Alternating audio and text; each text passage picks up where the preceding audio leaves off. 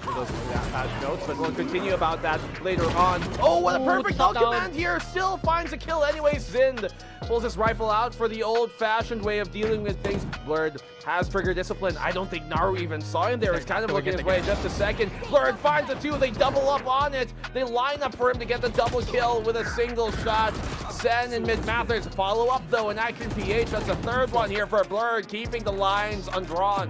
30 seconds. Still not done, and Blur just waiting for his smoke to the spin. Gets the ace even! Place GameLab.Alpha here. Boogie also gonna get tagged along the way, but Ninitup's still able to hold the line, protecting Second Love from getting overwhelmed. This is a great play here for the Puggers. They know that contact can happen, and they're trying to cover it as much as possible. Ninitups again on the board, but it's 3v3 now as GameLab.Alpha have decided to bring out the null command and bring in the pulses, playing it slow though, and that works out for Second Love instead. A heartbreaker there for Chase, stuck on the ground. Here comes Owen out in the open, and it's all left to Boogie now in a 1v2, but he's doing it here for the team. Boogeyman ready to scare off the competition. He also goes for the resurrection, but Flixerino will find the rejuvenated KO. Hindi ba ikaw ang tatay ni Mark? Kaya ka iniwan ng boyfriend mo eh.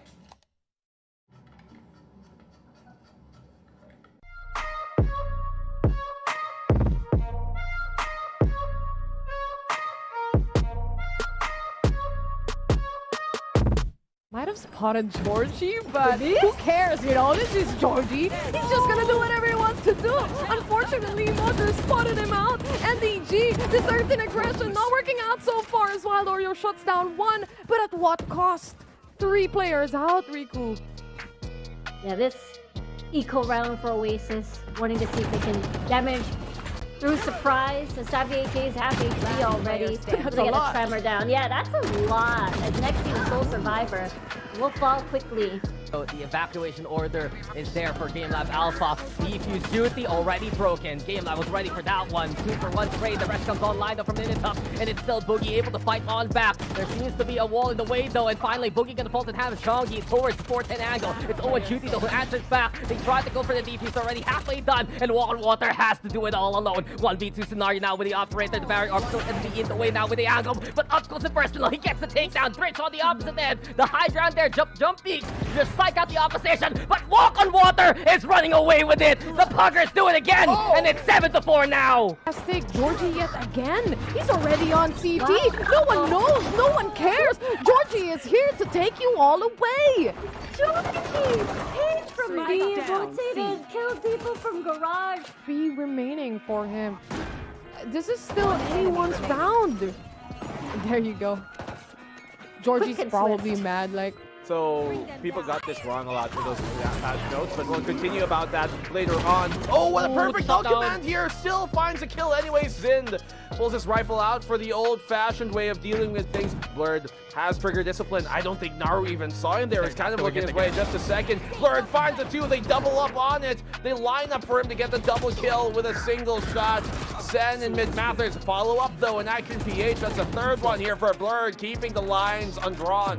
30 seconds. Still not done, and Blur just waiting for his smoke to the spin. Gets the ace even! Place GameLab.Alpha here. Boogie also gonna get tagged along the way, but Ninitups still able to hold the line, protecting Second Love from getting overwhelmed. This is a great play here for the Puggers. They know that contact can happen, and they're trying to cover it as much as possible. Ninitups again on the board, but it's 3v3 now as GameLab.Alpha have decided to bring out the null command and bring in the pulses, playing it slow though, and that works out for Second Love instead. A heartbreaker there for Chase, stuck on the ground. Here comes Owen out in the open, and it's all left to Boogie now in a 1v2, but he's doing it here for the team.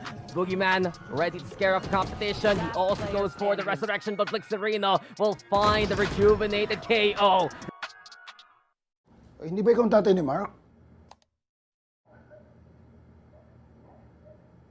Kaya ka iniwan ng boyfriend mo eh.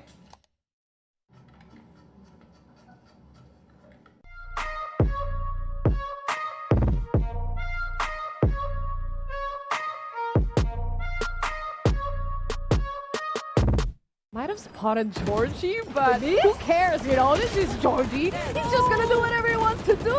Unfortunately, Motor spotted him out. NDG, deserting aggression, not working out so far as Wild Oreo shuts down one, but at what cost? 3 players out, Riku.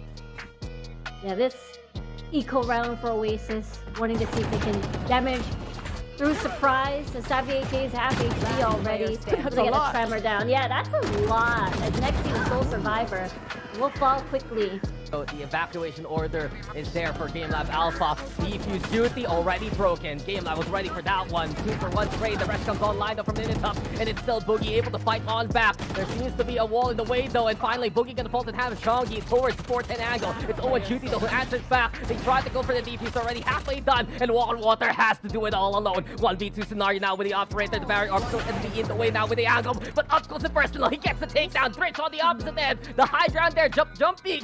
Just psych out the opposition, but Walk on Water is running away with it. The Puggers do it again, and it's 7-4 now. Fantastic Georgie yet again. He's already on CT. No one knows. No one cares. Georgie is here to take you all away. Georgie! Paid from being down. rotated, killed people from garage. 3 remaining for him. This is still anyone's round. There you go.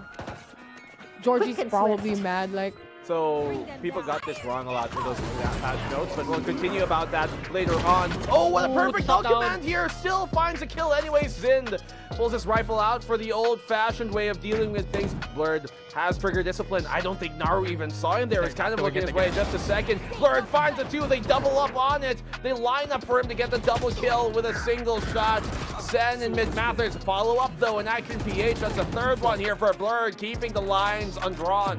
30 seconds. Still not done, and Blur just waiting for his swoop to this bit. Gets the ace even! Place GameLab.Alpha here. Boogie also gonna get tagged along the way, but Ninitups still able to hold the line, protecting Second Love from getting overwhelmed. This is a great play here for the Puggers. They know that contact is going to happen, and they're trying to cover it as much as possible. Ninitups again on the board, but it's 3v3 now as GameLab.Alpha have decided to bring out the null command and bring in the pulses, playing it slow though, and that works out for Second Love instead. A heartbreaker there for Chase, stuck on the ground. Here comes Owen out in the open, and it's all left to Boogie now in a 1v2, but he's doing it here for the team.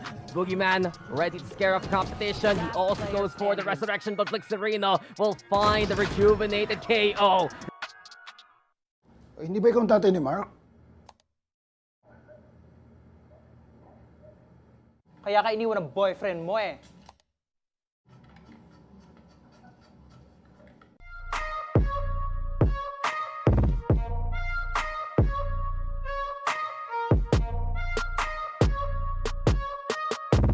Might have spotted Georgie, but who cares, you know? This is Georgie. He's just gonna do whatever he wants to do. Unfortunately, Motor spotted him out, and the G, this certain aggression not working out so far as Wild Oreo shuts down 1, but at what cost? 3 players out, Riku. Yeah, this eco round for Oasis, wanting to see if they can damage through surprise. The Xavier is half HP already. That's They a get lot. a tremor down. Yeah, that's a lot. The next team sole survivor will fall quickly. So the evacuation order is there for GameLab.Alpha. Defuse duty already broken. GameLab was ready for that one. 2-for-1 trade. The rest comes online though from Ninitup. And it's still Boogie able to fight on back. There seems to be a wall in the way though. And finally Boogie gonna pull to have Shongi towards the 410 angle. It's Owen Duty though who answers back. They tried to go for the defuse already. Halfway done. And Water has to do it all alone. 1v2 scenario now with the operator. The barrier arc still in the way now with the angle. But up close and personal. He gets the takedown. Dritch on the opposite end. The high ground there. Jump peaks. Just psych out the opposition, but Walk on Water is running away with it. The Puggers do it again, and it's 7-4 now. Fantastic Georgie yet again. He's already on CT. No one knows. No one cares. Georgie is here to take you all away. Georgie! Paid from being down. rotated, killed people from garage. 3 remaining for him. This is still anyone's round. There you go. Georgie's Quick and So probably swift. mad, like, people got this wrong a lot for those patch notes, but we'll continue about that later on. Oh, what a perfect ult command here! Still finds a kill anyways. Zind pulls his rifle out for the old-fashioned way of dealing with things. Blurred has trigger discipline. I don't think Naru even saw him there. He's kind of looking his way just a second. Blurred finds the 2. They double up on it. They line up for him to get the double kill with a single shot.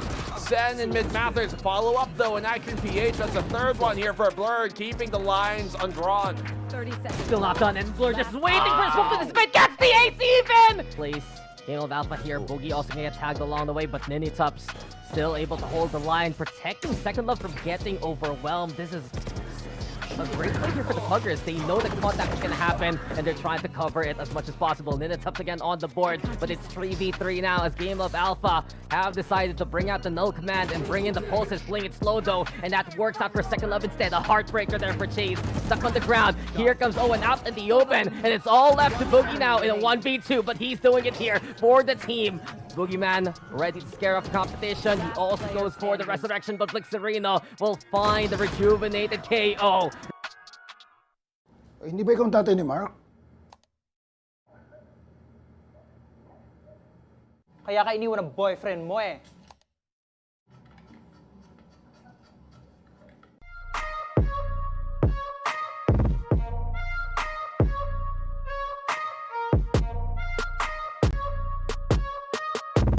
Might have spotted Georgie, but who cares, you know? This is Georgie. He's just gonna do whatever he wants to do.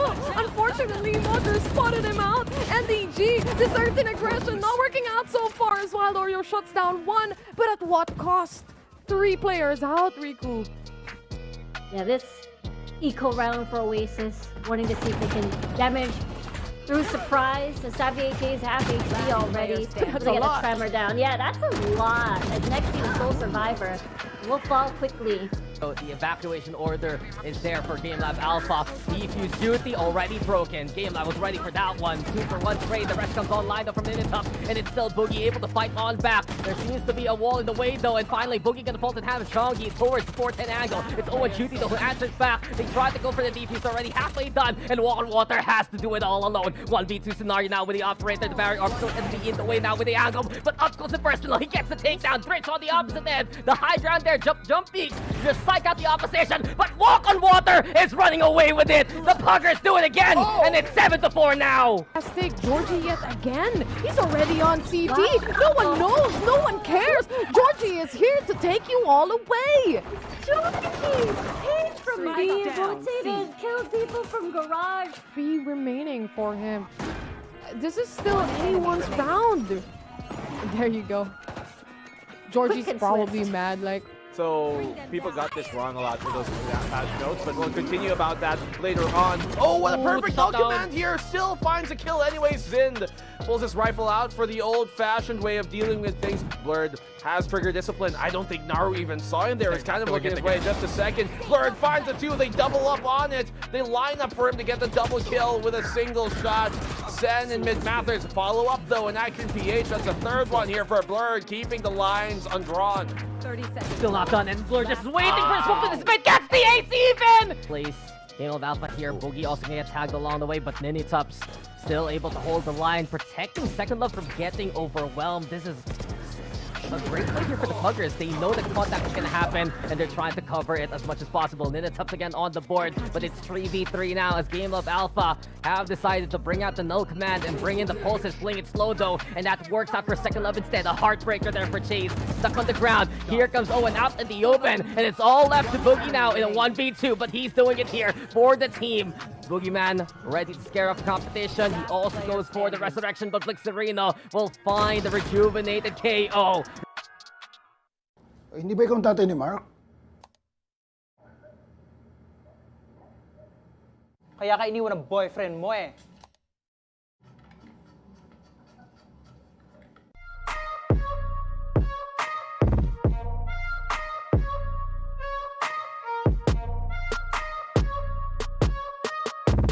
Might have spotted Georgie, but who cares, you know? This is Georgie. He's just gonna do whatever he wants to do.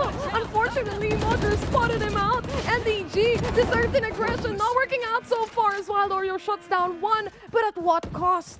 3 players out, Riku.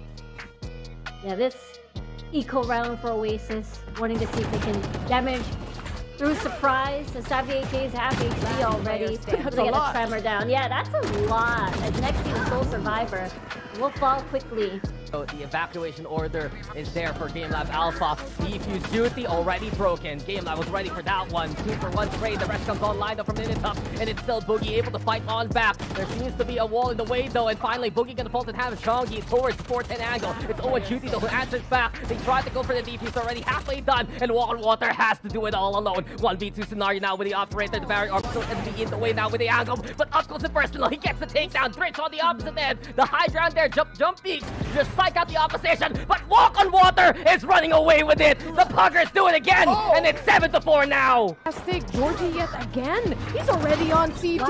No one knows. No one cares. Georgie is here to take you all away. Georgie! Paid from being rotated, killed people from garage. Be remaining for him. This is still anyone's round. There you go. Georgie's Quick and probably swift. mad, like, So people got this wrong a lot for those patch notes, but we'll continue about that later on. Oh, what a perfect ult command here! Still finds a kill anyways. Zind pulls his rifle out for the old-fashioned way of dealing with things. Blurred has trigger discipline. I don't think Naru even saw him there. He's kind of looking his way. Just a second. Blurred finds the two. They double up on it. They line up for him to get the double kill with a single shot. Sen and Mid-Mathers follow up though, and VCTPH. That's the third one here for Blurred, keeping the lines undrawn. 30 seconds. Still not done, and Blur just waiting for his swoop to this bit. Gets the ace even! Place GameLab.Alpha here. Boogie also gonna get tagged along the way, but Ninitups still able to hold the line, protecting Second Love from getting overwhelmed. This is a great play here for the Puggers. They know that contact is going to happen, and they're trying to cover it as much as possible. Ninitups again on the board, but it's 3v3 now as GameLab.Alpha have decided to bring out the null command and bring in the pulses, playing it slow though, and that works out for Second Love instead. A heartbreaker there for Chase, stuck on the ground. Here comes Owen out in the open, and it's all left to Boogie now in a 1v2, but he's doing it here for the team. Boogeyman ready to scare off the competition. He also goes for the resurrection, but Blixerino will find the rejuvenated KO. Hindi ba ikaw ang tatay ni Mark? Kaya ka iniwan ng boyfriend mo eh.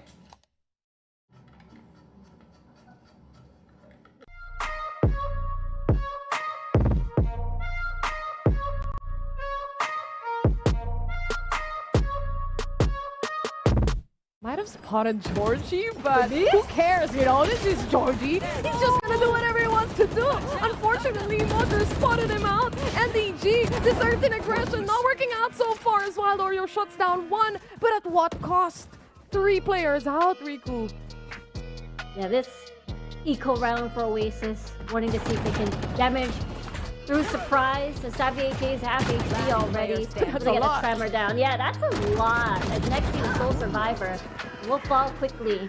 So the evacuation order is there for GameLab.Alpha. Defuse duty already broken. GameLab was ready for that one. 2-for-1 trade. The rest comes online though from Ninitup, and it's still Boogie able to fight on back. There seems to be a wall in the way though, and finally Boogie gonna pull the hand of Chongi towards the 410 angle. It's Owen Duty though who answers back. They tried to go for the defuse already halfway done, and Walk on Water has to do it all alone. 1v2 scenario now with the operator. The barrier arc still going to be in the way now with the angle, but up close and personal, he gets the takedown. Dritch on the opposite end. The high ground there, jump peaks. Just psych out the opposition. But Walk on Water is running away with it. The Puggers do it again, and it's 7-4 now. Fantastic. Georgie yet again. He's already on CT.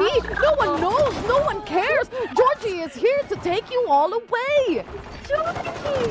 Paid from being rotated, killed people from garage. Be remaining for him. This is still anyone's round.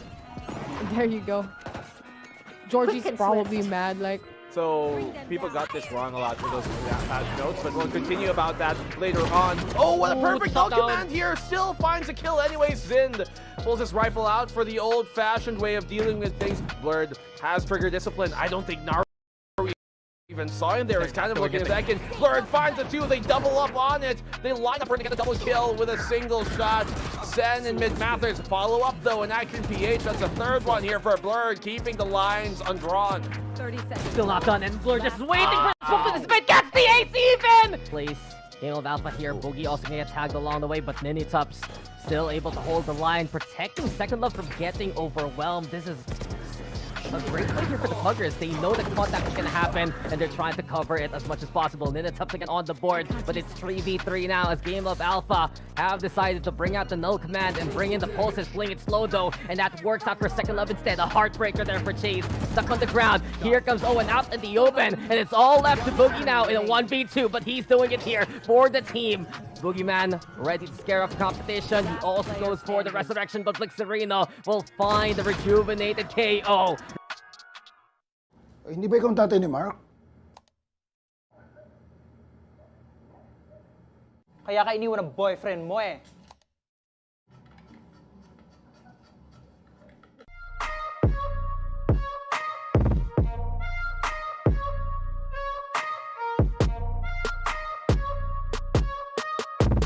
Might have spotted Georgie, but who cares, you know? This is Georgie. He's just gonna do whatever he wants to do. Unfortunately, Motor spotted him out, and the G, this certain aggression, not working out so far as Wild Oreo shuts down one, but at what cost? 3 players out, Riku. Yeah, this eco round for Oasis, wanting to see if they can damage through surprise. The Savvy AK is half HP already. That's They a get lot. a tremor down. Yeah, that's a lot. And next team sole survivor will fall quickly. So the evacuation order is there for GameLab.Alpha. Defuse duty already broken. GameLab was ready for that one. 2-for-1 trade. The rest comes online though from Ninitop. And it's still Boogie able to fight on back. There seems to be a wall in the way though. And finally Boogie gonna pull and have Chongi towards the 410 angle. It's Owen Duty though who answers back. They tried to go for the defuse already. Halfway done. And Water has to do it all alone. 1v2 scenario now with the operator. The barrier still gonna be in the way now with the angle. But up close and personal. He gets the takedown. Bridge on the opposite end. The high ground there. Jump peaks. Just psych out the opposition, but Walk on Water is running away with it. The Puggers do it again, and it's 7-4 now. Fantastic Georgie yet again. He's already on CT. No one knows, no one cares. Georgie is here to take you all away. Georgie! Page from being rotated, killed people from garage. 3 remaining for him. This is still anyone's round. There you go.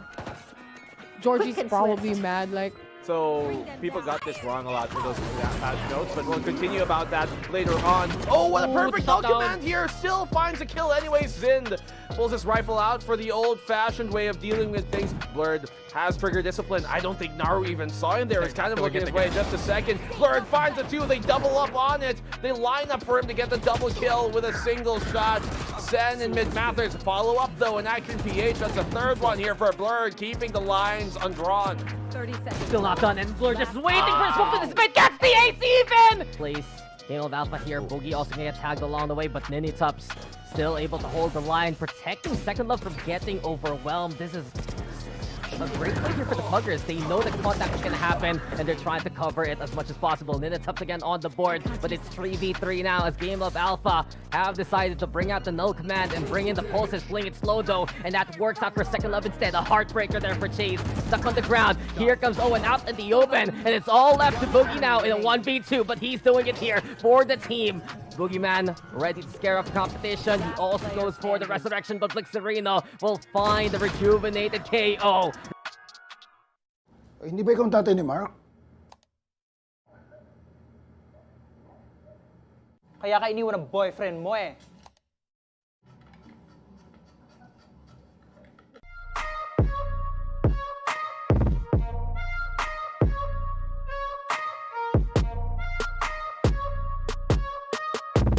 Might have spotted Georgie, but who cares, you know? This is Georgie. He's just gonna do whatever he wants to do. Unfortunately, Motor spotted him out, and the G, this certain aggression, not working out so far as Wild Oreo shuts down one, but at what cost? 3 players out, Riku. Yeah, this eco round for Oasis, wanting to see if they can damage through surprise. The Savvy AK is half HP already. That's They a get a lot. tremor down. Yeah, that's a lot. And next team sole survivor will fall quickly. So the evacuation order is there for GameLab.Alpha. Defuse duty already broken. GameLab was ready for that one. 2-for-1 trade. The rest comes online though from Ninitop, and it's still Boogie able to fight on back. There seems to be a wall in the way though, and finally Boogie gonna pull and have Chongi towards the 410 angle. It's Owen Duty though who answers back. They tried to go for the defuse already. Halfway done, and Water has to do it all alone. 1v2 scenario now with the operator. The barrier still gonna be in the way now with the angle, but up close and personal. He gets the takedown. Bridge on the opposite end. The high ground there. Jump peaks. Just psych out the opposition, but Walk on Water is running away with it. The Puggers do it again, and it's 7-4 now. Fantastic Georgie yet again. He's already on CT. No one knows, no one cares. Georgie is here to take you all away. Georgie! Page from being rotated, killed people from garage. 3 remaining for him. This is still anyone's round. There you go. Georgie's Quick and probably swift. mad, like, So people got this wrong a lot for those patch notes, but we'll continue about that later on. Oh, what a perfect dog command here! Still finds a kill anyways. Zind pulls his rifle out for the old-fashioned way of dealing with things. Blurred has trigger discipline. I don't think Naru even saw him there. He's kind of working his way in just a second. Blurred finds the two. They double up on it. They line up for him to get the double kill with a single shot.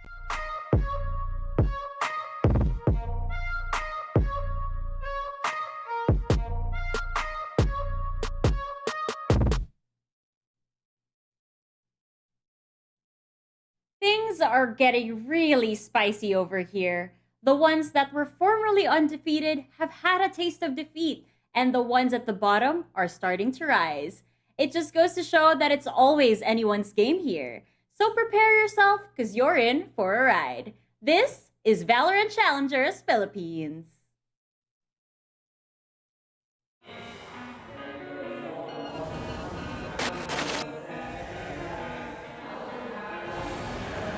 Another one, and there you go, Kuya Yowie. They're stopping this man with the blades, and it's two already going down to the ground.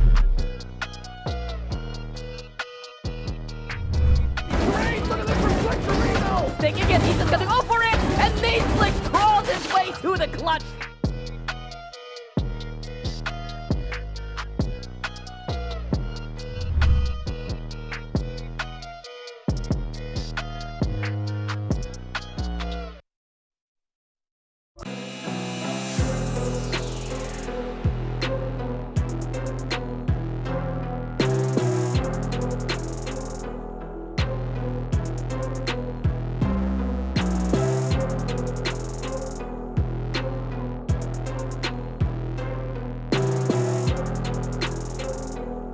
Hello everyone! It's week number 3 for VCT Philippines, and I can't believe that we're actually broadcasting on a Thursday. It's so out of character. But you're with likable Dax and Black and Blue. And Dax, that's probably the reason kung bakit medyo shaky tayo this morning, because it's a Thursday. But that's the good news as well. On a Thursday, we get more VALORANT action. Like ang aga pa. Like, let me sleep. Ano ba yan? Thursday na Thursday. Lalaban na tayo dito. Weekday shuffle sa pinaka-gitna, masasabi ko, ng VCTPH. Pero syempre, exciting pa rin ang labanan. As per usual, we're gonna get some great games. And especially dito sa gitna mismo ng ating regular season, magkakaalaman na sino tataas, sino bababa. Nasabi mo to sa very inspiring mong cold open kanina. I don't know, guys. I kind of welcome the weekend na ma-broadcast natin dito. The weekday rather na broadcast natin. Para, di ba, syempre, parang maaga pa lang sa week may mga VCT na laban na agad tayo. And we also are able to, you know, guys, this is also a job for you pro players. Get your butts off the couch. Let's go and get some action done. I think he's also talking to us here on the broadcast. Yung mga talents na kasama dito. Get off your butts. Put on your suit and let's start this broadcast. Pero ito na nga, para may konting warm-up tayo sa mga aksyon na paparating. Ngayong linggo na to, simulan na natin sa pagnood sa mga highlights na nangyari nung previous broadcast din natin. Let's take a look at this.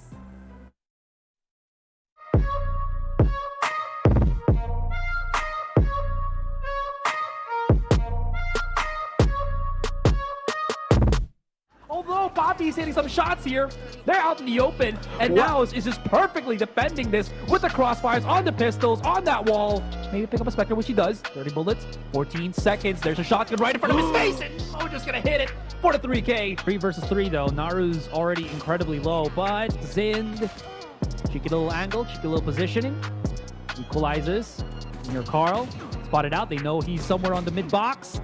He's playing, he's holding on, he's waiting for Zind. But can he hold on? He doesn't need to. He's getting the kills. And Witz, he finds Zind behind him. 1 versus 1. Can he do it? Witz does. Once again, Witz Sereno with the 3K and the clutch for the defuse. That's not very good. What? I'm not entirely sure what the info was there. Was that a barrel sticking out? But it doesn't matter. We do have the rolling thunder here in Mosier. Gets in. Poppy Chulo trades in for Senior Carl as well. And NCG, this is looking so dire. Mid Mathers and Naru, the most ill-equipped when it comes to the guns and the wall. The timing is not there. Mojo gets a blastback kill, and everybody's collapsing onto Naru. Does have a singular nano swarm here, but with the rate of fire, he's not gonna have a problem cutting a down and maybe fragging Patman and Mid Mathers. That is going to be a very important pair on the side of NCG. As long as they get the plant, this is a decent round already. But man, that is disgusting. They want to do that.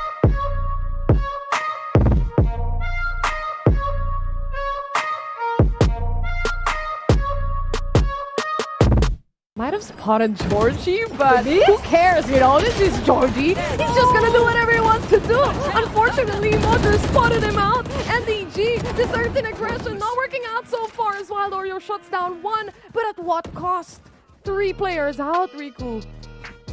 Yeah, this eco round for Oasis, wanting to see if they can damage through surprise. The Savvy AK is half HP already. That's They a get lot. a tremor down. Yeah, that's a lot. And next team sole survivor will fall quickly. So the evacuation order is there for GameLab.Alpha. Defuse duty already broken. GameLab was ready for that one. 2-for-1 trade. The rest comes online though from Ninitup. And it's still Boogie able to fight on back. There seems to be a wall in the way though. And finally Boogie gonna fall and have Shongi towards 410 angle. It's Owen Duty though who answers back. They tried to go for the defuse already. Halfway done. And Water has to do it all alone. 1v2 scenario now with the operator. The barrier still going to be in the way now with the angle. But up goes the personal. He gets the takedown. Dritch on the opposite end. The high ground there. Jump peaks. Just psych out the opposition. But Walk on Water is running away with it. The Puggers do it again. And it's 7-4 now. Fantastic, Georgie yet again. He's already on CT.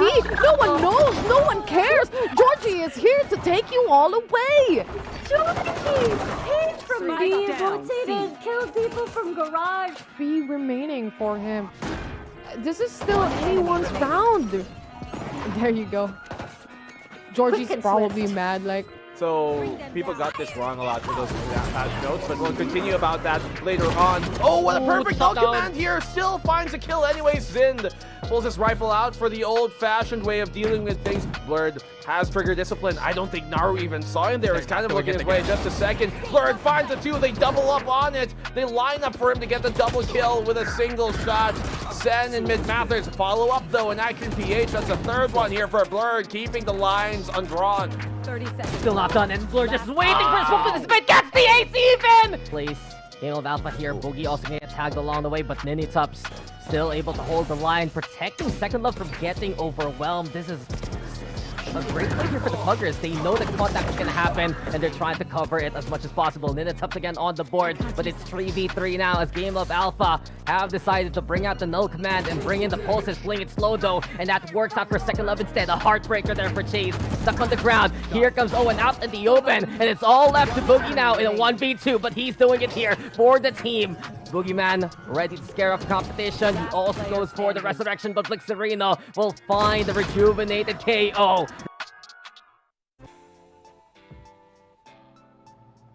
Grabe naman, so colorful the casting that we just heard. And like I said earlier guys, yan yung mga highlights natin from the previous week. Now, hindi lang yan yung colorful dito sa ating panel dahil colorful din yung amazing sponsors natin na ginawang posible ang lahat ng napanood natin.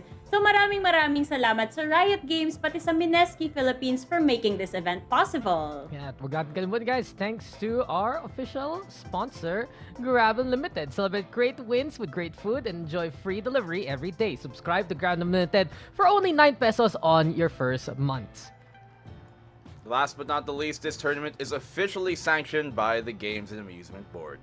Yan, maraming salamat sa mga sponsors natin. And as a special treat for all of our viewers, you guys can also watch our broadcast in 2 languages. Meron tayong English and Tagalog broadcast na pwede nyong i-catch sa Twitch, YouTube, or on Facebook. Ayan, diba? On your screens right now, pili na lang kayo ng link. So para sa mga choosy dyan, huwag kayong mag-alala, meron kayong choices dito sa VCTPH. Ngayon naman, ang dami na nating nakitang highlights. Bakit hindi natin alamin kung ano na nga ba yung current standings ng mga teams natin dito? Actually, very juicy topic to. Black and Blue, kung maaalala natin, first time natalo na tong GameLab.Alpha. Meron ka bang thoughts, especially na first time nilang matalo, tapos sa Poggers pa, na kumbaga underdog story tong series na to?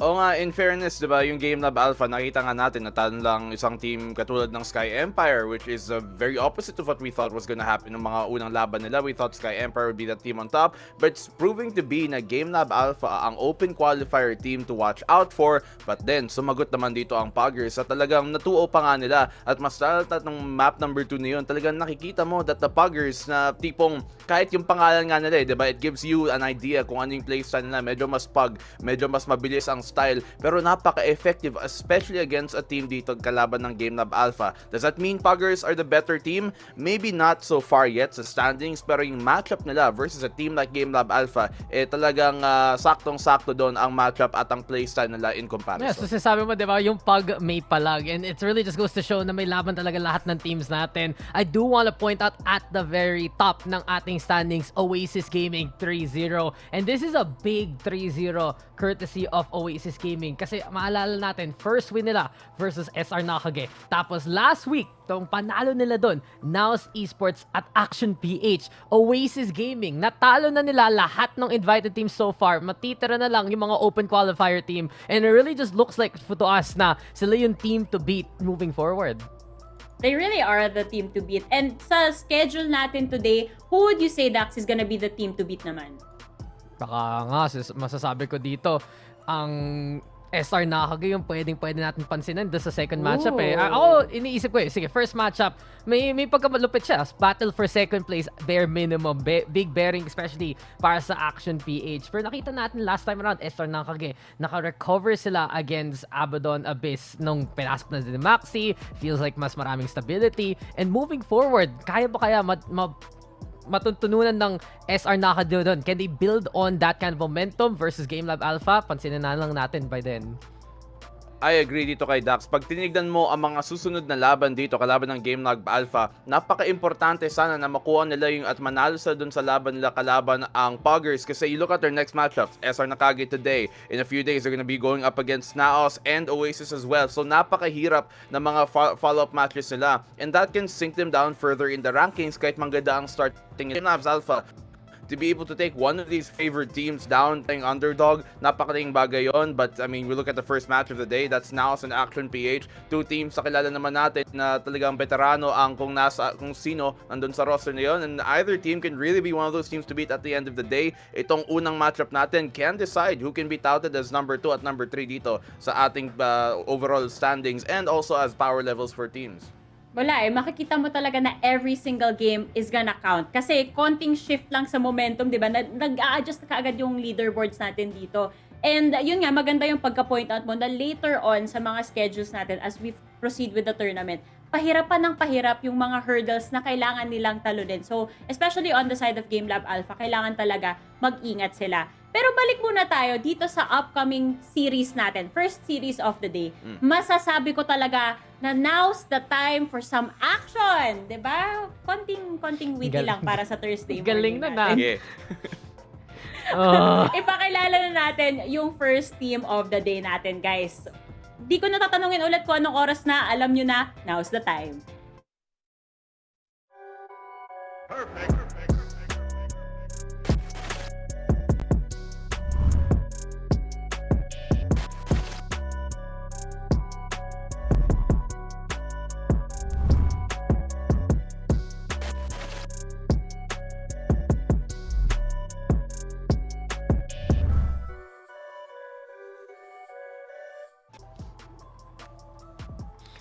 Palagi na naman oras ngayon. Now's the time. Now's Esports gonna be here yet again. And really, coming off the back na yung pagkapanalo ng Sky Empire, they're looking pretty dominant. Monger and DG Papichulo wins. At pansin talaga natin last time around that this squad, konti na lang, pwede na sila maging top Philippine team. Konti na lang, muntik pa nila makuha yung mga matchup against Oasis Gaming. And it really just goes to show, to NAOS Esports na to, yung binabatayan natin, how they're able to play off each other. Kung mag-sync nga ng totoo, sila Papi Chulo Jatwits, at yung kabila naman, yung old NAOS squad na si Modern and GG. And we've had a few of these adjustments. Kita natin talaga, as much as possible, they're trying to combo up yung mga set play nila. And as of now, itong NAOS Esports team na to, as refined as can be. Totoo. At pag nakita mo mga, 'di ba, ang mga performance nila, talagang kung anong ine-expect natin dito, Dax, at like papasok ng stage na to ng VCTPH stage 1, ayun yung mga resulta din na nakikita natin, to be fair, 'di ba? We expected Oasis to be number 1, we expected NAOS to be number 2, and so far early on dito sa stage, parang ganun nga, at parang sila ang isa sa mga team na pwede talaga nating sabihin na may talagang hopes to be one of those championship teams at the end. And some players, we expect na talaga magaling sila, 'di ba? Si Ja, si Will, si Papi Chulo. Pero one player that has really kind of surprised me in his performance is si NDG. He started off the tournament a bit slower, but he's consistently improved every game na nakita natin. At napaka-importanting factor niya, I will even say, is very underrated on what value na idadala niya sa team na to, sa NAOS. Diba, titingnan lang natin dito sa NAOS kung yung pizza pie nila magiging kompleto na, pre. 2 halves become 1. And especially yung performance ni NDG at ni Mojer nung laban versus Sky Empire. Top frag si Mojer all throughout. NDG, big clutch performances. If they can play at the level na ini-expect natin na nadadala nila Ja, nila Wits, Papi Chulo, especially from the Team Secret and SBE days, then this NAOS squad is a force to be reckoned with. And ito yung respeto na kailangan natin bigay talaga kay Mojer at kay NDG. Before they were even in this NAOS squad, they were at the top of that region leaderboards. I believe nasa SR sila in at one point or the other rin eh. So, there is a reason bakit ito yung squad dito ng NAOS, and especially in the last series that they had, they're trying to prove it here. Yun nga eh, ang ganda ng pinapakita talaga nitong dalawang youngins natin dito sa side ng NAOS Esports. Kasi hindi lang sila basta yung narrative natin when we started the tournament was kaya nilang maka-keep up dito sa mga veterans. And slowly but surely, pinapatunayan talaga nila na alam nyo, adaptive kami, kayang-kaya namin mag-keep up. And you know what? From time to time, magpapakitang gilas din talaga kami. We'll pop off and we'll make it show na we deserve a spot here at VCT. Pero moving forward to the enemy team naman, isa sa mga kailangan din nilang patunayan kung kaya ba talaga nilang tapatan itong isa sa mga teams na kailangan talagang talunin dito. Kilalanin natin ng mabuti itong Lights, Camera, Action na team. Perfect.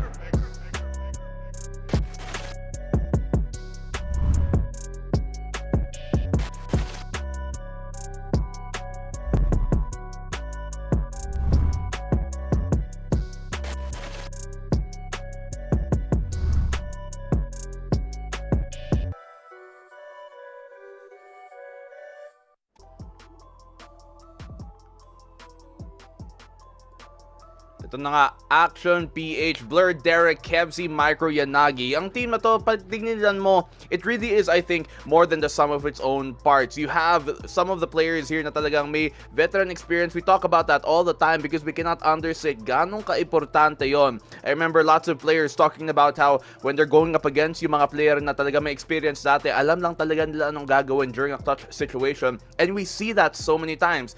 Derek, Kebsy, Blurred, especially Micro coming in big on many clutch moments. At ayun ang idinadala dito ng Action PH. Pag gusto nyong action, talagang kailangan, kayang-kaya nilang dalhin dito. They did recently face a loss against Oasis Gaming. But that was Oasis Gaming. So alam naman natin that that's probably one of the favorite teams to win yung buong stage na to.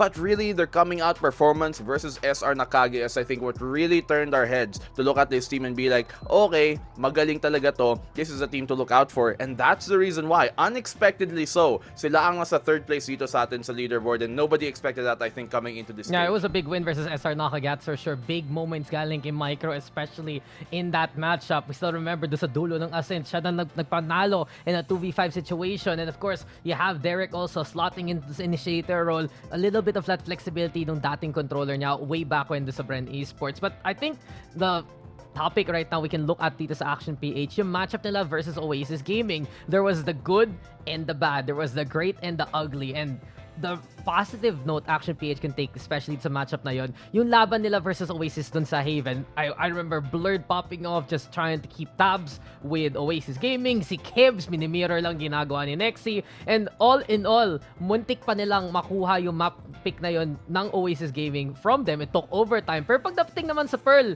parang doon na figure out ng Oasis ano gagawin eh. Dito natin nakita na pag masyado nang nababasa dito ang Action PH, may sagot yung kalaban. And I think this is gonna be one of the things they're gonna have to watch out for looking forward eh. Week 1, relative unknown. Walang nakatingin sa kanila. More like bat sila nandito, but sila invited. But now, here, 2-1 standing.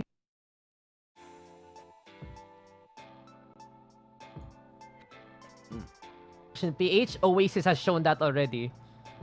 Ganun na nga eh. Yung Oasis, pinakita nila yung, kumbaga, weaknesses din on the side of Action PH. Pero syempre, with more information like that one, si Action PH na, nakapag-VOD review na yan for sure. Nakita rin nila kung saan sila nagkaroon ng lapses doon.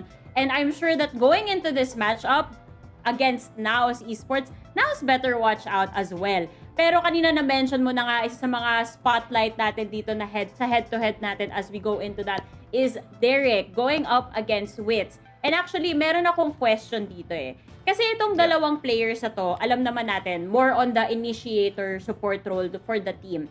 So matanong kita dito, Black and Blue. Alam mo yung mga memes na nakikita natin sa internet na if you're for example, if you're an Omen main, this is what your character is in person. Parang ganon. So knowing na si Wits, mostly Breach, KO, Sky, mga flashers. Tapos si Derek naman, more on Sova or Fade. Ano kaya ang ibig sabihin dun sa personality nila as a player in comparison dun sa mga agents na pinipili nila? I mean, let's not forget, first and foremost, na wag natin kakalimutan nga si Wits. Even though he's playing more initiators now, na talagang kayang-kaya niya mag-flex sa kahit halos anong role. Nakita na nga natin, diba, nagko-controller siya on that harbor. Nakikita nga natin na nagde-duelist nga siya dati, into chamber din. So talagang kaya niya mag-flex into any role. And that just is exactly what this team needs, diba, NAOS. And you look at Derek, you look at what he's done in the past. You look at him playing on that sentinel role, and you look at him be on the initiating role right now. At nakikita nga natin na talagang both of them, they're very stark in contrasting in how they play a lot of times. You see Derek, he'll like to play a lot of yung mga rat positions dito, yung mga mismong patagong position para makahuli ng isang pitas para lang magulat ang kalaban. But Wits takes it more on the front line. But that is exactly what each team needs. So it's not necessarily, I think, about who is better in this case. It's more, for me, who fits their team better. And I'm gonna have to say, either side, pareho silang talagang pasok na pasok sa roster nila. Derek fits his action team perfectly, and so does Wits on NAOS. Yeah, very good point there ni Black and Blue. Sila yung mga foundation players na napapansin natin dito sa mga squads nila basically. NAOS wants to play fast and loose. They want yung may pagka-independence yung frontline para pwede humabol yung backline. But on the other side, we talk about Derek because he just enables what the whole Action PH squad wants to do. And I'd say the same case for Yanagi. I'd say that this whole team na hindi natin in-expect paano magko-configure, nag-slot in sila ng grabe. Because yun nga, we talk about Yanagi usually playing duelist. He moved to that initiator role. Derek from before, who used to play that controller, became that initiator now. And it just really goes to show na parehong nakita natin players na sa head-to-head, yun yung parang team identity na gusto nila. May pag-independence, may I'd say self-sufficiency, but then on the other side, it's all about enabling that front line to do wonders on the side of Action PH. Actually, na-imagine ko sa map perspective kung paano nagka-come into play yung sinasabi niya. So basically, yun nga, pagdating dito kay Wits, more on the aggressive approach, ready to flash for the teammates para makapag-enter sila. On the side of, Derek dito, more on the intel yung napoprovide niya. Kasi obviously, sa mga choices niya, meron tayong Fade, meron tayong Sova, more on the hard intel talaga. Tapos, ang laki nung nagagawang impact for the rest of the team in the end. So, ang ganda talaga ng points dyan. Pero ngayon, malalaman natin kung saan nga ba mababato tong mga flashes, saan kaya mababato yung mga prowlers, lahat na ng utilities, ibabato natin dyan. Magkaalaman na tayo dito sa ating map dito. Sa tingin mo ba, Dax, saan kaya magkikita-kita etong mga players na ito? Niisip ko nga, ano ba unang ma-ban out dito? I feel like one of the priority bans para sa Action PH, Fracture, and then NAOS Esports. I wouldn't honestly be surprised to see them ban out one of the usual suspects na mawawala, Bind, o Breeze. So just to answer your question, like, ni-expect ko talaga magkaka-pearl tayo dito sa map pool na to. Both teams have been comfy in it in the first place. Pero yun nga, diba? Umpisa pa lang, mawawala na Breeze. And before we even got started on this broadcast, we were talking about it. We're not really gonna see Bind o Breeze, guys, no? Kasi this is a map that's not really scrimped anymore dahil sa live patch natin, Yun na nga Para lang din sa kaalaman ng viewers natin, since aware naman tayo dun sa current patch na nakaano sa ating Valorant, mawawala na sa rotation yung Bind and yung Breeze. So more on split and possibly the addition of Lotus in the future. Pero going back to our current map selection over here, Black and Blue, iniwan nilang nakabukas yung icebox. Anong ibig sabihin nito? Alam naman natin na ang ganda ng performance ng NAOS dito. Tingin ko din ito ang unang pipiliin ng NAOS. If not that, probably Ascent. Pero to be fair, at the very least, Action, they have had a good result on both maps. They're gonna go with Icebox. By far, looking like siguro ang pinakamalakas na mapa ngayon ng NAOS. Diba? Parang ito ang talagang mapa na alam natin na this is where they really want to hone into para makakuha ng early map series lead or at least para maka-comeback pagdating sa second map. And that's something that I do agree on. Pearl, I think that's something that Action PH are gonna stay away from those, seeing as how kung gaano kalaki yung yung parang yung how big they lost versus Oasis, even though they beat SR Nacague. So for map number 2, they could very well go with Ascent, which to be fair, is a good map for them. But no, Haven is what they pick here, Dax, and that's very curious considering that neither of these teams have won Haven yet so far. Alam mo, kung muntik mo natalo Oasis Gaming, you take it, right? You go for it. And they showed on that Haven map especially na meron pa rin yung, I'd say, base game sense ng mga veterans nila. Like, we remember Kev's back in the day sa NAOS, how his Sova was strong. It was the same case with his Killjoy. And with Blurred really feeling very comfortable on a map like that, I wouldn't be surprised for them to actually try and take it away from NAOS Esports in the first place. Pero just to return back to your first map pick, Icebox talaga, it's really harbor time for Wits and no one has found an answer for that. Very active playstyle yung snapping natin sa head-to-head. Does happen when you bring out a controller like that. I myself, Harbor Enjoyer, wag natin kalimutan, has always been very, very particular in how to play that kind of agent. But this is a curious ban. I honestly am surprised that they banned out Pearl over Ascent. But you made that point there, Black and Blue, na may pagkaduda pa rin sila after that Oasis game eh. Ganun na ngayon nangyayari. No? So that leaves us with Ascent in the end. So we're gonna go with Icebox, Haven, and Ascent. I'm with you there. Akala ko talaga ilalabas nila yung Pearl. Alam ko naman hindi pa ka-crowd favorite talaga tong Fracture kahit naman tayo. Pero ito lang, going back to Icebox, napaka-isang important point na laging sinasabi ni Dax, please follow up on the cascade. Yun lang yung gusto kong sabihin. Black and Blue, baka ikaw yung pinapatamaan niya? Total, naglalaro kayo together? Uya.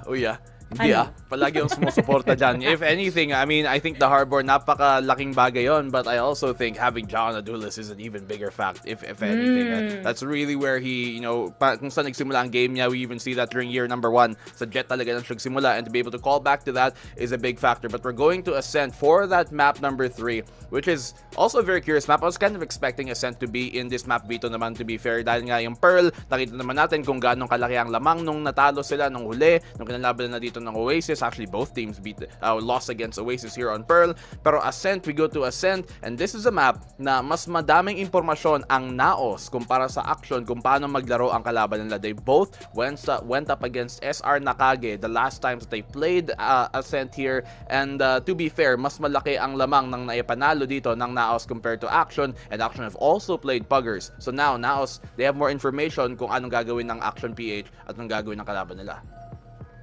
Yeah, and we look at Ascent, sobrang distinct ng comp na nilalabas dito ng NAOS at ng Action PH. You got the Astra Rays on one side for NAOS, you got the Jet Omen on the other, plus the KO. So, it feels like dito para sa Action PH, this is gonna be a big litmus test kung kakayanin nila talunin nga yung playstyle na in a way is a bit reminiscent of what we saw sa SR Nacague. Overall though, this map pool really goes to show na we're gonna get some of the best from both sides. Some of the, I'd say, tests na especially na-prove dito ng Action PH. You won't pick Haven against NAOS unless you feel like you're gonna be better than them at it. And it really just goes to show na merong identity na ang Action PH after all this time, after all these matchups that we've seen from them, and it's looking very confident. And with a map pool like this, since we get the best of both sides, we will actually see sino talaga ang tunay na second seed natin after this matchup eh. Hindi ka nagkakamali dyan, Dax. At perfect ang timing sa pagkasabi mo niyan kasi it's predictions time. Magkakaalaman nga tayo. Sino kaya dito sa dalawang teams na to ang mapupunta dyan sa second seed na inaasam-asam natin alamin in the end. So, ako na magsisimula siguro. Naniniwala ako na it's time. It's time. It's now's the time? Ganun ba sabihin niyo? Mali.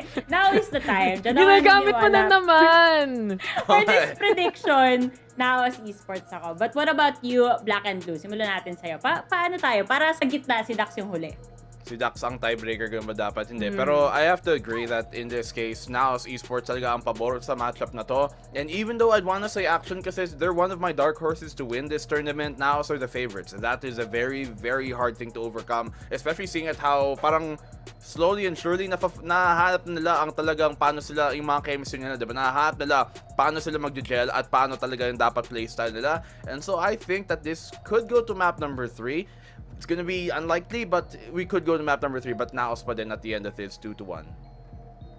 You know what really interests me about this map pool right now is ano kayang adjustment ang gagawin ng NAOS sa Haven. And I honestly wouldn't be surprised to see them build on ano mang nangyayari sa Icebox. Na lalabas nga nila yung jet ni Ja, and then we're gonna get something very contact heavy from them. And that, from that point, yun ko masasabi, NAOS Esports rin ako. This squad looks to be ready to prove different aspects of their play. And while Action PH, maganda nakuha nilang mga maps, maganda talaga yung mga performance nila, they might not be ready of just a hard hit na dinadala dito ng NAOS Esports eh. Going back to your point, now that you mentioned it, katakataka na inopen nga talaga ng Action PH tong Iceboxes. So, maybe may pinaplano talaga sila dyan. Pero magkakaalaman tayo once the match begins. Our predictions have been locked and loaded, which means now is the time for lights, camera, action! Casters, take it away.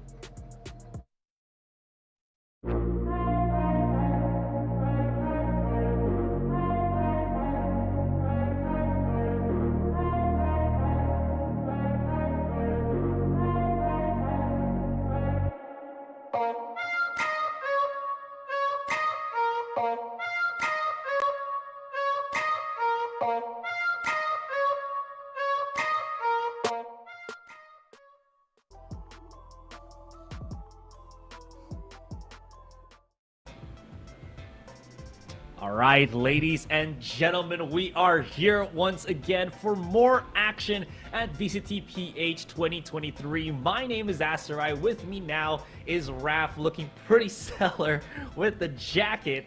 And I'm excited to see about what's going to be happening in this particular match because, you know, aside from what the panel was mentioning, my guy, we were talking, behind the scenes that this feels like a proving ground for Action PH because of how the map veto formed in front of our eyes.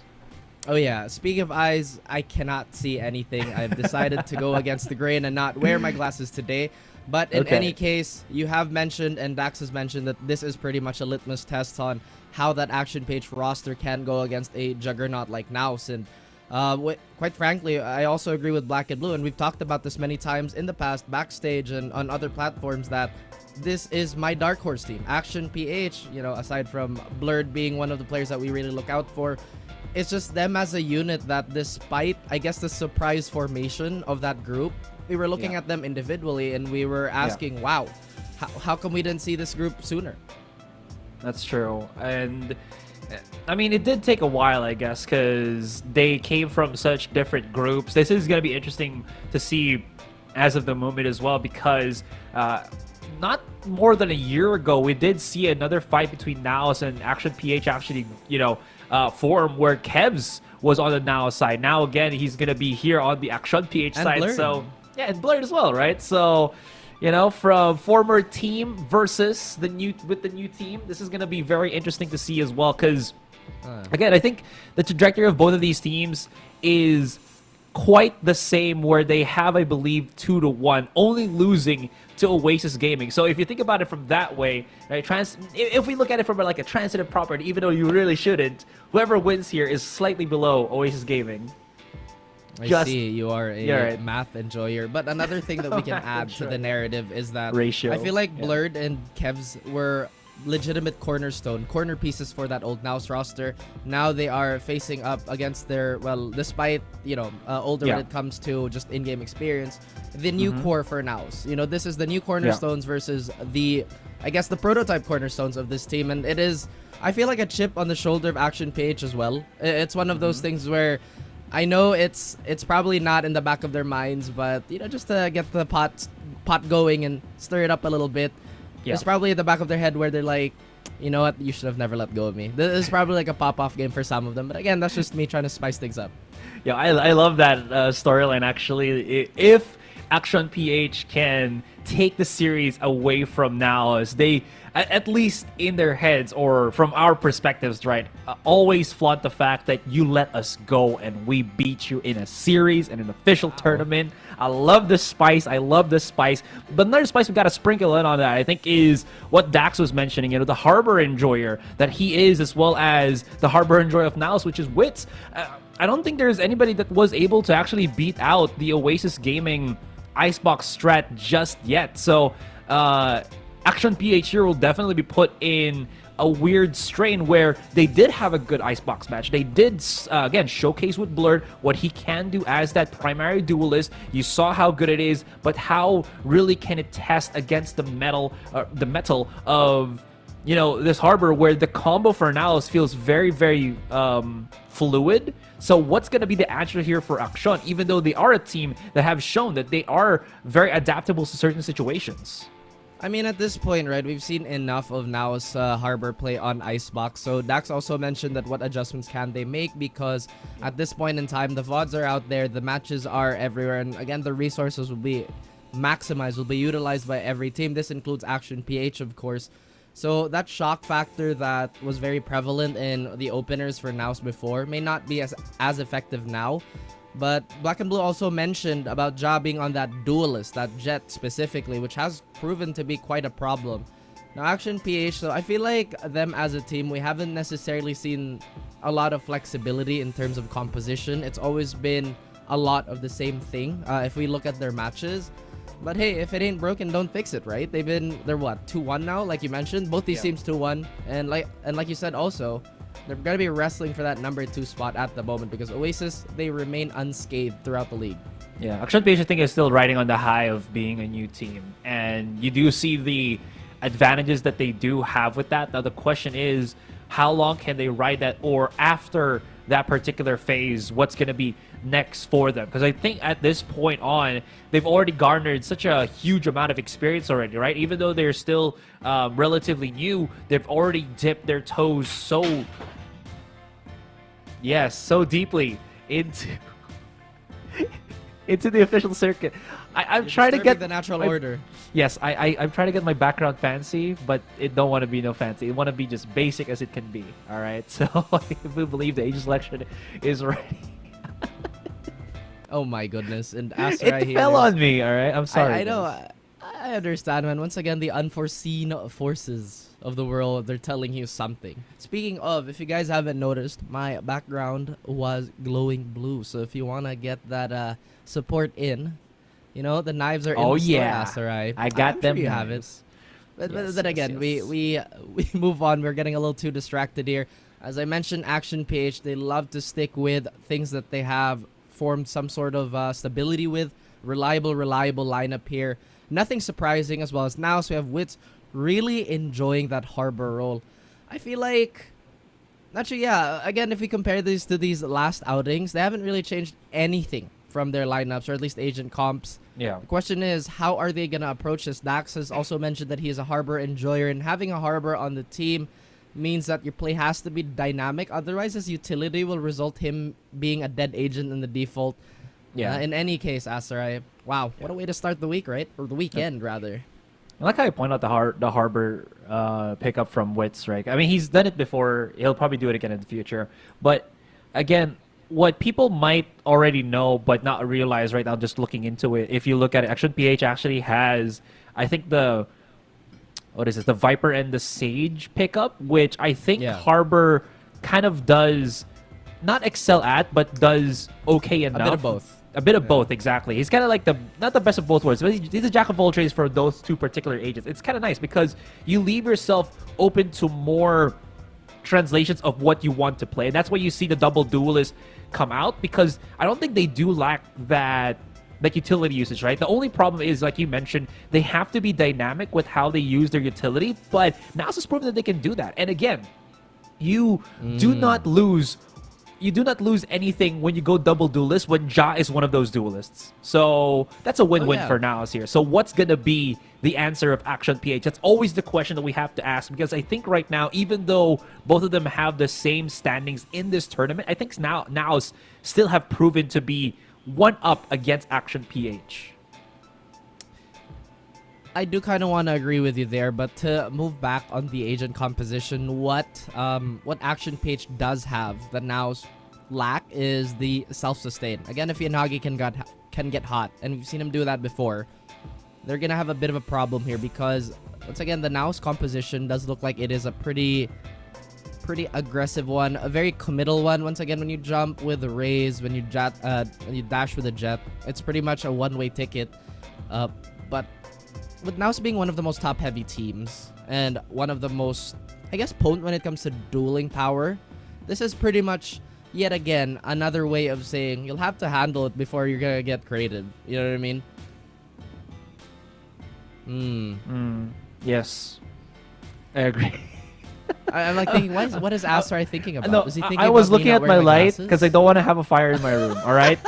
It's hot in the Philippines. It's kind of hot, it's kind of cold, and you gotta check your electronics, alright? So I'm sorry, I just have to check that. But your point is definitely valid, even though I didn't hear that last one specifically. Wow, you know what, Asterai? It's not. That's how much I trust you. It's how much I trust you. Oh, the contact is there though. I don't understand what the call was there, but they had a lot of faith for somebody to back up any fight from Nest, but Blurred, clarity for him as he finds two. NDG gets the trade onto Kevzi. Still pretty even 3v3 here, but NAOS have occupied the site. They set up for a post-plant situation here as Blurred has already been tagged up to very, very minimal HP. They still look to obliterate all their targets here. Blurred once again threading on thin ice. Now Derek and the rest of the boys try to take over 410 and Maze. They even get a successful pick. We see the first dink towards Mojer here, and he's very, very low. Micro finds the second floor player, and Blurred once again dancing with death. Both these players a love tap away from falling, and he has to duel anyway. Micro making the big plays and getting the very first round of the weekend, Asterai.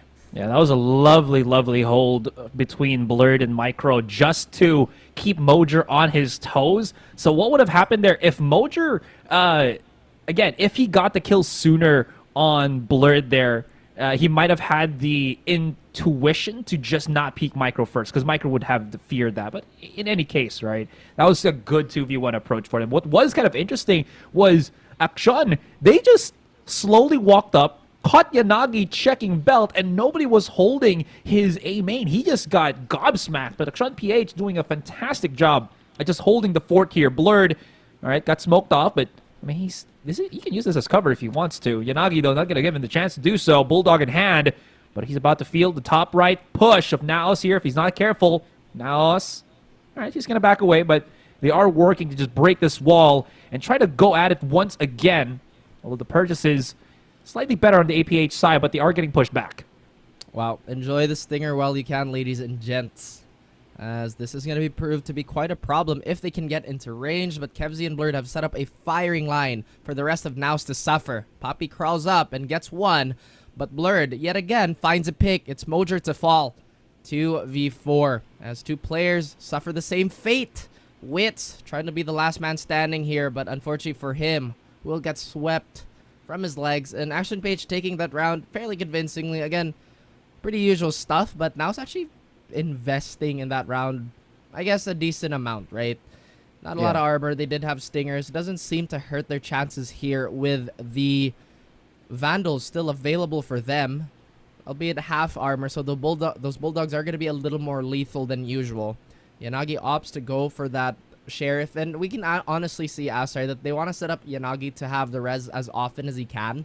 It's very evident with the forward positions that he's taking, but it seems NAOS have a different approach for this round. And I love how Yanagi's, put in that position. He's really proven that he can get those frags if he needs to. Not even on the Sage, but even as a KO, you've seen him on Ascent just absolutely pop off. All right, the idea here, I think, for NAOS is it's kind of risk that they did go for that kind of buy last round, because, as you mentioned, because of the Bulldogs, it might actually be able to fight against the Vandals very, very effectively. So that's why I think you're seeing here NAOS play super slow, because they do respect that. They want to play a lot more trade heavy, as well as a lot of map control. Look at how just far back the two players of NAOS have gone through on Kitchen. It's a flank on flank, 3 coming in from the spawn, 3 coming in from the 2 coming from the underspawn. Moja's gonna go swing wild, and Derek just does not know where to look at, and that's gonna be a quick little pinch. Nice little take on the site in a 3 versus 5 as the round continues. 3 versus 5. Yeah. Continues indeed, Asarai, as Micro and Blur, they just want to get a little bit of eco damage here, because so far, not even the armor of NAOS, despite being a focal point in my previous discussion, remains untouched. But of course, they have to get their grubby mitts onto at least one of these. Blurred have infested his blades here, but dulled by Mojer yet again. NAOS take that bonus round perfectly. No damage done whatsoever, no significant utility loss, and a lot of confidence to back up this first gun round, I believe. So this time it's Action PH suffering from the half armor. Now they're gonna go for maybe something a little creative here. Action PH, now that I think about it, Asarai, they're one of the teams that don't really change their defensive layout. They love to play that 2-1-2 split, especially in Icebox. But maybe this is something that NAOS have scouted out in the R&D section. But it looks like we're gonna have a very, very heavy hit towards B here. The solo Derek could be in a bit of trouble here. He's got to be careful, because that cascade kind of, I feel like, just works against him if he's not careful. Yeah, the high tide's going to force him back. They might actually chase for him, and Moja's right there, right on top. The trade's still going to be Mojer because of the help from Ja. The Cove saving the life of Mojer here, and that shock dart's going to be a little bit too late as the plant gets done. 4 versus 3. Blur's going to have to clear the high ground very efficiently here. He needs to make sure that nobody's going to be flanking. At least we can see that everybody here from NAOS is going to be playing on the B side, or B long side, excuse me. As now they come closer and closer. Yanagi does have a wall, thankfully. If we can set this up, if someone can break that nano swarm before anything else, maybe. But there's just so many delay tactics. Blur's gone in. Yanagi's down. Blur's alone. I mean, he has a teammate right on his corner, but he's way out into the open. Okay, Blur's heating up. One more. Makes it work. 1v1, 13 bullets. He can start defusing. He has to drop down. He has to break the wall. He knows where he is. Bobby Chula coming into the corner, and Blurred almost collects it, but gets denied. And NAOS equalizes 2-2. And that is exactly why Action PH remains such a threat.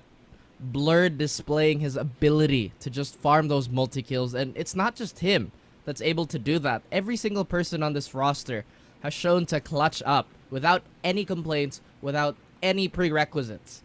And then again, as you mentioned, Asarai, Papi Chulo just way too calm and too calculated to fall for any tactics in that, at least in that iteration of that round. Now we have a pretty even game here.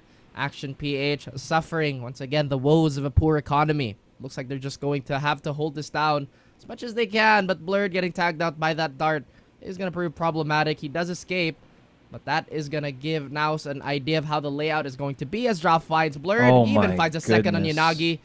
And Ja, he's been fantastic on these eco rounds, man. Wits does get another one for himself. Kevzy and Derek, what can they do here realistically?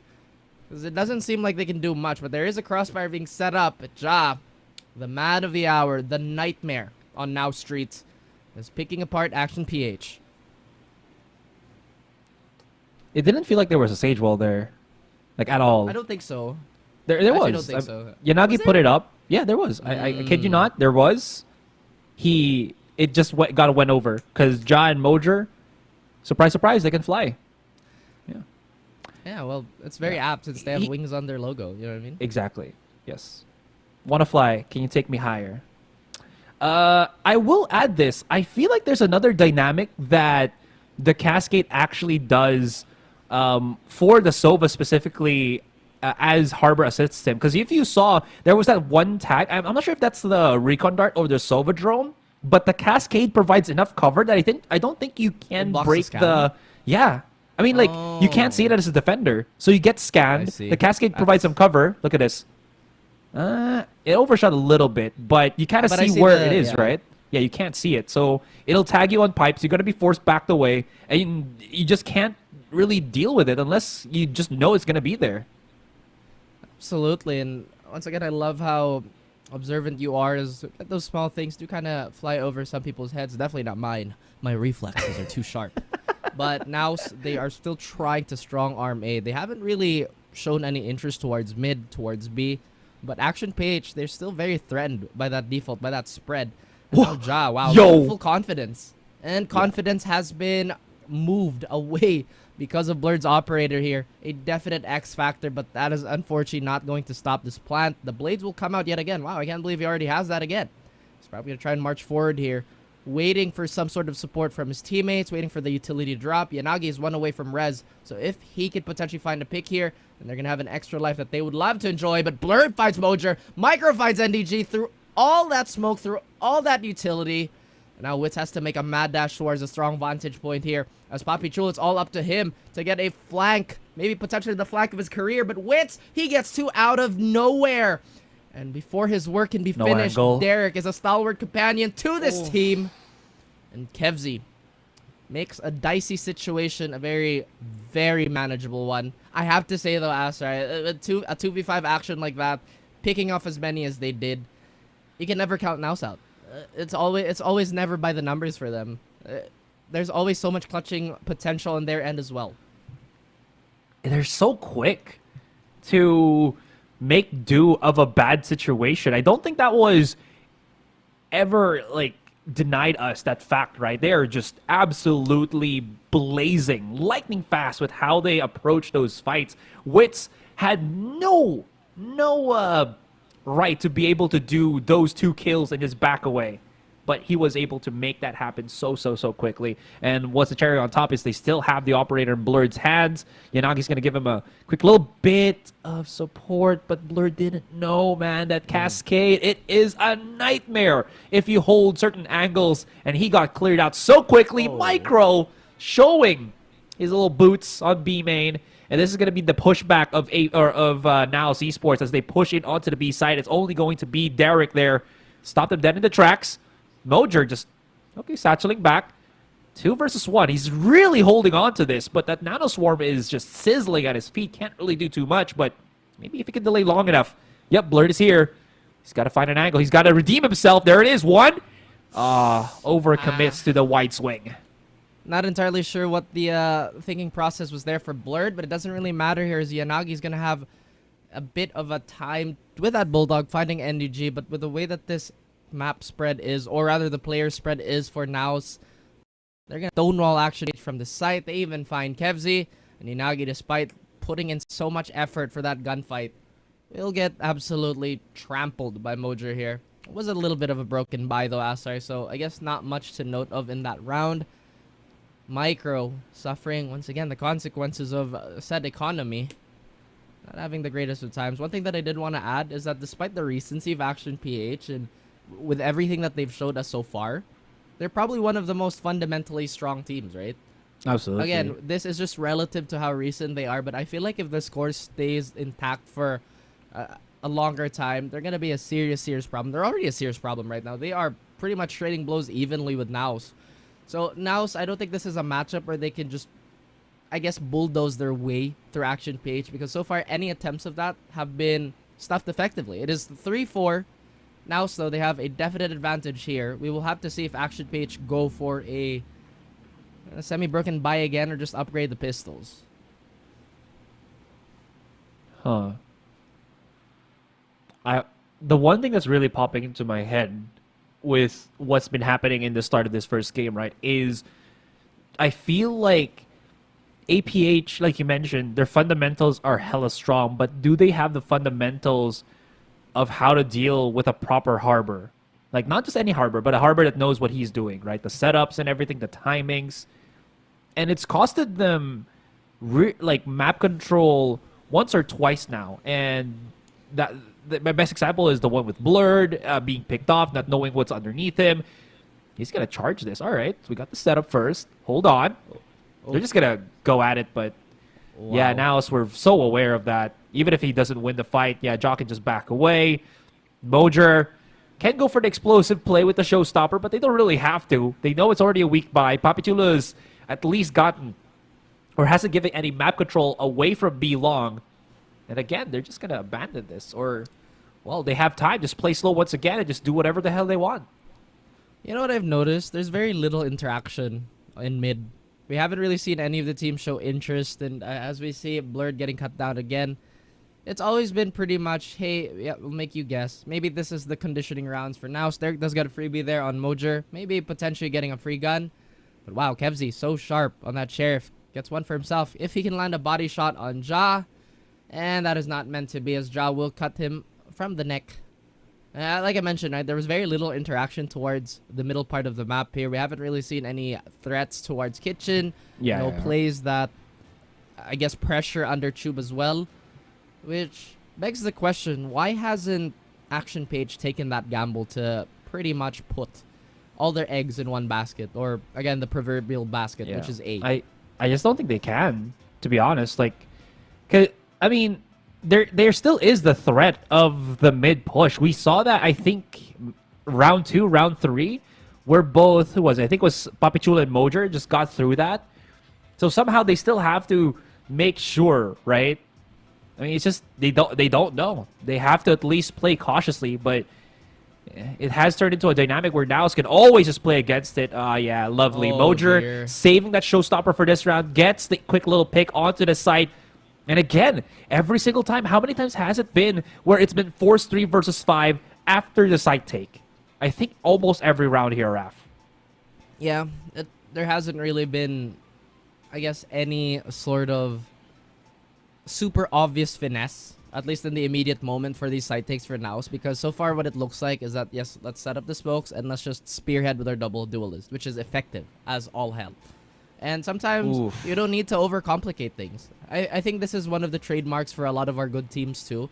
When they feel like they can do just enough to really run up a lead, they will never do extra to, again, risk maybe showing a potential strat, or, like I said, as simple as overplaying. But Derek doing a great job of guarding the exits here. He does get Mojer. This is actually pretty doable now.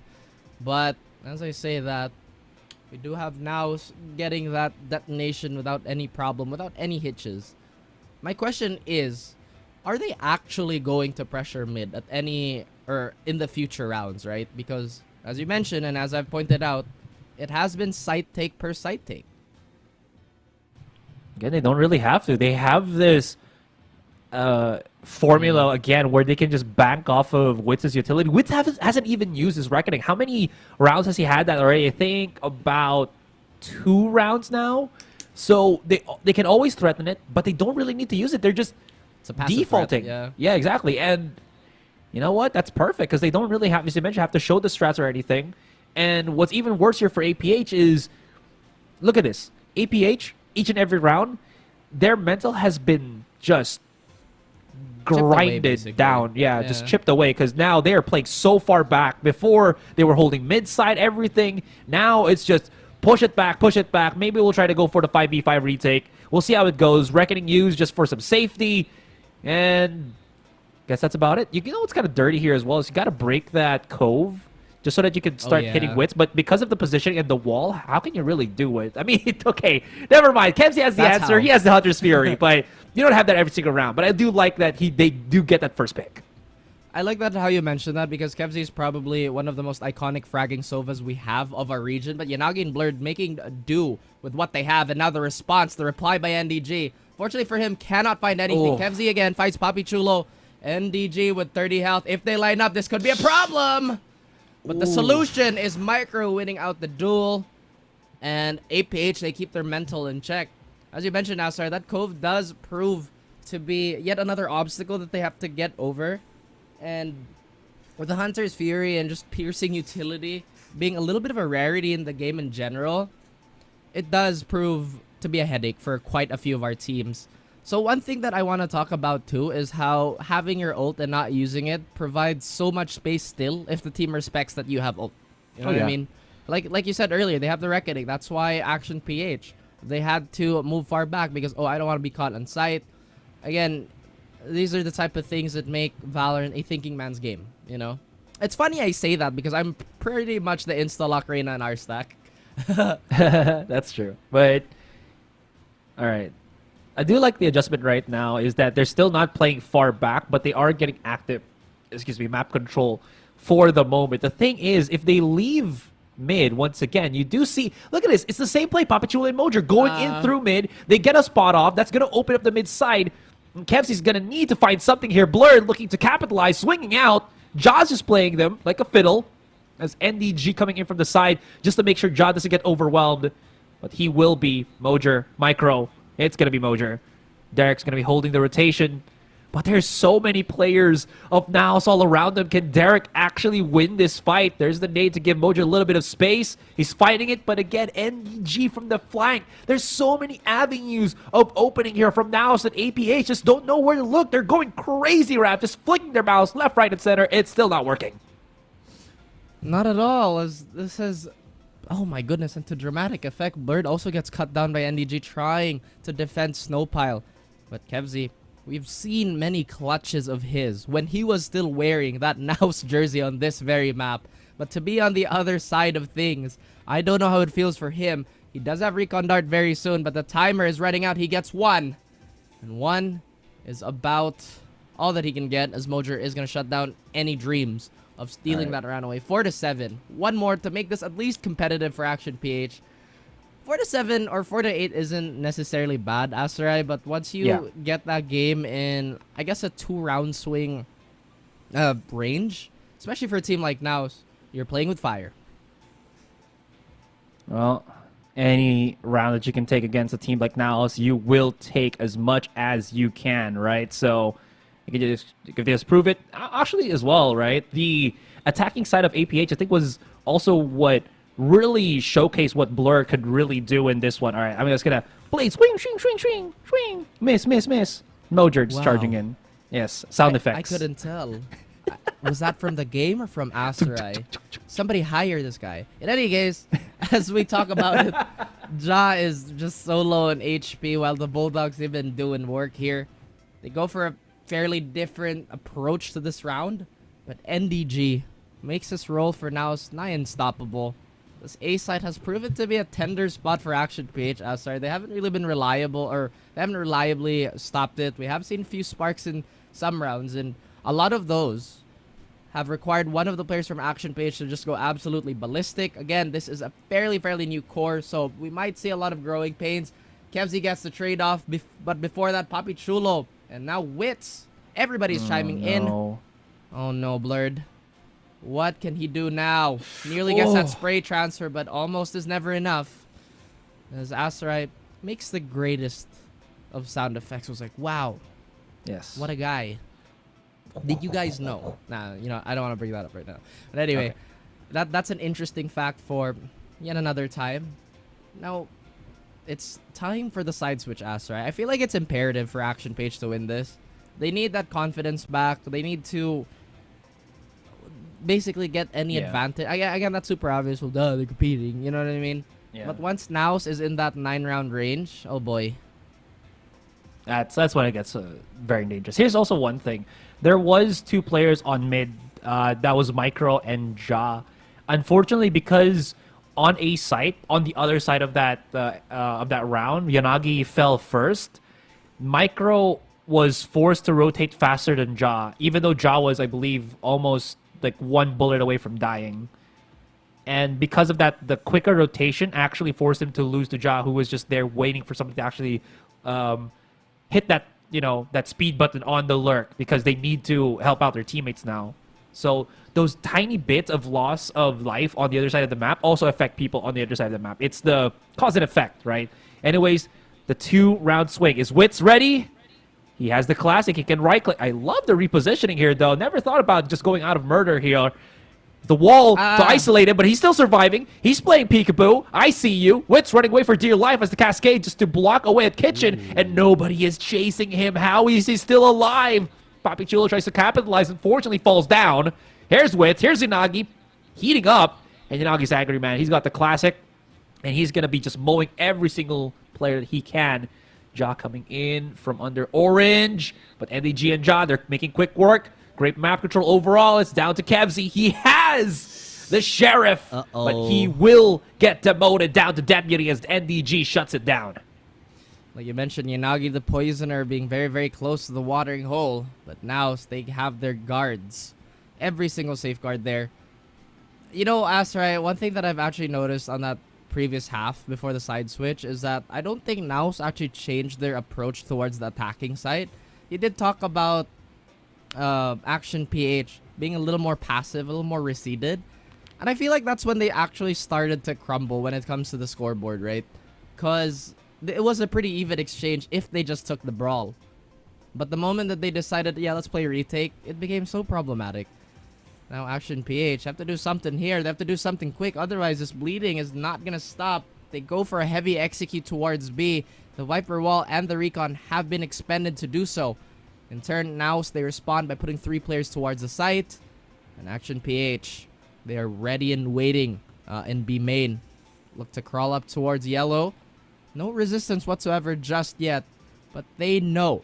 They just know that NAOS is here, ready to stonewall them yet again. They're waiting for some sort of overextension, Asrai, without putting any pressure towards mid or towards A. So there's no reason for NAOS to really aggress. Yeah, They said I love the drone. sightlines from from NAOS here. They just know that APH is just somewhere at B. Here it is. Recon Dart pointed out. Nano Swarm. It's been planning on the side, but NDG can't really go for the punish. He has to deal with the one right in front of him already. That's going to be Micro. He's down. Reposition for Papichulo, and it's good. All right. It's all falling all around them, but they've already planted the spike. That's what's important. And this high tide is so dirty. It shows your head, doesn't show the opponents. And NDG picks up the 4K for a photo finish on this round, 4-10. It's looking so dicey for Action PH, Asarai. And they have to keep their mental strong. This is not a team of new players. This is a team that is incredibly experienced, incredibly weathered. So they are going to try and remain unbothered here. But so far with a game plan of just trying to get Yanagi with that res up as often as possible. He is suffering quite a few woes. He's been isolated quite a bit in a lot of these fights. And just the hard utility shuffle that NAOS have been displaying is not really gone in his favor.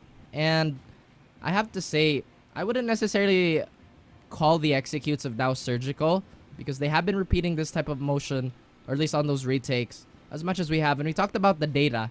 But so far, Action PH, they're just stumped. The answers have not been there for them, or at least they haven't presented themselves yet. They try to pressure mid, and they try to put a little bit of presence towards B main. But ultimately, their goal is to work towards A. And NAOS have a good read on this. They go for yet another triple stack. Yeah. And I guess this is the problem, right, for Action PH here, because they do have a certain set of plays that it feels that they can make happen. But the big problem with how they've been... Wait, hold on. Blurred has been holding his ankle for a solid, 30 seconds or so. And he's finally going to get the value off of it. Does he know that Mojer is right across this? Not sure, but at least he's going to be calling that drone real quick. The nade. NDG got to back away first. Respect the boom kabooms. And 5v4. Kabooms. Kaboom kabooms as the round continues. We gotta add a little bit of that. Oh my goodness, excuse me. That's sound effects. I don't know about the last two things. I don't think I'm going to add to my repertoire. But Blurred here,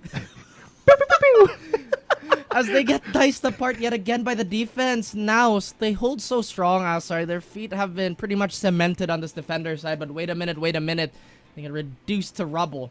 As Papi Chulo yet again looks to be a menace on the flank. Do they know? Kevzy gets taken out. This range, it becomes lethal for the Spectre. Oh, no. Papi Chulo, the heartbreaker. Oh, my days. Action PH. I feel like they had that in the bag. Once again, courtesy of you with your fantastic... Yes. I wouldn't say onomatopoeia, right? But you're good. You know, the sound effects, they're on point. And how would this sound, Asarai? I can't remember. Optimus Prime. No. No, what? No, it's because of protocol, dude. It's I literally, get it. Yeah, it's literally Megatron and Optimus Prime on a gun. I get it. Yes. Well, Megatron was a gun in the early 90s, if you guys don't remember that. It was actually... Exactly. Was it Megatron or was it Starscream? It was Megatron, and Starscream was the one that was, shooting Using him. the gun, right? Using him, yes, exactly. Oh, there we go. This is what we want to see from Action PH. That sounds very biased for me, but we haven't really seen any fire rounds from them just yet. They haven't taken that much map control from what we saw, as Raf was mentioning. So that forward kind of control, we don't, again, see too often. It's good for APH. They now take a breath of fresh air because they don't have the Sage on their end, just the Harbor. they're going to have to play with this 4v5 as the round continues. And maybe this is what they need, because if you think about it, I don't think we've ever seen NAOS actually push up into a site as a 4. It's always been 5, and that's at least what was looking their strong suit, especially when they do have the double duelist, right? Without Ja anymore, at least it does get stumped quite a bit. Like you mentioned, they haven't necessarily strong-armed their competition, which is something that Action PH is very capable of. It's just that, like we talked about, right? They've been so passive that it's been giving NAOS the space they need to move, and it only accentuates the problems facing up against the Harbor here. We see Mojer trying to crouch down towards Yellow, and yet again, he gets another one for himself. Micro on the other side of the world, trying to create a gap for his team to work with, trying to pull attention. But too much light has been shown upon him, and Mojer will not be blind, but instead will shut that off. 2v2 here, Wits and Mojer, who have been stable, who have been reliable as all hell. Like you mentioned, this Cove is gonna burn so much time, they can't even get it down, and Wits! He has no issue of just sitting there. Oh dear me. Action PH, they have been stopped at that unlucky number 4, the number of death. NAOS. Yeah. Sorry, I was just gonna say, did Derek just lose his nerve and not just throw out at least a nano to counter out Wits? Right? Yeah, I mean, I get it that Mojer's right in front of him and he's threatening it, but there might have been at least a fraction that he could have thrown it out, right? Just to delay Wits if he can. Of course, having one of the young prodigies like Mojer right in front of you would have garnered all of your attention against him.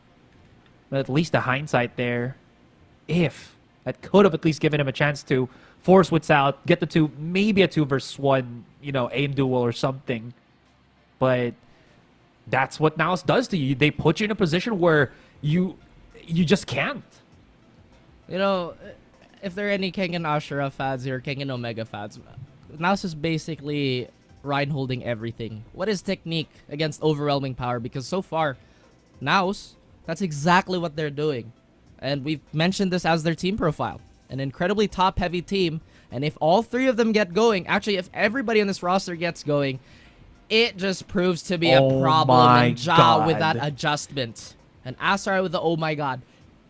Further expounding and reinforcing my point, Blurred, again, he has been doing his darnest to try and hold on to these type of situations, but Yanagi's finally alive. He gets a big double kill, but will get satcheled to bits. As Blurred holding down the flank, finally gets NDG here. But wow, post-mortem with a shock dart gets his fellow Soviet player. 2v1, Wits.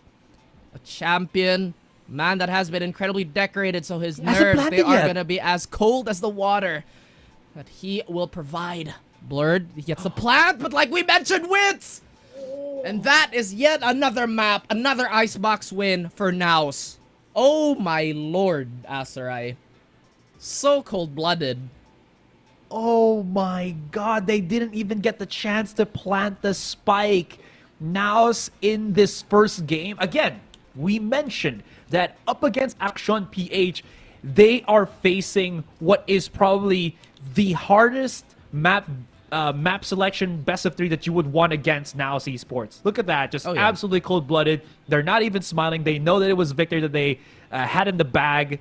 And APH, it felt like there was no breathing space. They were getting choked, and they just could not find a breath of fresh air in any of the rounds that they played in Icebox.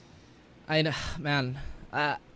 Again, Action PH is, once again, a dark horse. And I had to put my glasses on because I could not believe my own eyes what was happening. Especially after, round 6 or something? Yeah. But with everything that we've talked about and with the strengths that have been superimposed by NAOS, this is looking to be incredibly dicey for Action PH here. We did see the great moments, and what makes Action PH such a dangerous team is just that I feel like NAOS is establishing that power gap. Yes, they can match up on firepower in certain situations, but it really is the strat book and just development as a team that Action PH is, at this point in time, fairly lacking. Again, very recent team. None of you be like, oh, Raf is talking badly about another team again. You guys weren't listening to the cast if that's all you hear. You know what I mean? Again, it has it has to be as the truth as what we saw, right? And one of the biggest, I think, examples of that was just how the interaction with certain players of Action PH was against the Cascade. In any other scenario, in any, just regular game, it's fine. You can adjust to it much quicker. But when it's this high level, when NAOS is, can pressure quickly as well as just follow up so seamlessly with that Cascade, it is so difficult to play up against. You saw, again, I think Blurred was starting to lose his nerve after he lost his operator because he just didn't know the angle where to peek, because the Cascade provided an extra angle for one of the players of NAOS to just hold, and he lost it. After that, again, I mentioned that Action PH were just playing so far back on the A site now. Now they're wanting to play a little bit farther back. Now they're wanting to do that. But when they played the retake, it just felt just not as good because they don't have any angles. They still have to deal with all of the how do you say this, the post plan, and they just, as you mentioned, halted at 4. Halted at 4. Again, in many cultures, a truly unlucky number, and now with 13 to their name, even running up that superstition for Action PH. I have to mention, Asterai, all the points that you have talked about and we have discussed over the course of that map 1 have just been laid bare. Again, Action PH, they don't have to be scared of the front fights because they are still a very mechanically gifted team. Absolutely. And it's really when they start backpedaling that's when they lost the advantage, or at least equal footing in the fights, right? Because look, again, super obvious that if they just stood their ground and man, again, it is a little heartbreaking, but now we know how powerful they are in this map, Vito. And my question is, what are they gonna do now? Because the retake, it's obviously not working statistically. Again, if that could be their comfort zone, this is where they have to evolve midway, because so far now, like any other team, they've only gotten better, and exponentially, by the way. I think it was week 1, they were not as refined. They were not as in sync. But now, come week 3, they look very, very polished. Yeah, and I think one of the biggest factors that NAOS had issues with last week was, I think, Mojer as one of the duelists, or the primary duelist, depending on the map. Anyways, before that, we do, of course, have our delivering the win with Grab Unlimited. Of course, it's going to be Wits with that 2v1 clutch at the end of the game to just finish it off and push us for NAOS with that map 1.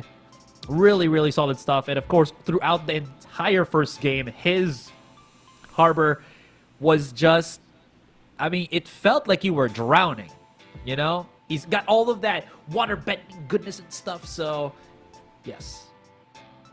Why would you stop there? Like, he is water bending, and yes. That is a very strong my mind got dark already, because if you watch Avatar, the other facets of water bending, blood bending and stuff like that. Yeah, there you go. Of course. Anyways. I'm a big Avatar fan, Asterai. Same. All right, we're going to go on a break. When we come back, we'll probably talk about that and more, of course, for game number 2. Don't go anywhere.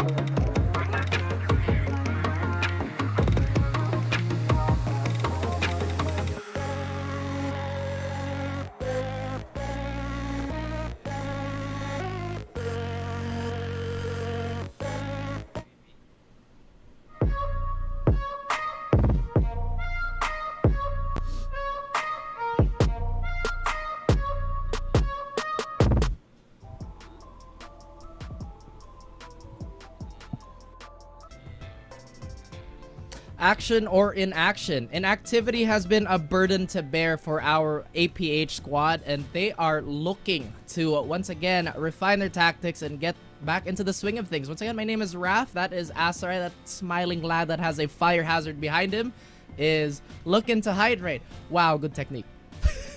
Yes, because water bending, you need water. I'll do the same thing. Hydro homies. Remember, guys, drink water. Absolutely, drink water, guys. Perfect. Absolutely Mine is red. Yes, mine is blue. So, hello, Asarai. It has been a pretty sizable break for all of us, so there have been a lot of things that we have discussed, a lot of things that we've mulled over, and as I mentioned in our return, passivity. That has been the biggest problem for Action PH, which is so strange, right? Because if we look at all the iterations or the previous iterations of Action, it's been overactivity. Now it's a different type of beat for our squad. I think it's purely because it was NAOS that was their opponent, right? I think you did see Action try to be as proactive as they could. The big problem was, again, they just couldn't figure out how to deal with the constricting nature of the comp of NAOS. I mean, it's not...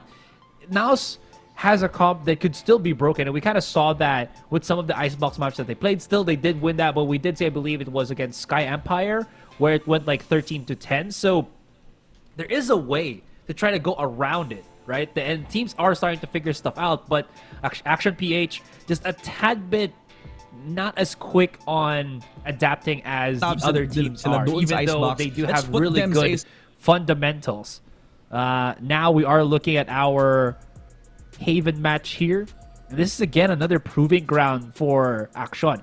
Again, for the viewers out there who are saying every match is a proving ground, these two maps that we saw already, Icebox and Haven, are arguably the strongest maps that we'll probably be seeing from NAOS. And that being drawn out in Game 1 and Game 2 is obviously a deficit to Action here. But if they can overcome it, it is such a big boost for them. So now they have another shot at this with Haven as we are looking at the comps here and now.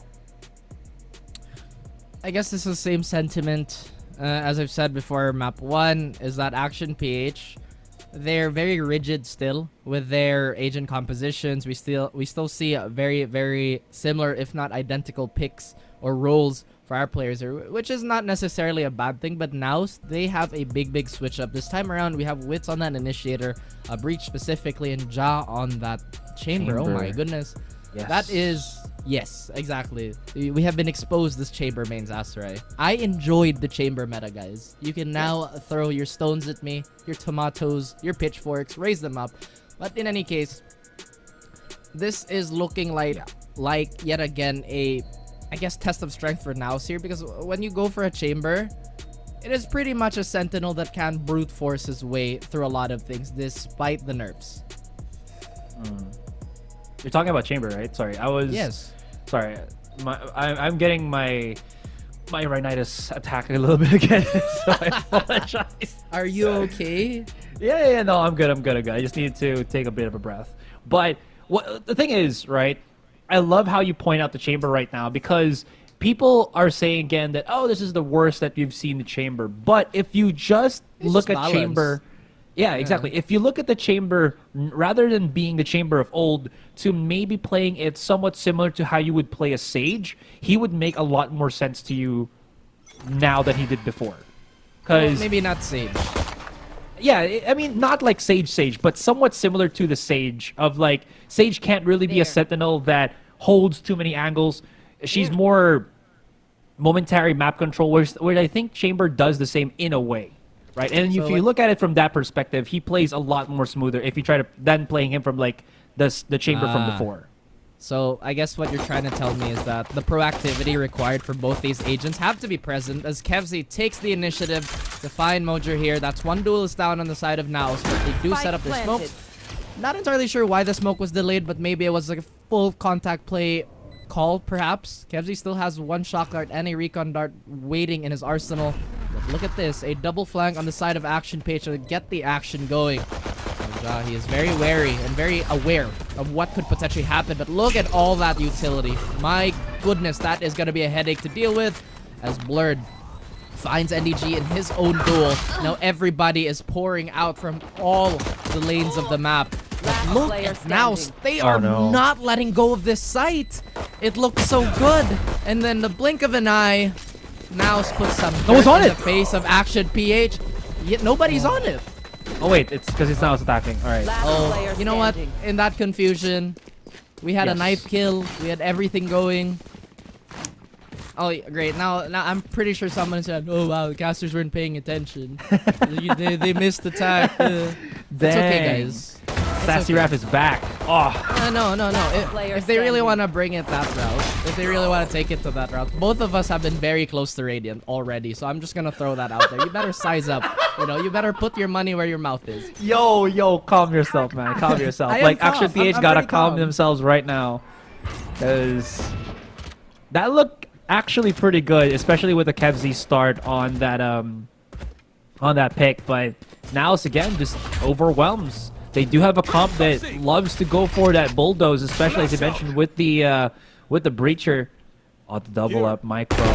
Is he ready for it? He is not! Oh my god, that is dirty. There's nobody on the site. Yeah. That's literally the worst case scenario, Asa, right? I was like, yeah, the jump peak, sure he's gonna take damage. I didn't expect him to get a full-blown haircut. Micro looking fresh, but he has to now sit this one out. What can APH do here? They did go for a super conservative buy, barring Kevzi. So he does have just a little bit of a window to do damage here. Mojer maybe just channeling too much. And that is going to be the end of him for now. Definitely can pick up the weapon here just to give them a nice little helping hand. Everyone else from Action PH is just going to be somewhere on long. Right click, 2, 3 maybe? Yeah, okay. Good little eco round there for Action PH as they force 3 deaths on NAOS' end.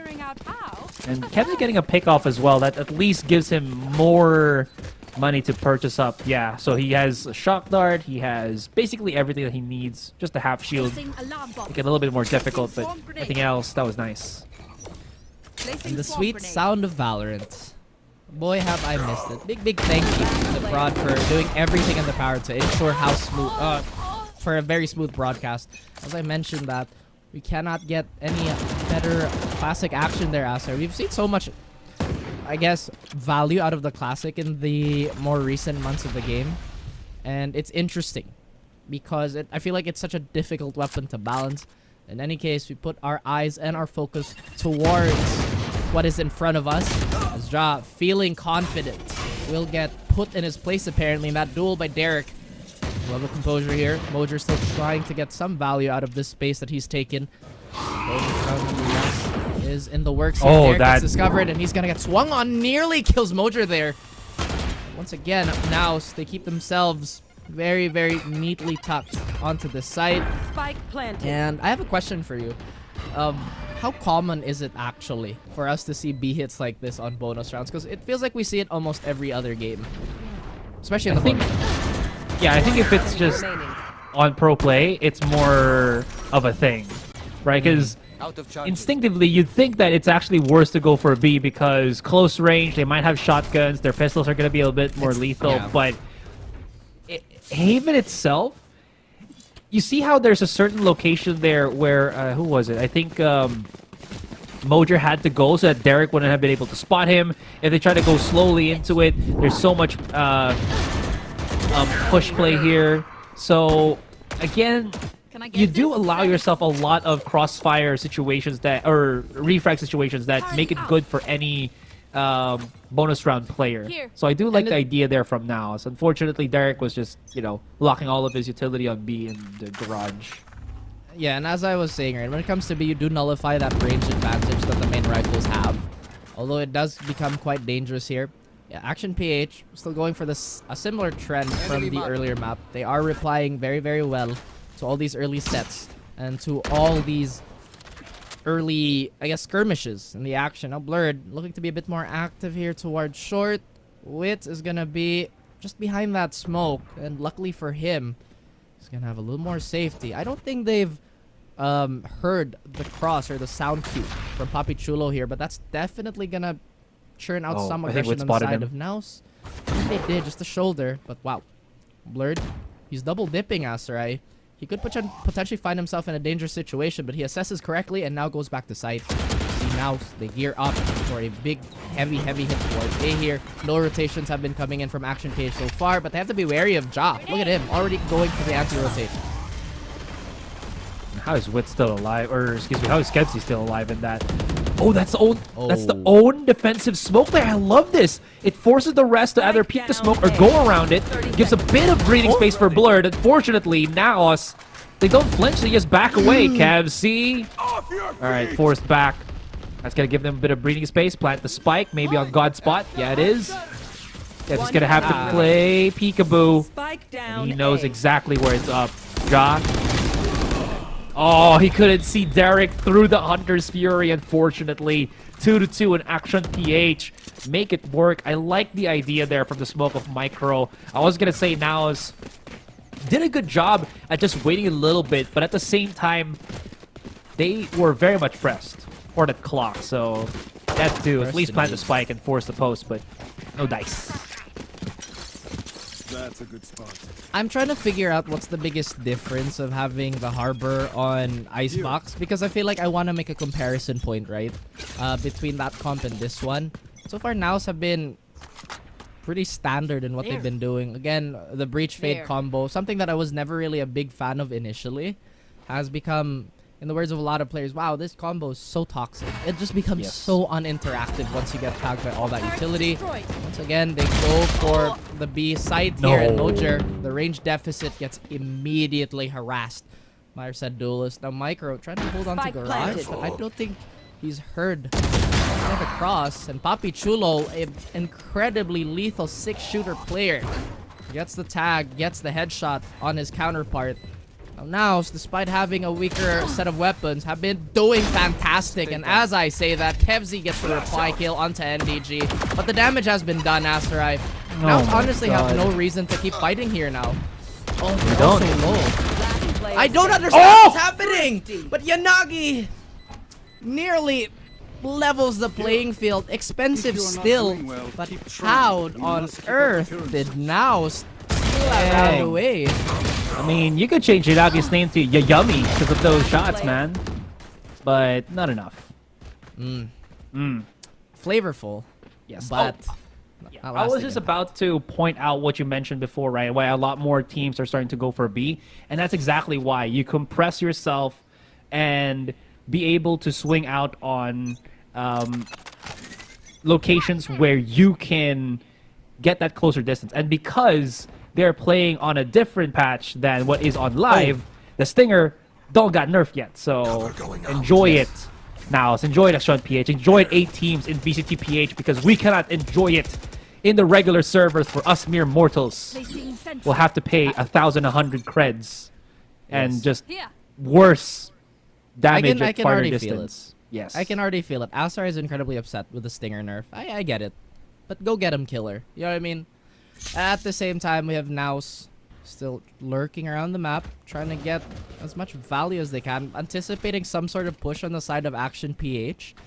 But Action, they're the ones that are incredibly disciplined now. They do have a big stack towards C, but this could prove to be a bit of a disaster as NAOS once again really playing as patiently as they can, but this time they redirect whatever flow that they had towards B towards Garage, and in a very timely manner. I think they spot out that turret, so they may hesitate here. No, they don't. They still continue with the execute, and we already have a flank behind them. Someone's got to shoot that. 30 seconds. Yep. Does he anticipate the double up? Yes, they do. Goodness me, as Yanagi once again proves to be the hero and Blurred with a knife to the back. But Ja loves to take these fights up front. Gets a big 3K for him. Eco or not, now still have big definite advantage. Actually, PH, they did some serious damage to that economy, so some of these players might just go on half shield. No, they don't. My math was off. Oh dear. So this was kind of good here is they do have some pretty sizable ultimates from Akshan PH to counter out NAOS. Like, even though it's a 4-2 on the ult economy, they have the best ones to be able to utilize. You know, I just gotta say, if we were in that position, we would probably have double-checked the corner once again. But I think because they saw Micro kind of swung out so early out in the open, instinctively someone was just gonna check. You know what? Somebody's gonna be pocketed somewhere here. What happened? Yeah. One thing I also want to point out, you know, before anything else, Blurred has been really feeling, I don't know, somehow different in this game. Just not as impressive as he was from last week's matchup that we saw. Oh dear. And it's really showing. It's one of those rare days where he's underperforming, and like I mentioned, it's rare because we're so used to that consistency, but not. He's only mortal, as we mentioned. We're all human here. We all have our ups and downs. That being said, perfect C's there to just stop Yanagi from vacating his area. They do have that Rolling Thunder if they really choose to use it. They even have Lockdown to supplement this, but I feel like there's too much time that's been burnt already. So this is going to be a save call. They're just going to run back here. Just leave one player towards the exits, and absolutely. Action PH in general, they haven't really been feeling it, Aserai. Kevzi, I have to say, Yanagi, I mean, has been coming alive in these last few rounds. It is still a long game ahead of us. Oh no, but Ja, Cerebral Assassin, has found a very material barrel in front of him. Now Derek trying to dance, trying to lead the dance. But Ja is too much to handle at that very moment. At the very least, we don't see a full reset on the side of Action PH. They have to make do with 2 Vandos here. But strategically speaking, now they have been so oppressive. They have a definite advantage in ults. Kevzi and Micro are very close. Blurred have no blades to speak of. That works. And this is looking pretty difficult. What is the set play here? They look to, I guess, cut the map in half here. Have a little more window control. How is that going to benefit them? And NAOS have been super controlled in these opening sections. Blurred has been putting a lot of pressure towards A lobby, though, as he was posturing up towards sewer. But Derek is on a 007 mission here. And unbelievable as Micro actually loses that duel. NDG, as Black and Blue and Dax have mentioned, has been really coming into his own despite sharing the limelight with a lot of stars. And that was kind of an interesting fact as well to point out, right? Kevzi's just done for here. Yeah, Josh right there. Nacague was the first one to actually fall between the two of them. Blurred, being chased to the depths of hell. He'll be just trying to crawl through Tartarus to come back into the land of the living. 2-6. This is Call him Zagreus. coming out with a second game. You're absolutely right with that fact from NDG, right? Because again, one of the biggest things that we were mentioning that NAOS had the difficulty of before was it felt like there was a certain separation between the 3 and 2, with NDG and Mojer being the 2 here. But I don't know, from last week to this week, there's something different that happened. Something's just clicking. And it is a really good sign if you're a fan of NAOS and as the team itself. Because if moving forward they want to get that rematch against Oasis, something like this is definitely what they need to get that one up against, I think, their current rivals of the regular season. And one thing that I have to point out for a lot of people, that the power scaling of VCT is absolutely brutal. It's insanity. Because you put Action PH in any other tournament, they're probably just gonna, blink once and probably go undefeated. But of course, we are in a Shark Tank known as VCT. We're only the best of the best. Mind you guys, these are the top 8 teams of the country. No one else. And the way that we see them develop is such a treat, right, Aserai? True, because absolutely. The mistakes have been just so minuscule, but the ability to pretty much pounce on such a small wound has been insane. Now we see Kevzi trying to initiate the retake here. Could potentially take a bit of damage here, but the showstopper, luckily for them, whiffs. And there you go. The Rolling Thunder is going to come in here. They have to capitalize on the stun. They have to capitalize on everything but a cease to delay. We have Blur jumping down, but he gets cut down by NDG. Now Mojer and the rest of NAOS, they hold their ground. They make A their castle. Kevzi still trying to siege this. A desperate siege, perhaps, trying to win the war of attrition. The dart is all he has. Anything to delay on the side of NAOS. As was a desperate swing on the side of Action PH. But all for naught. As now they hold beautifully. My word. I think that was a bit too desperate. It felt a lot more forced than it was clean on the retake, right? I get it that they had to create some space, but after that Yanagi ultimate, there was no proper follow-up. They basically got into the site when the debuff of the concuss from the Rolling Thunder was already out, and everybody else from NAOS was primed already for shooting. Or for, you know, pushing them back. Well, yeah. In any case, Aster, it truly is the problem for Action. It's the lack of action. They've been trying to push the tempo in their own terms, but now just have so much control. It just becomes so constricting on their end. And this is probably one of the byproducts of having your VODs out there, and with such a amazing support structure NAOS have, R&D becomes so much more easier. And the fruits of their discipline are showing. Spike planted. Yee! What? Wow. Can't survive. I gotta say as well, I don't usually point this out, but Mojo's like HL usage has been incredibly disgusting. One enemy remaining. Alright, Blurred picking up 2. Okay! Alright, we still have Jado, the mastermind, the El Clasico clutcher. It's planted for him as well, but he's gonna go swing for the wide. Is the timing gonna be good? Yanagi's on him though. Timing, peek. Yeah, Yanagi's too quick. That's right, Yanagi the Poisoner for all you Baki fans out there. Like, wow, that was a super close call by Action PH here. I love that. You know, they're once again showing why they belong here. It's just the recency of this core. It is showing.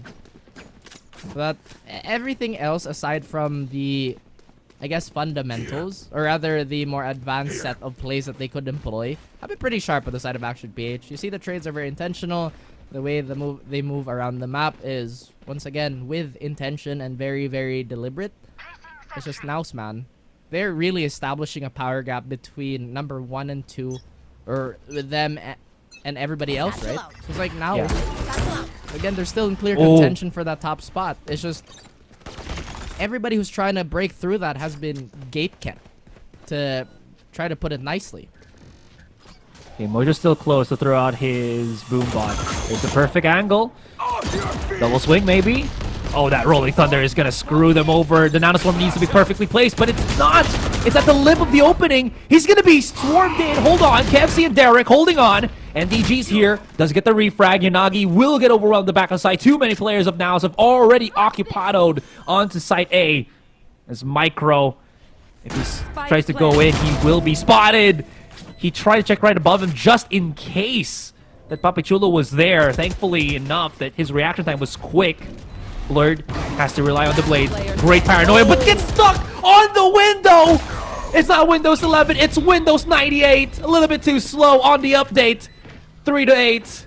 And now it's just steamrolling these games in the first half. Still trying to process what's happening here, Asterai. And like you said, the stall was occupied. No amount of force to shake that door. Oh, get that open. Oh no, indeed. That is Asterai. Yeah. Very, very deflated from what's been happening. And again. Yeah, go ahead. So my thing is, people are like, oh, you guys are so biased. No, honestly, we all love these teams to death. You want to and play, we want every series to be competitive. But NAOS, man, they make such a strong case. Blurred is playing with fire again.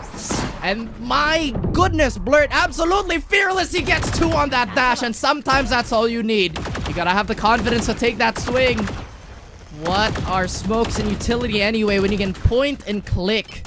Big advantage on the side of Action PH here. An equalizer, perhaps. And NDG, the wizard, has been conjuring up a spell here, but Kevzi has a lot of magic resistance. Throws a magic missile for himself, but still manages to stay on top of the situation, as NDG does have quite a bit of utility here. He could potentially season Conquest, but nope, absolutely not as Action. They rally, they are buffed, but Mojer with a blind shot Still gets cut down by Micro. Return to darkness. 4-8, keeping it competitive. Switching sides. Action PH still very much in this. And mind you guys, this is an attacker-sided map. NAOS though, big lead. Could potentially repeat Icebox. Yeah, I believe the chat did mention that again. Haven, one of those attacker-sided maps, and I agree on that with that sentiment. Oh yeah, it is. It has been for the longest time. Yeah, exactly. We're not countering that, but to kind of add to that as well, right? That particular last round of the first half is a big thing for Action PH, because even though, you know, the fact is again that attackers do share a nice little reprieve on Haven, with APH just not having their duelist as online as they would want to would really hurt how their offense would look like as well. But with Blurred, never fearing, always trying to do something like that kind of plays, it gives them a nice little boost. But we'll see how that kind of transpires as Ja is here. He'll drop down. He still has the TP, and he's still going to challenge. But, well, challenge a little bit too hard, and he's going to pay the price for that one. Here comes Blurred, and he just got to back away. And Derek, oh, no, he got cleared. Going to have to be aware of the flanks. And it's 3 of them coming in for that one. It's going to be Micro for the intercept, while Blurred is going to be holding on, or rather pushing forward just to hit on NDG. And it's going to be good. Good indeed, as they do manage to find a man advantage here. But as soon as I speak that, a fight conjures itself into existence. Blurred has already found himself pretty deep in CT, so Wits has the responsibility of trying to clear this. Mojer actually finds Nacague here. Wow, Mojer has been on fire. This pistol round has had the name Mojer tattooed on its mind. And that dart is gonna find them, but Kevzi from a million miles away with that classic. I think they're buying enough time. NAOS, they have to stick this. They have no choice now. Wow, Action PH. They turn it around. Wits does get a few kills for himself, bolstering that Rolling Thunder, that stock of his. But nonetheless, Action PH, they get around. Oof. I think they could have just stuck it. But they were, I guess, aware. Yeah, they only spotted the one. They didn't saw where the second player was going to be coming out of. So I guess to stop the defuse on half was a good idea. Just the time that didn't really give them much leeway there. Is there going to get any force buys? Not even a single player from NAOS will actually buy anything, even with Wits. Well, Breach, very expensive agent to try to do anything with, but NAOS, fault line plays on C-Long, effective. They're going to be able to pick up a Bulldog, use the smoke to cover up their behinds, and just back away. It's 4-4. Yes, there's going to be just, you know, still technically 3 pistols, but they got the map control. They've look at that. At least bamboozled APH to go into the A site, and maybe this is where they're going to find themselves a bit more of reprieve, especially again with the Bulldog in their hand. Oh, indeed. But they can't rest on their laurels now, because one thing that I like to talk about is how the really big difference between experienced teams and newer cores is that the eco rounds and the pistol rounds have a lot more going for them when it comes to strategy. Now Kevzi, he gets the peek onto Mojer here, and now they are feeling the heat, especially with just classics in hand. But again, not too much to note of. They do have barely anything. Getting that bonus early on onto Micro was huge indeed, but so far they haven't capitalized on that Bulldog, so they might just run into whatever they're gonna try and run into. And wow, indeed, imagine if that actually killed him, right? That would have been 1 for the books.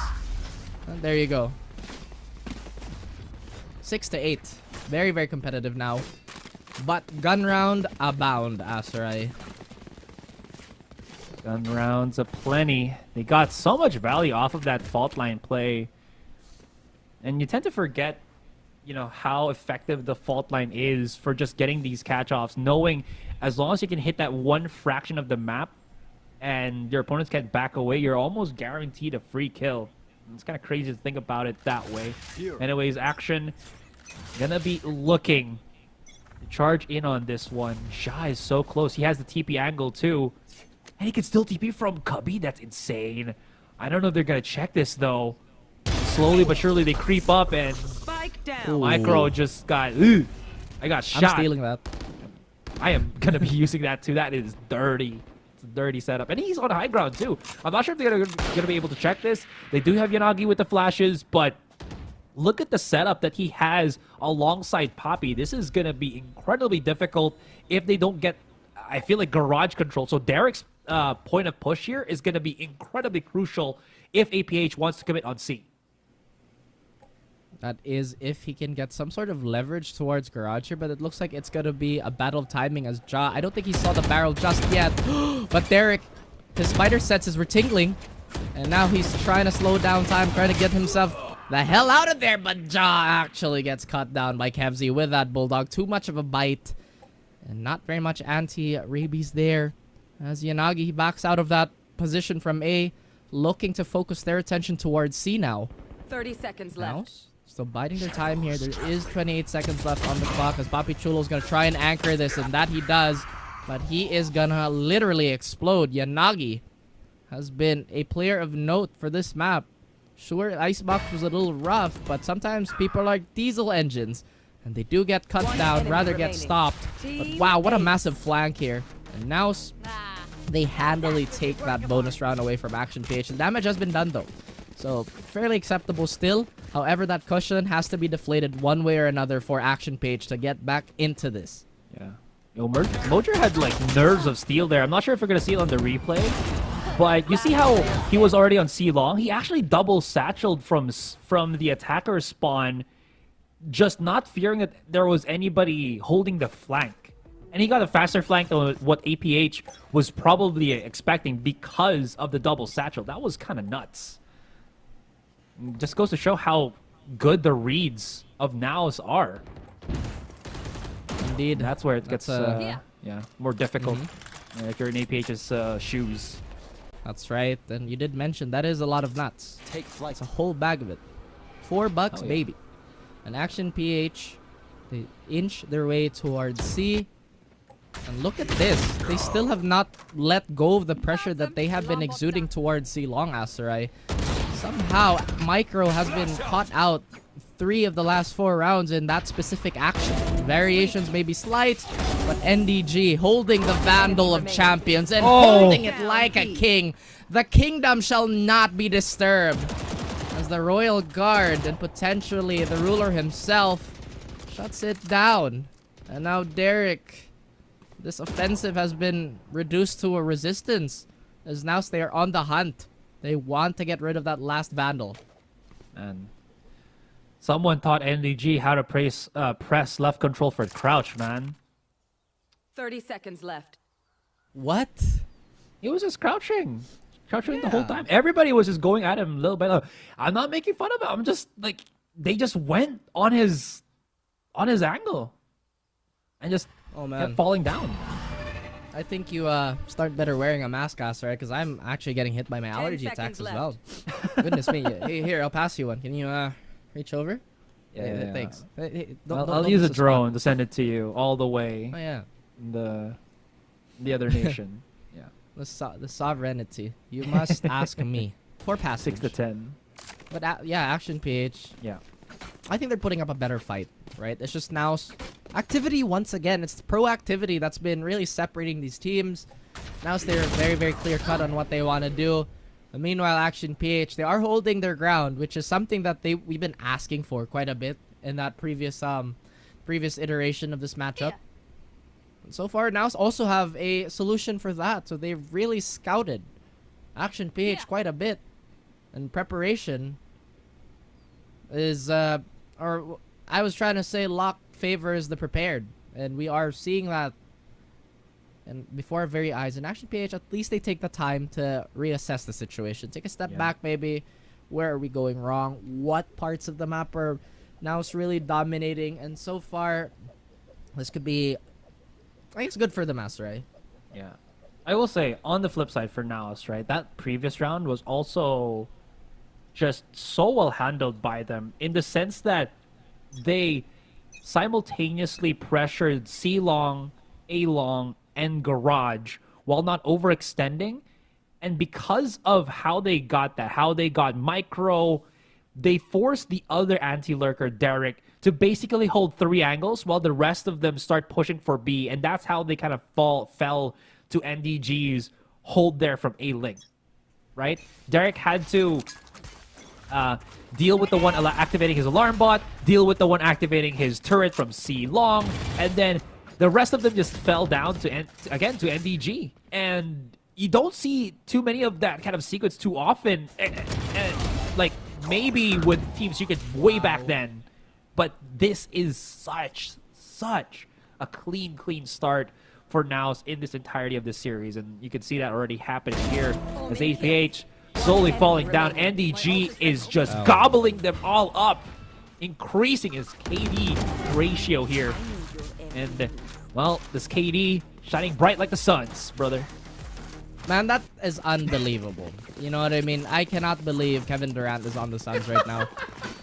But before I get into basketball tangent, NDG has really come into his own light. You know what I mean? He's really stepped into his own role. He's found that comfort working alongside everybody else here.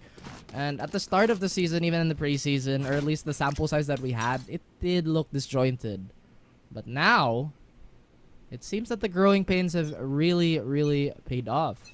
Unlike the Brooklyn Nets front office. What are you guys doing? But in any case... Maybe if they watch VCTPH, you know, the English podcast. Maybe they'll get some good ideas, you know what I mean? Yeah, exactly.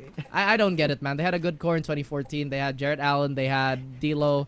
Asteroid, don't get me into this. You are literally coaxing me into talk about basketball. Yeah, all right. Let's go back into Valorant Ball. All right, let's go for it. Oh, yeah. Valorant Ball. Amazing. And Blurred, once again, looking for some sort of insight to what to do Oh, no. here. Mojo free kill? No, indeed. Oh, he apparently got away. Maybe with the dash. Okay, Blurred gives himself another chance and wins the fight against Mojo. Wits in the rest.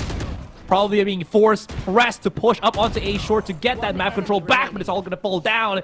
And we're just all alone is going to be Ja in a 1 versus 5.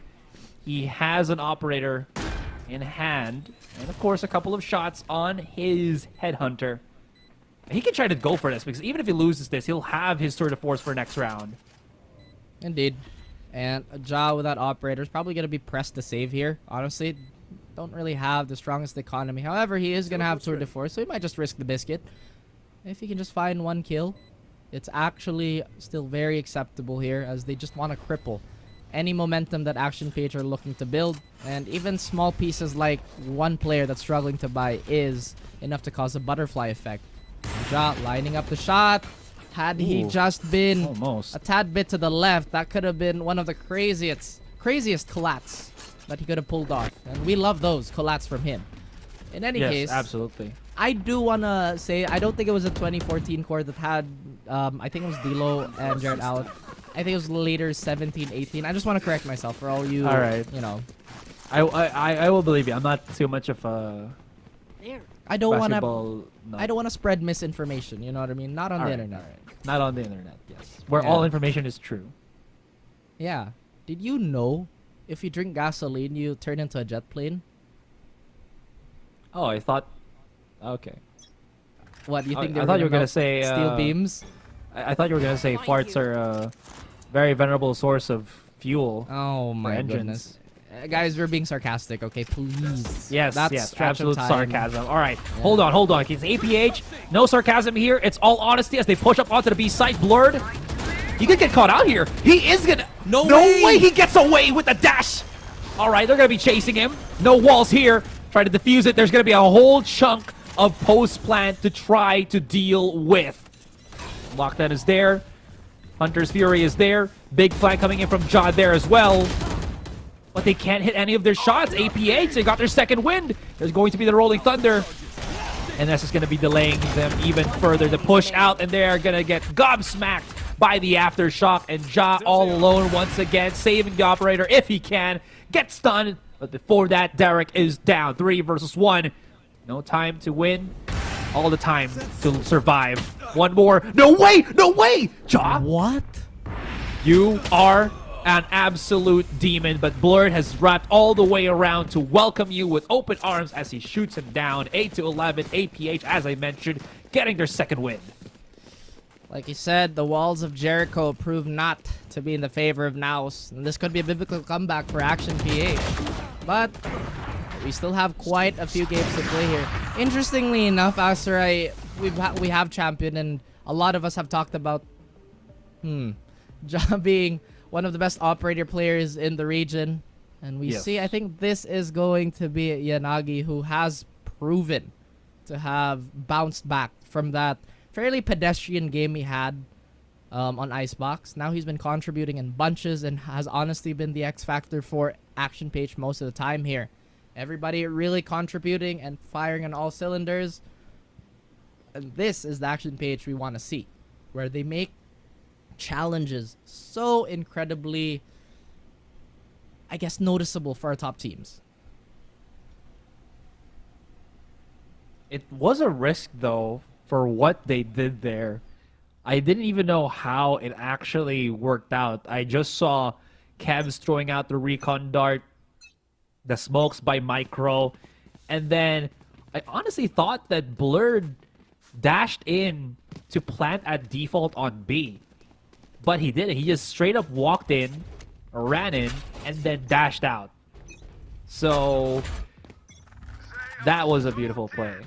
I mean, it's maybe a what it done play, but any momentum swing you could get back is a momentous round you take back. So perfect for them. The triple peak wins. Oh my god! He almost opened Pandora's box there as he tries to get that mid control. And once again, APH. Are they going to tempt fate here, Raph? Especially with Wits having his ultimate, if I'm not mistaken. Derek, I mean, does Wits have an Aftershock lineup from there, from A-Link, to break it? Would it matter? I mean, Aftershock doesn't break Killjoy ult anymore. Oh, yeah, you're right. Absolutely right. So, in any case, Asterai, they have been vehement on taking control from NAOS. They have been hitting B, but they turn and double back. They get demolished trying to set foot on a fortress that is known as Z. Mojer is still in logs, has not been cleared out. Doesn't even give Action PH a chance to respond, and Derek in a 1v4. Can he crush this castle, or rather expose the pillars made out of sand? But no. NDG proves to be the Reaper of Action PH. Wow. They double back. I feel like they feared the push. Or, I don't know what was the call there. Maybe primarily they really wanted to go for C, but just bait out that it looked like it was going to be B because, again, they were respecting the Rolling Thunder of Wits. Yeah. But because Micro couldn't get the pinch from A long to get that good information, or maybe the lack thereof, they just didn't know how to approach it. Ooh.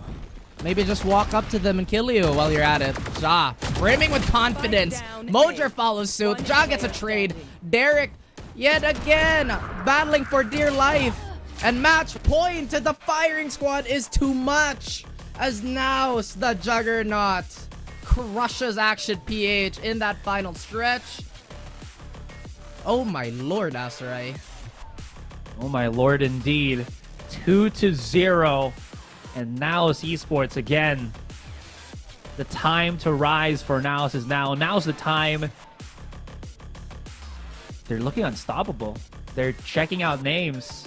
And they're wanting to build themselves back up. My goodness, man. An absolutely ferocious performance from NAOS Esports. On the flip side, though, I will say Action PH, they had a lot of interesting ideas that did work from time to time. It felt like on that second game, Action PH literally had to play every single thing that they can do, and then differently every other round. Be creative as much as they can, and that's how they were able to go as far as 8 rounds in against NAOS. Yeah, at the start, it kind of felt like a classic heavyweight boxing match, right? We saw NAOS really doing the Klitschko strat, 1-2, and then adjust from there. You know, maybe cut some angles here and there. Maybe slip a few punches and land a few haymakers, but I think the biggest thing for NAOS has been their patience and their accuracy on those reads. They've been devious with those Aserai, especially on that penultimate round. They didn't bite on the B fake, and they still had a perfect defense for a C attack, a C take. Action PH, though, they look much more competitive, but I feel like they just need a little bit more to really push them over the hill. What they're displaying, very, very promising. But at this point, NAOS and basically everybody else, they're looking for results, not promises. player standing. Wow. Perfect. We mentioned, man. Now it just felt like they had so much more left in the tank to utilize here if ever it gets a little bit too hairy. Like, absolutely crazy how quickly we saw a NAOS that felt, honestly, not as clean on week 1 and week 2, but this time just looking even more refined. And I think, at least from us here, we would both agree that one of the reasons why that's happening is it stems from just how incredibly just grown NDG has been as a player, as a team player, more than anything else. He's been just absolutely perfect on his role. Before he was struggling, now he is just flourishing. True. Kind of like Kawhi Leonard, you know? So many basketball references today. Was a little shy in those openers, but has turned into a bona fide star. Of course, he is going to be delivering the win with Grab Unlimited. And who is that? It's going to be NDG. Of course. Again, you deserve it. It's the limelight, brother. Another thing, so another thing that I want to point out for Action PH, and it is just really impossible to bring this up without saying that this is a very recent team. But one thing, another thing that I really love about them is that they never really devolve. They always try to hit a site with a plan. Sometimes the plan gets stuffed, but they never seem to really back down despite, in the words of Asterai, sometimes one of their duelists lose the nerve, or sometimes it does get disjointed, but they stick to that science. And that is also a hallmark of a team that could reach heights that very few can. So with that being said, Asarai, what about you? Any parting words before we throw it to our beautiful panel? You know what? I just resound what you mentioned with Action PH. Even though it looked very grim on some of those rounds, they never really stopped, creating opportunities for themselves. Blurred still getting that marvelous 1 round in on the last round of the first half. That was incredible. We also, I think, saw a couple of good kills from the other players, but of course we're gonna get cut short because we have to throw it to the panel to discuss things even further. So guys, let's go to the panel. Esports takes that series 2-0. Now back here on the panel, kasama nyo pa rin ako si Likeable, si Dax, at si Black and Blue, of course. Now, nung nasa backstage kami, nagkukwentuhan kaming tatlong panelists over here. And actually, alam ko may gustong point na i-share si Dax. Pero hindi ko alam kung mag-share nga siya kasi may konting tampuhan na nagaganap dito sa fellow analyst ko dito. Dax! Ba't mo ko pinapauna? Baka gusto ni Black and Blue mauna, di ba? Ikaw na. Oh, Boo. Boo ba kita? Boo ba tayo? Magka-boo ba tayo? Pwede ba tayo gumanon? Paano ba yun? Ganun. Ay, kabilang kamay. Bro, I just make a burger all the time. Paano to? Cheeseburger. I have no idea what's happening. It's just complete chaos at this point. Pero going back to the series, Nico, parang konting flashback dito, Ja on that chamber? Ja. That's all I'm gonna say. Ja. Galing! Pag tinignan mo dito talaga, it really does enable a lot more to happen, right? Pag nasa medyo mas parang aggressive ang position na inalalagay si Ja. They have him on the jet for map number 1. They have him on the chamber for map number 2. At talaga, para sa akin, I really feel like even though Ja is a capable, literally anything, controller, initiator, sentinel, duelist, talagang he is one of the best duelists in the country. And I would even argue he's a top 10 APAC player if he can be in that role. So, it is one of those things that talagang kailangan may utilize din ng NAOS all their strengths. But NDG is a player I really want to talk about in this series. Top fragging the entire series, both on the Sova and on the Fade. Napakalaking impact ang binigay niya dito. And Mojer as well, dun sa pangalawa. Yeah, just because you have this aggressive frontline or aggressive stance na mga galing kay Ja, na-enable talaga natin yung mga pure potential dito ni Mojer at ni NDG. Completely agree with my fellow panelists. Tama na tampuhan. Kasi ito na naman eh. Usapan natin to doon sa head-to-head mismo. Kita natin para sa NAOS, it's all about that frontline. It's all about using that for pace. From si Wits na sobrang independent sa sarili niya, yung pangalalaro niya agent. Din na nga nakikita na top fragging NDG on that initiator. Nahanap na rin ng NAOS Esports ano yung gumagana para sa kanila. And these were the concerns dati dati. Nung may Killjoy pa sila, meron pa silang mga Sentinels, it felt like medyo may pagka-redundancy yung backline. They didn't need it in that pace. But this time, it's a whole collective unit na gumagana para sa NAOS Esports. Oh, collective unit talaga yung magandang term dyan. Kasi talagang synergize tong team na to. At sa nakikita natin dito, Dax, si Mojer pa nga ang MVP na naman natin from the side of NAOS Esports. Commendable talaga, di ba? Oo nga, first map performance was absolutely phenomenal. 20 kills nung napansin ko. And one of the big reasons why palagi na lang may advantage dun yung NAOS, especially on Icebox, 2Ks in multiple rounds, mga first kills na napupunta sa kanya. And just because of that, nakikita talaga natin, when NAOS has that momentum, they keep going with it. Kung anong limit na nabibreak nila, pwede pa nila i-push ng todo yun eh. And that's one of the biggest reasons why nakikita natin yung NAOS Esports dominance sa mga rounds. Kung patuloy-tuloy yung nakikita nilang pwede kunin nila sa'yo, they will go for it. At patuloy-tuloy din ang nakikita nating improvement dito sa pwede nating sabihin, mas batang player dito ng NAOS. Mojer especially din, and I talked about NDG a while ago. You stop fragging doon sa Icebox sa mapa nila, and a lot of that I really do believe is having someone else also be reliable doon sa pangalawang pagpasok nila, and that being Ja, helps give Mojer the confidence to be able to do exactly what he does best, which is cause chaos, be a great entry, kasi yun talaga isa sa kalakasan niya, and then capitalize on that. That's what NAOS did the whole game, that whole series, and that's why they win. Ganun na nga talaga yung nangyari. Chaotic kung chaotic. Ano nga ba yung pagkakilala natin dito sa dalawang younger players, diba? Rank demons nga, diba? And ang maganda dyan, nakahanap sila ng environment kung saan fully nakaka-thrive talaga sila and fully nakaka-perform sila together along with the rest of their team. Pero ayan, mukhang nagkabati na rin etong dalawang panelists na to. Nakikikooperate na talaga si Dax. At mag-sorry ka na kasi, Black and Blue. Oo. Lambingin mo na. Bakit? Hindi naman ako yung problema. Ako, ma-pride. It's not you, it's me. Ano ka ba? Not you. Wala. Valorant brings us together though, di ba? Look, Pag may baliktad. point. It's not me, it's you. Sayang mo po. Muntik na! Hahayaan ko na tong dalawang to na magkabate kasi may cast pa sila later on dito sa English broadcast. Pero for now, here on the panel, we're signing off for now. We'll be back after the break. This has been Likeable, Dax, and Black and Blue.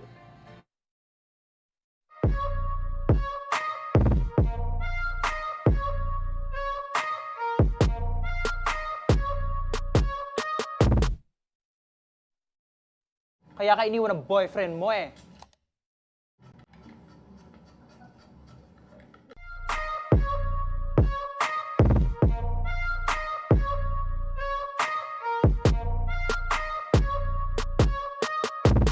Might have spotted Georgie, but who cares? This is Georgie. He's just gonna do whatever he wants to do. Unfortunately, Mojer spotted him out, and the G, this certain aggression not working out so far as Valorio shuts down one, but at what cost? 3 players out, Riku.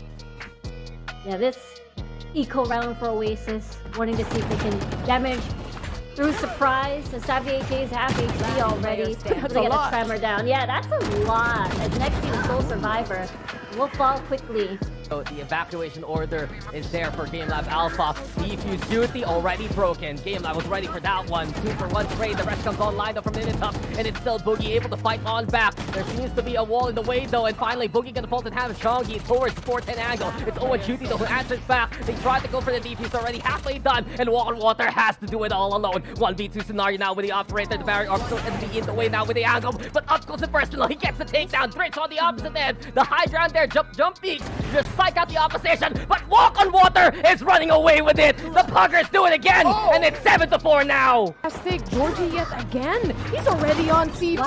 No one knows. No one cares. Georgie is here to take you all away. Georgie! Page from Strike being down. rotated, killed people from garage. 3 remaining for him. This is still anyone's round. There you go. Georgie's Quick and probably swift. mad, like, So people got this wrong a lot for those patch notes, but we'll continue about that later on. Oh, what a perfect ult command here! Still finds a kill anyways. Zind pulls his rifle out for the old-fashioned way of dealing with things. Blurred has trigger discipline. I don't think Naru even saw him there. He's kind of looking his way. Just a second. Blurred finds the 2. They double up on it. They line up for him to get the double kill with a single shot.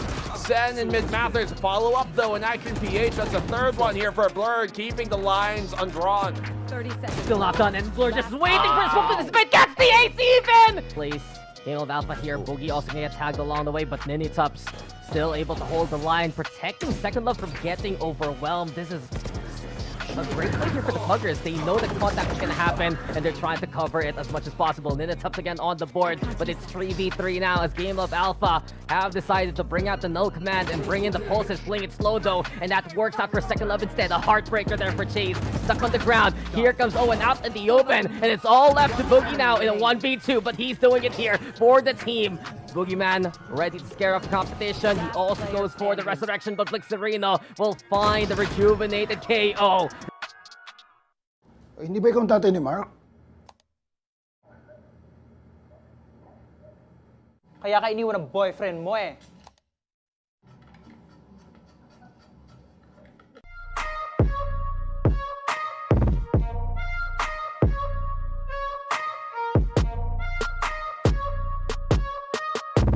Might have spotted Georgie, but who cares, you know? This is Georgie. He's just gonna do whatever he wants to do.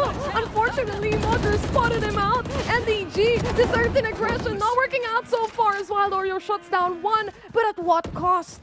3 players out, Riku.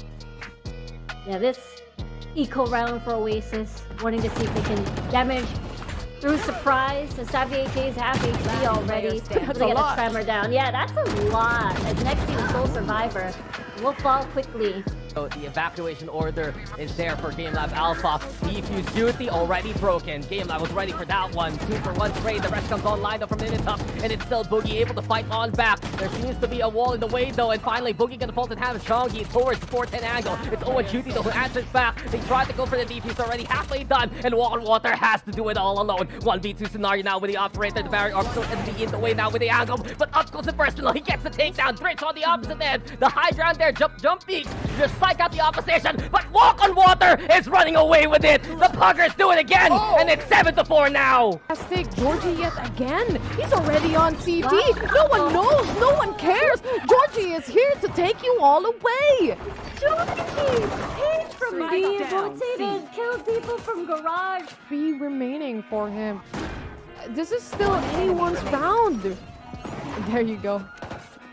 Georgie's Quick and probably swift. mad, like, So people got this wrong a lot for those patch notes, but we'll continue about that later on. Oh, what a perfect null command here! Still finds a kill anyways. Zind pulls his rifle out for the old-fashioned way of dealing with things. Blurred has trigger discipline. I don't think Naru even saw him there. He's kind of looking his way just a second. Blurred finds the 2. They double up on it. They line up for him to get the double kill with a single shot. Sen and Mid-Mathers follow up though, and Action PH. That's the 3rd one here for Blurred, keeping the lines undrawn. 30 seconds. Still not done, and Blur just waiting for his smoke to dissipate. Gets the ace even! Place GameLab.Alpha here. Boogie also gonna get tagged along the way, but Ninitups still able to hold the line, protecting Second Love from getting overwhelmed. This is a great play here for the Puggers. They know the contact is going to happen, and they're trying to cover it as much as possible. Ninitups again on the board, but it's 3v3 now as GameLab.Alpha have decided to bring out the null command and bring in the pulses, playing it slow though, and that works out for Second Love instead. A heartbreaker there for Chase, stuck on the ground. Here comes Owen out in the open, and it's all left to Boogie now in a 1v2, but he's doing it here for the team. Boogeyman ready to scare off the competition. He also goes for the resurrection, but Blixerino will find the rejuvenated KO. Hindi ba ikaw ang tatay ni Mark? Kaya ka iniwan ng boyfriend mo eh.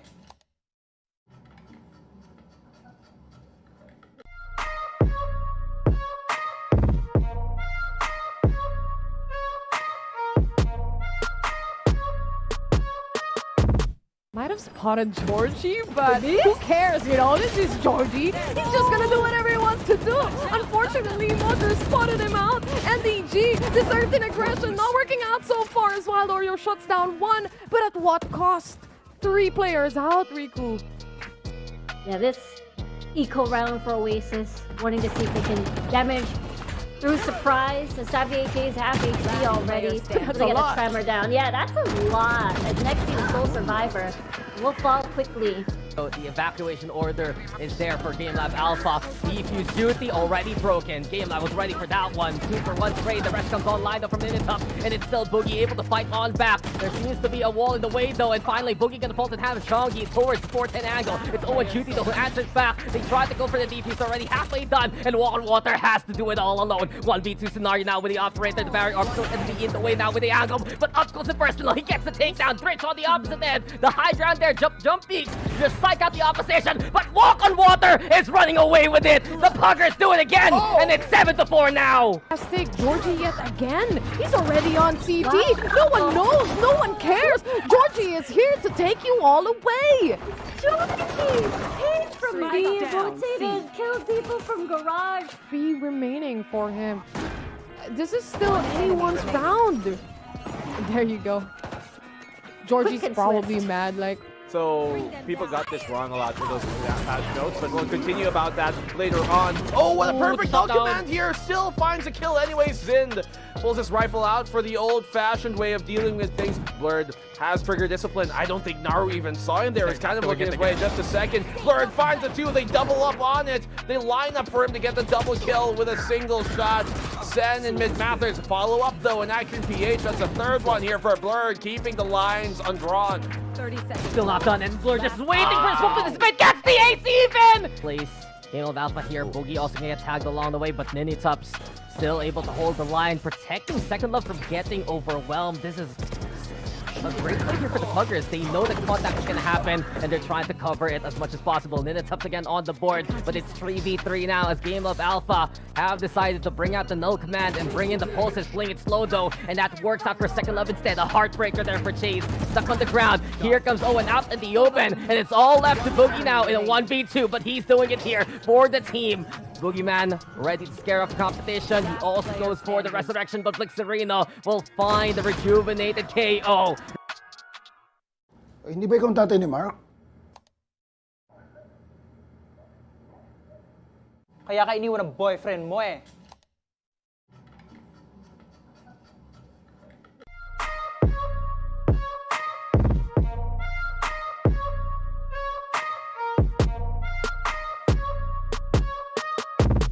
might have spotted Georgie, but who cares, you know? This is Georgie. He's just gonna do whatever he wants to do.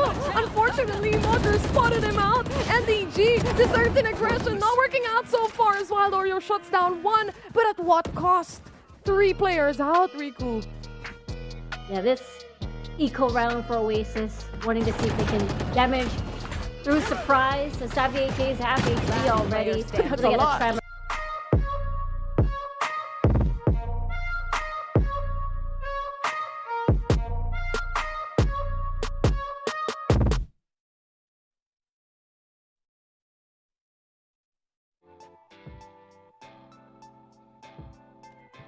Muling nagbabalik ang VALORANT Challengers Philippines, and here on the panel kasama nyo ako, si Likeable, and of course, ang pinaka-Tagalog na panel na maririnig nyo ngayong araw, si Asuray saka si Raf. Welcome to the panel show, you guys. Asuray, pag-usapan natin very briefly what were your thoughts on the first series na nangyari today, especially since nag-cast din naman kayong dalawa kanina. Yeah bro, kita ko nga na napakagaling ng performance nga naman nung NAOS Esports, nung kinalaban nila yung Action PH. Kaya nung natalo nila yun, I feel ko talaga na pinakita nga ng NAOS na, you know, nung lumilevel up yung kanilang experience. Raf, isang malaking no lang. That's all I need to hear from you. Shut up, Asteroid. Okay. Diba, sinabi ko last week, ayaw ko mag-Tagalog kasama si Asteroid kasi madamay pa ako dun eh. Sobrang konyo ni Raf. Totoo naman, pero you know, relax guys. Relax. Okay lang naman. Okay lang naman. Sanay na kami. Sanay na. Tingnan natin kung kahit papano, unti-unti as we go along with the panel segments here on the VALORANT Challengers Philippines broadcast, baka unti-unti talagang mailabas natin itong Tagalog side na itong dalawang panel analysts natin na kasama ko dito, di ba? Pero anyway, bago pa tayo magpatuloy sa usapan natin, pasalamatan muna natin yung ating mga sponsors. Nais po namin magpasalamat sa Riot Games at sa Mineski Philippines for making this event possible. Yes, and of course, sa ating official sponsor, Grab Unlimited. Celebrate great wins with great food and enjoy free delivery every day. Subscribe to Grab Unlimited now for only 9 pesos on your first month. But not the least, this tournament is officially sanctioned by the Games and Amusement Board. So there you go, guys. And I'm sorry, every time Asarai speaks Tagalog, I can't just help but smile. It's like, I get it, dude. You know, you're great. I'm not saying anything. It's just, kumbaga, I love your accent. Say it again, Dexter. Pesos.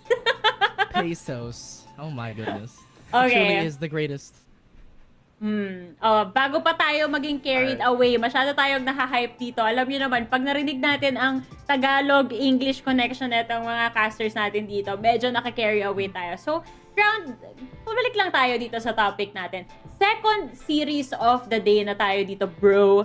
And grabe so far yung mga performances ng teams na to. Pero excited na akong pag-usapan tong dalawang to kasi mainit yung laban eh. Itong dalawang teams na to, medyo rin yung scores nila, medyo magkalapit lang. So umpisahan na natin dito sa unang team na kilalang kilala na across the Philippines, even though parang bago pa lang rin yung debut nila dito sa VCTPH. So kilala na natin sila, ang SR Nacague.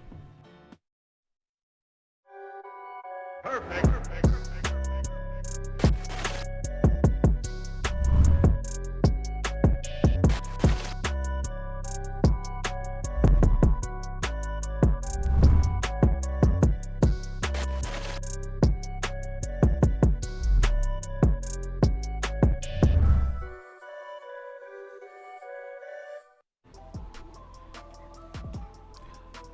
Alright, so with SR Nacague being our first team on the intro, gusto ko na din pag-usapan dito yung but yung journey nila coming into this. Again, they started somewhere middle, I think, or late of 2022, started picking up on as much tournaments as they can, and finally they got into one of the biggest, if not the biggest tournament that they can get in dito sa Philippines, which is VCTPH.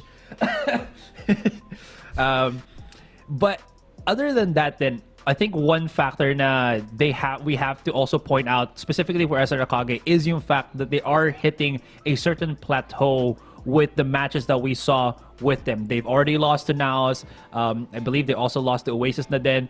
And where is the next step ngayon? Or they lost to Action actually, but where is the next step for SR Nacague now that their Pearl has also been quite vulnerable in the previous weeks that we've seen them play it on? There's been a lot of external factors coming into this one.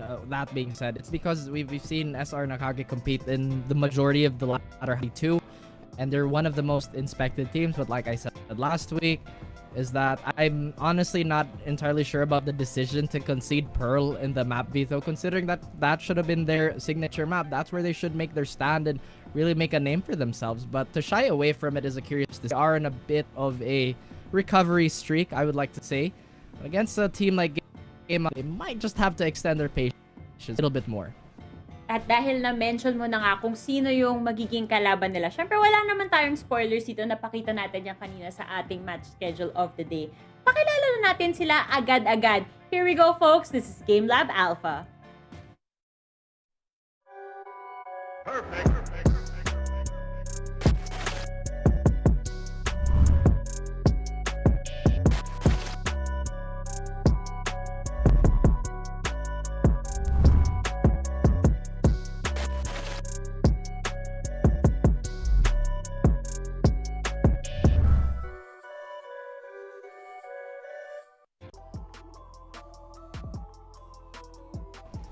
GameLab.Alpha, one of the teams that have been such pleasant surprise, and honestly, they've been making everybody, I guess, notice them. I feel like the biggest thing about them, though, is that they're a team that loves to push the tempo, but does not really have any of those breaks, and we already see some throwing out.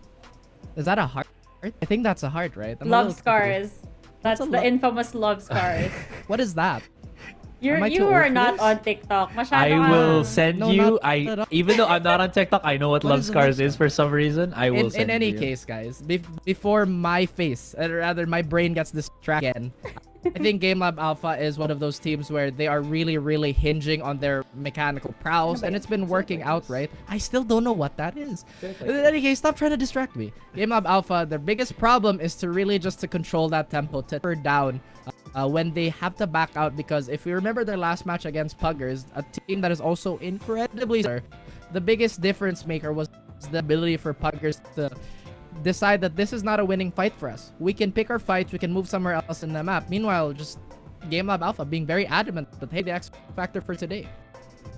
I think that's a good point as well, right? Because of course it is. I think that series from last week with GameLab.Alpha and Puggers, I think was more of just who had the better contact play. I think Puggers shown that they do have the better players in that sort of regard, but GameLab.Alpha has a better grasp of rotation, and that's always been what has been their strong point, right? So moving forward into this series, can they utilize that again? Because they've already beaten some incredible teams such as Abaddon Abyss and Sky Empire, and SR Nacague is somewhere along those lines as well, and they do look somewhat disjointed. We were talking about this, off broadcast, off stream, about what SR Nacague is going to be bringing right now. Is it going to be Maxi, who is such a big pillar of utility for SR Nacague, or Naru, who hasn't fully integrated with a team as from what we saw on the previous weeks? So that's the big question here for SR Nacague, at least, as well. Actually, now that you brought it up, one of the things na kailangan din talaga natin pansinin is yung adjustments din na ginagawa ni Patman every time na pumapasok either si Maxi or si Naru. Kasi siya talaga yung pinaka nag-a-adjust ng role dito. It's either he goes into that initiator role o kaya naman sa Sentinel. Depende na lang talaga kung saang direksyon yung pipiliin ng team for the specific map. Pero going into this, sabi mo kanina yung contact play, napaka-importante. Sino ba lagi yung unang contact natin, yung first contact natin? Usually yung duelist natin. So dito sa head-to-head natin, tingnan natin kung ano nga ba yung magiging impact na itong dalawang star player ng mga team nila. Raf, we have Zind and FallX here on the screen. Yes, that's right. I can read like that. Thank you very much, though, for reinforcing the ability to see what is in front of me. But of course, Zind has been a player that we've talked about quite a bit. A lot of the offensive capabilities, and by right, as a duelist, is pretty much on his shoulders. Now, I'm pretty sure that he's had a lot of time to really prepare for this matchup, and honestly, it is going to be stacked to think about holding down the fort against, or rather going against the super contact heavy side that is going to be a GLab. Of course, FallX is going to be leading the charge with that one. I think Asra has something to say about him, actually. Yeah, absolutely. So the thing with this is, you just mentioned that I did. You put yourself in a redundant spot, brother. Anyways, so the thing that I wanted to point out as to why I also was pretty adamant about wanting to have this kind of head-to-head with Zen and FallX, not is only because of the fact that they are both the duelist players, but also because of the journey that they had from last week, where both of them were actually, I feel like, underperforming to the certain level that they play on, right? Where Zen is always so explosive, but he wasn't getting the frags that I was kind of hoping for him to get from last week's matches, as well as FallX. I think even though SR Nacague still had, some great wins from last week against Abaddon Abyss, it was, as like I mentioned, Patman mid-matters that was really creating the tempo for them. And moving forward, definitely need to see these players really skyrocket on their own end. And for GameLab.Alpha, again, wasn't FallX, it was, I think, Boogie and Boogie, sorry, and Owen Cutie that really stood out to me from last week. Meron talaga tayong players dito na nagsa-stand out ng todo-todo. Pero like you said, we're hoping to see more even as individual players na magpa-pop off talaga para naman well-rounded na yung team all around. Pero dito tayo magkakaalaman kasi Valorant, I believe, is all about mental warfare as well, at nagsisimula yan as early as the map pickings. So alamin natin kung saang mapa nga ba tayo mapupunta as we go into this series between SR Nacague and GameLab.Alpha. Azurai. Yes. Ito na. Ano mo na, medyo na-reveal mo na yung history ng mga teams na to sa mga series na pinaglabanan nila in the past couple of weeks. Sa tingin mo, ano yung unang mapa na makikita natin dito? If GameLab.Alpha don't ban Pearl, I think Pearl pa rin is gonna be one of the staple picks para dito ng SR Nacague. Even if sinasabi na nga natin na, ay, natalo na sila dyan a couple of times, ay, mga teams can adapt. I mean, SR Nacague can also adapt themselves. That was one of their strong points then when we first saw them, you know, last year in one of the tournaments that we also casted in a Southeast Asia Invitational then. So with that being said, I feel like that's going to be a thing for SR Nacague, and for GameLab.Alpha, at least for me, they're going to be looking for maps again that is not too heavy dun sa being complicated. It's more gonna be, again, going on to Ascent, maybe Haven as well as Icebox, maybe even a Bind, but Bind's gonna be taken out. I actually feel like Fran underrated pick for NCG because it's a map that really suits their it's heavy defaulting, trying to slowly crawl their way up to any of the points of interest on the map, and GLab getting that out of the way is, I would say, it's great research, but it's also a testament to how loyal they are to their style, because as we mentioned, GameLab is a team that likes to brawl, likes to send it. And Fracture is really not the type of map that benefits from constant rushing. Again, there's just so much control and value in orbs and just having control over the rotations. GLab, though, selecting Haven, I believe this is one of their more reliable maps, if I am not mistaken, as I'm trying to get my data out here. But in any case, for Haven here, this was where they duked it out with the Puggers, and it was a pretty tightly contested map. Look to just refine that a little bit more. NCG with Pearl still on the field, they could very much pick it, but it seems there's a little bit of hesitation. Actually picks Ascent first. Ascent. Talagang dun, babalik dun sa point that you just mentioned about Fracture. We're in default heavy kung maglaro tong NCG. Pero going back on to Haven, itong GLab, we've actually seen two alterations of the composition na binibring out nila dito. We've seen them before on a Reyna, on a Fade, or on a Reyna and a Jet rather, tapos meron naman isa na Raze and then Fade. So medyo magkalayo talaga yung dalawa. I'm just wondering, ano kaya yung nagiging decision making nila kung anong klaseng composition yung binibring out nila whenever they go into Haven over here, Aserai? It feels like anything else. Kung ano yung, I think more than anything else nga, it's more of what is comfortable para sa GameLab.Alpha, and then if they can allot it, maybe a counter strat or an agent that can counter something dun sa kalaban nila for the most part. Because I think GameLab.Alpha is still one of those teams that relies heavily nga on just how well their players can manage rather than how their players can understand how to what's the word nga ba dito? How to rotate and such. Yeah, okay. That was a cough. Yeah, that's a cough. Excuse me, all right? But this is what's interesting then. Look at the bans. I think GameLab.Alpha is really trying to squeeze out the Pearl or Icebox kay NCG. And here's another question then. With Ascent being the first map that NCG actually picked up, does that mean that we're actually gonna be seeing Maxi dito rather than Naru? Again, going back dun sa ano ko. Kasi the map that Maxi actually played the most, I think, from last week, or that was most notable, had to be Ascent. So them picking that up, I think, also dictates then, or is giving a nice little preview of what is to be picked up. And the reason why I keep going back up to this para sa SR Nacague is because it's such a big difference talaga on their two players of who they pick up or who they utilize in this series. You know, I'm glad that you brought that up because I was actually just about to talk if this is going to be where they do bring Maxi in, because I feel like stylistically Maxi is gonna do so well against GameLab. Like we said, right, Naru is so firepower heavy that sometimes he does kind of tend to take those challenges a little bit more head on, whereas Maxi as a player likes to just focus on survivability and provide a lot of the intangibles to just have that, I guess, perceived pressure of a player still being around the area, right? And with GameLab really the type of team to just push the tempo, Maxi could delay for as long as he can, enabling other players like, let's say, Zin. I honestly think Mid Mathers actually has to bring a lot of his impact here, because the way that he disjoints a lot of plays with this Astra play is perfect against a team like GameLab.Alpha. But then maybe I could just be bringing the Jinx across the board. Not entirely sure. Ito na kaya yun. Binati kaya ni Raf yung mga pangyayari. Now, let's take a step back kasi medyo dinadissect na talaga natin yung mga players and yung impact nila as a team. Tingnan, gusto ko silang pag-usapan as a whole naman. Let's start with you, Asarai. If you were to describe SR Nacague with just one word, what would you describe them as? Huh. Wow, you're Why putting are me on you spot. laughing, Raph? All right, I'm not laughing. I'm laughing.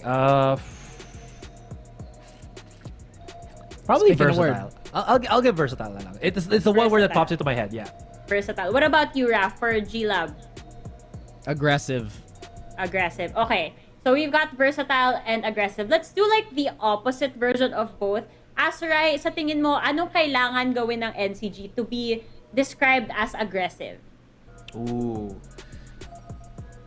To try to be more aggressive, they have to go for...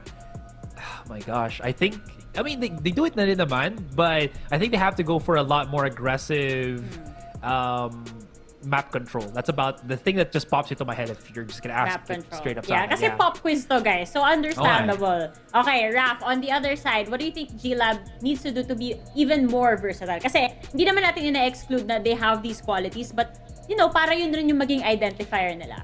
GLab or SR? GLab for you. Okay, for me, for GLab to really start getting that flexibility in their lineup, they have to really pick their fights. I love the faith and the confidence that they have, and I've said this over and over, they just have to pick their fights. Because once they start doing that, that's when the ceiling really raises itself and the potential for all these duels in the mid-round to really flourish. I was really good at pop quizzes, by the way, so this doesn't work on me. It seems like it. It seems like it. Dahil magaling ka sa pop quiz, why don't you lock in your prediction first? SR. Like, I think I'm gonna confidently say SR. They have to win this. They have to win this. It's not even like, yeah, they need it, man. I mean, obviously GameLab needs it too, but SR, they've had a bit of a skid, and to come into our VCT as one of the projected top 4 teams and then have a fall from grace like that, it is severely, I guess, destructive to one's mental. So they need this confidence booster, and they need to get that momentum back to push them upwards. Push them upwards indeed. What about you, Asarai? Are you joining Raph on this prediction, or are you going the other way? You know, this time, I will be joining Raph on the prediction. I do feel that SR Nacague is still one of the best teams in the Philippines, but they are on a rut right now, and I do want to see them... I don't want to see how they figure out how to get out of that one, because it will come in, especially once the playoffs are here. Well, if you can't beat them, join them. I am gonna be predicting SR Nacague with you guys. Hopefully, makita talaga natin na mag-reflect yung pagka-versatile as well as aggressive ng team na to. Predictions are locked in for Likeable, Asarai, and Raph. Kitang-kita nyo dito sa screens nyo. Walang edit-edit, locked and loaded na yan. Which means we can begin with the games. Kita-kits tayo sa first map natin over at Haven. Casters, take it away.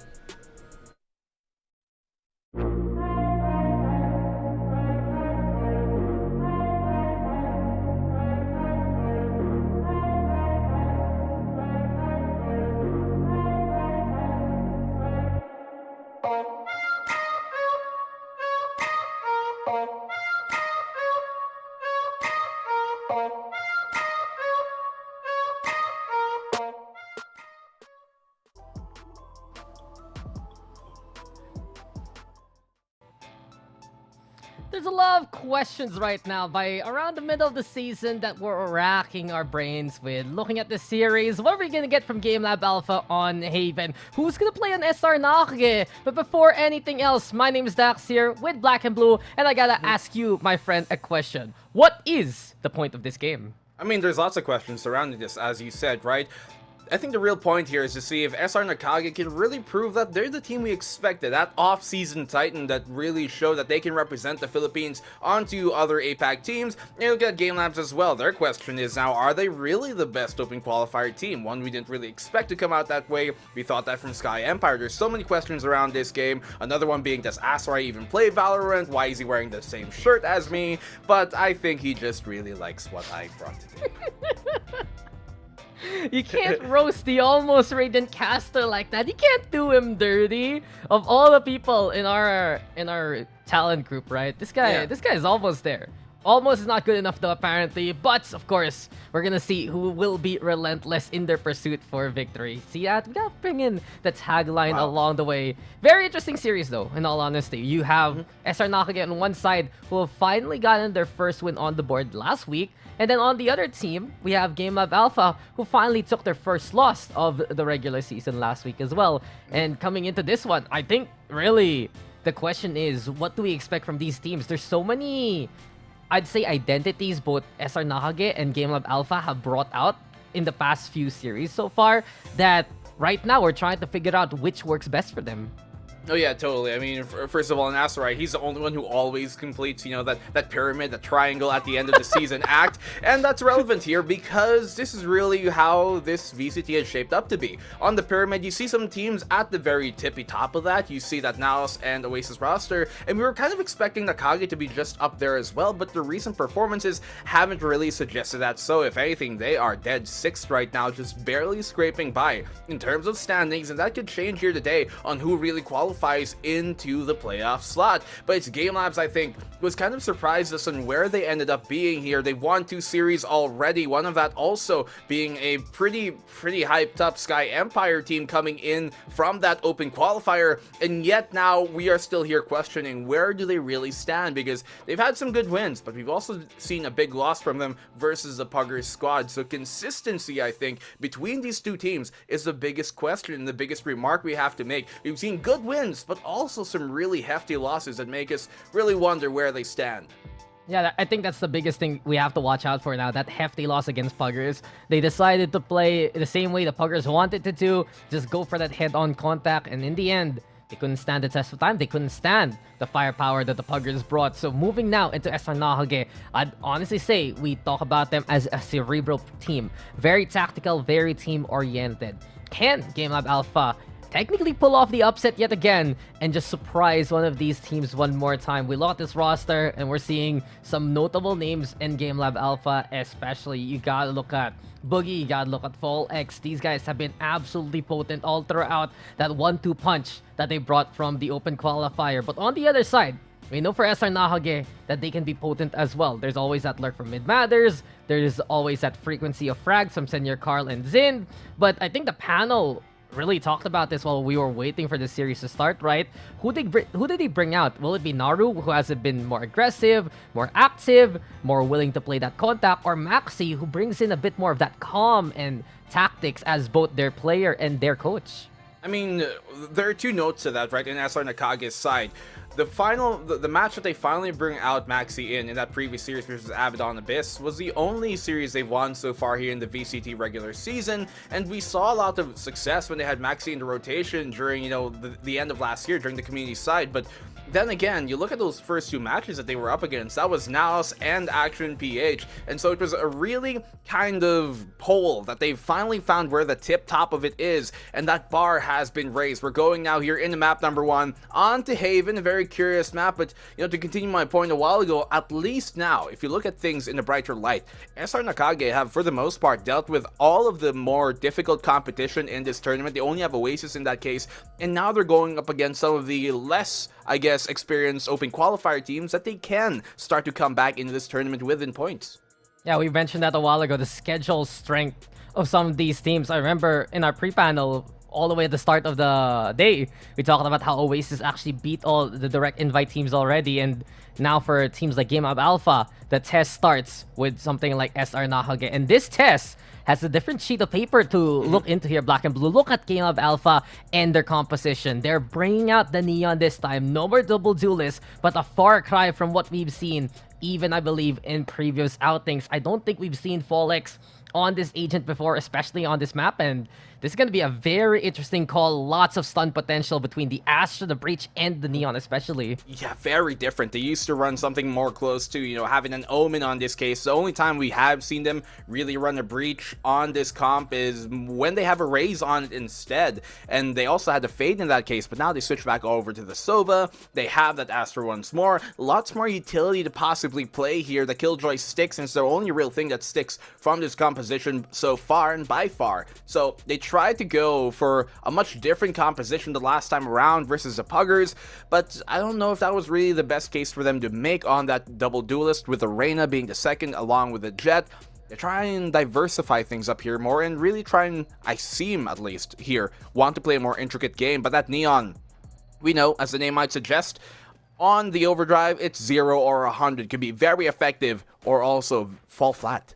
And similarity in that diversity, SR Nacague is pretty much tried and tested. They stick around with the Jet though for Zind, and look who's on the roster right now. It's the man with the brain, the man who's looking to get even more of that aim punches going. It's Maxi now on that Killjoy, but this is what Neon's all about. Quick action straight towards the side. He tried to go for the plant, but maybe it's a little bit of fake out. Zind though, prepared over onto the cubby, couldn't find the timing there to take the shot, and as of now, might need to watch the window if ever. Boogie though with the find towards the middle of the map. It's Fallex sprinting his way towards the seaside. Special delivery, it's just basically grab unlimited right in your face here, courtesy of Fallex, but the 1-for-1 trade as we get into post-plan. Immediate C rush here coming from GameLab, although they have lots of firepower on their side. Still, Maxi at range, the classic making it work on out. Frenzy up close, and Mid-Masters is able to get the trade out on Fallex immediately. They're playing the post plant right now. They do have the man advantage on this retaking Nacage's side. That recon's going to help them out tenfold, at least to try and buy them some space and some time. But that counter recon's big, although it misses. It doesn't get the catch. Chases, able to get the kill, but they get the defuse anyway, able to stick it from that space in the smoke given. And Mid-Mathers coming in big. Yeah, they couldn't get the intel, and they just unfortunately assumed that there was nothing really happening on the opposite end. They were waiting for the push, and it did occur, courtesy of Maxi. But by that point, SR Nacague already getting the win, and of course, Mid-Matters, consistent man on the mission, on the Astra, getting the final few takedowns there at the end of the round. So a strong start from SR Nacague in the pistol. I gotta give props to this squad, and it really proves how team-oriented and how disciplined they were in that round. Getting pressured by a Neon, going for that quick plant. It takes guts. It takes a lot of fortitude to be ready and to just reel it back, not panic in those moments. And you can see right now, SR Nacague, that squad's looking pretty mature as we move now into the next. Moving on forward here. Nacague, these are the type of rounds they need to consistently win. They have to start taking these pistols, even though we know that they typically are pretty good on the pistol round. They just eventually have been losing the mid-pack of the game further on moving. At least in their earlier matches, we've seen them. Hopefully, Abaddon Abyss, that matchup would be a great turning point for them. Now they're going up against GameLab, a similarly kind of, I guess, power level team. And Nacague, it's going to be really telling how they play their bonus right on after. Playing very close. This is dangerous from Patman. Luckily for him, still able to come out with 2-0 from it. Yeah, the one and done, sure. He's not done. He's ready for more. And at the very least, in there, he was flushed out by the fault line. Luckily, though, for GameLab.Alpha, he just weren't prepared for the corner itself. And now, trying to just pie this angle as much as possible. Zin gets 2. Lobby completely controlled here by SR Nacague, taking no meetings, no reservations whatsoever.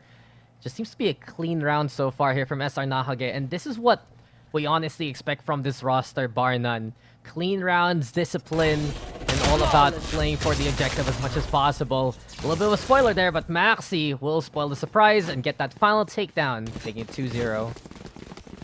So, really, what do you think of Maxi being the configuration over Naru? Like, we know that, you know, they've had more struggles with Naru was there, but then arguably they had much more difficult opponents in Oasis in action. We did see Maxi during the end of the last year, the tail end, but what do you think about this? I've always thought Maxi to be really one of those veteran minds that brings in stability and calm to SR Nacague. And from what we've seen, especially during the first and second week of SR Nacague, perhaps that's what they need more. Not really in terms of the firepower. He has had his moments, and I'd love to see him improve even more so on that aspect. Just pop off the way that the rest of the roster does. Beyond that, look at them.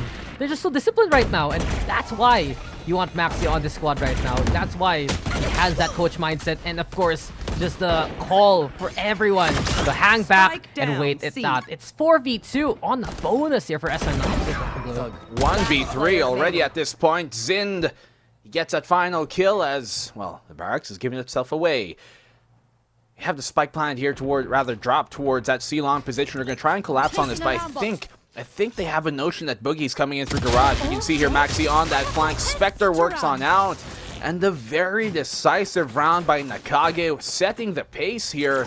to be able to get these bonuses. That's what I talked about in the previous round. The bonus is going to give us a very telltale sign, going to suggest how activated Nacague are, because we know that they can convert these type of rounds even against APAC competition. And against GameLab, they do so very, very cleanly. Activated and appropriate. They're just so ready to play out even long angles with things like the Bulldog. Absolutely prepared for whatever GameLab.Alpha throws at them. And you look at the compositions, right? In a way, besides that Neon and Jet variation, it's still GameLab.Alpha effectively mirroring what SR Nacague does in the first place. So it's just the mastery right now we're seeing from SR Nacague. The way they play and the way they just trust these angles to go in their favor. There you have it already. Patman, he realized a while ago he can get away with A-long antics. He does it yet again. This time around, Zin is there to help him. A heavy staff now moving towards A side as Senor Carl peeks out towards middle. And these frags are just going in favor of SR Nacague. Sure, Dritch gets one for his troubles. But already you can see that the news is getting tight and claustrophobic on a 3-side map. When does that happen? Evacuation towards the lobby. He gets the stun though, and Dritch still fights on back. Makes it 3 for the round. All left now as he picks up a rifle, but mid matters. Is he prepared for this kind of contact? No, he's not. 4 in a row for Dritch, but unfortunately, the surprise is spoiled by Maxi again. 4-0 now for SR. Well, that came pretty close, especially for an eco round. Good job done, I think, by Game Labs to get that much value out of a sole player, and to get the Rolling Thunder as well to try and finally turn the tide of this bout. Nacague still continuing on with another round is the most important part of this fight. That's what they have to continue to do here, be able to secure this. I mean, they already have 4 rounds on the defense. Ideally, like 5 is okay already. And like early timeout, wow. That's wow. I can see every pore, every hair, every nostril. Flawless skin right there. Yeah. I wonder what's the Killjoy routine. I wonder what I don't know, actually. I don't know anything to I don't know anything about skincare. Dude, I literally just shaved in the my face. in the middle of the matches. Oh yeah. That's gonna be on Twitter. Yeah, that's fine. I don't Oh, did you actually record it? I did. Oh! Yeah. Why didn't you post it then? I was waiting for it. Because we gotta cast a game, brother. Yeah, you had time. You want me to do it right now? No, not right. I mean, maybe. It's the pause. A while ago would have been better during the panel when you were basically that's true. roasting Asteroid the whole time. And clip it and yeah. I mean, that's your mistake. You gotta get one of those like Clipper apps, basically. Clippers. Clippers. Weren't you supposed to have a date with Clippers? Before this? Huh? Clippers, oh yeah, you know, yeah. You're right. But it didn't happen. It was pretty. I wanted to get a haircut in between like the matches, right? But things happened, and I couldn't, unfortunately. You know, in this game, nothing's happening right now. No, I know. That was me a while ago. I was about to head out. I had basically everything on my phone ready. Yeah. I could watch. I could watch the games while I was at the parlor. Then suddenly, as soon as I stepped by my front door, they were like, "Oh, we can't actually make it this time." At the parlor, not the parlor. At the parlor. No, dude, I'm not gonna mince words about it. It is kind of a girly place in a way, but it's like I don't mind. I've been there since I was a kid. You know, I go to a salon. At a salon. A salon, man. I can get a mani-pedi and a foot spa along the way. But here we go. Finally, Valorant's happening. Rolling Thunder into play. It is for GameLab.Alpha and just a way to keep their take as safe as possible. They now have A site under their control, but the plant isn't down as of yet. Hunter's Fury is there though, and while Patman looking for targets, tags down Folex, gets the takedown. Zin is here ready with a Blade Storm too, and SR Nacague giving up the site, but they're taking lives in response here. Uh-oh, this is very deadly now for GameLab to try and hold on. The Blades come on in, as well as the Rolling Thunder to support it. Chase able to get 2 to help fend them off, but not for long. As Nacague perfect another round here on the retake this time. They get the hunt off of that Hunter's Fury. They fish out a pick, and then they burn so much time. By the time Game Labs are done planting and set themselves, Nacague are at the door knocking, and they get the 5th. Yeah, they just knew it was coming, and it just goes back to what I've said a while ago. SR Nacague, this is their composition that they're facing off against. The only thing that changes everything is that Neon, but we haven't really seen the comfort come in for Fallex. They have some good ideas that they want to bring that spike pressure early, that they have a number of stuns to utilize, but SR Nacague is just staying away from it. It's either they play back enough, respect the distance that happens, or they play close, shrug it off, or just barely avoid it and surprise Game Labs. It does seem like right now, the strike is working in favor of SR Nacague. And there you go, the hit comes through the scan. Patman sets it up and knocks him down himself. Even while concussed there, he still lands that shot. Patman, exemplary in these type of dueling situations, can really take things aback. 4v5. Lockdown put on place here towards the A site. Will they commit? I think they shall. Smokes popped. Operator here, he can line up a shot. This might actually connect. It doesn't for the meantime. But now they still have great retake potential. Retake potential indeed. And now here we have it. Shock Dart comes the way of the default. Chase, though, playing a little bit more aggressive. The numbers disparity might be something GameLab.Alpha is looking forward to, as Nacague double stacking towards the heaven position. They're just waiting for the moment to get the enable Zin to drop on down. Speaking of, there he goes, but he falls to his own demise. The Dritch didn't see anything. Patman's right in front of him, and finally, with sightlines clear, it's pretty clear cut for SR Nacague. Another round under their belts. Completely blind for the duration of that hold. Nacague already secure the equalized scoreline. And look at these retakes. Look at how effortless they come. Nacague just understand what to do and how to retake this site. And mind you, a site here in Haven is one of the hardest sites to be able to take in the whole game. Not the hardest, maybe, arguably, but one of. Especially on that drop, and you have to play things perfectly. And that flash, that is perfect. They get a bit of a team blind, yes, but ultimately enough, doesn't matter. Clean retake comes in. We were just watching the POV of GameLab.Alpha, just like, shoot in front of you! He's right there! But the thing is, everyone was just blinded on GameLab.Alpha's side. No one could see what was right in front of them. And now here you go, you don't even see that one coming, courtesy of Zin. Good start to shut Fallex down. If he can't even start the round, man, he can't play entry. And that's exactly what SR Nacague is doing right now. Fallex has been having a rough time in this game. Not even his fault sometimes entirely. He's just the person to make contact in a lot of situations. And Nacague, they're just so much more understanding of what to do in these situations. Eco round, Maxi's going to farm them at this point. Garage is going where he's going to keep him. Spams through, and yeah. 4K, not really the most hype round, but an important one for Nacague to take. They are setting the tone, not just the pace, the tone of the series with this opening start. This is just them bringing out the mop, bringing out the Bruins, basically, and effectively erasing any kind of potential plays from GameLab.Alpha all throughout. You can even see this. Maxi's just so slow on the play, but so good. He's waiting for the extra utility to come from his teammates before he overpeaks himself, overcommits himself.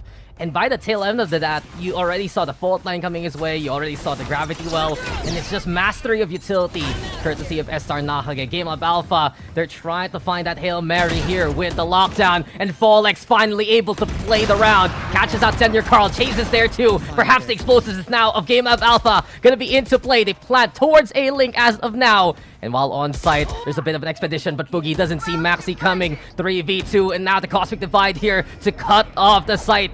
Basically away. Someone though still in the back here, Black and Blue. And Mid Matters and Maxi, they have to go for extermination now.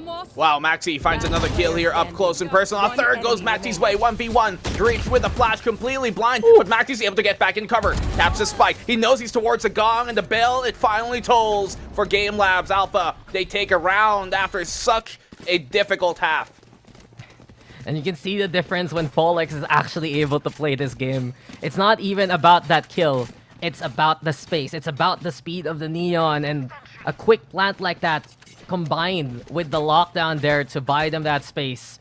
Seems like GameLab.Alpha just effectively a good raid along the way. Sure, it was the lockdown of SR Nacague, but with this kind of composition, right, with this kind of duelist, if you get that extra space thanks to that extra speed, the rest of the team can safely follow suit. And oh, the jump peaks now. Zin can't hit the shot. And GameLab.Alpha, yet again, Haste is here to try and go for the waste. Look at this pace though that Fallex is trying to ensue. He's pushing forward.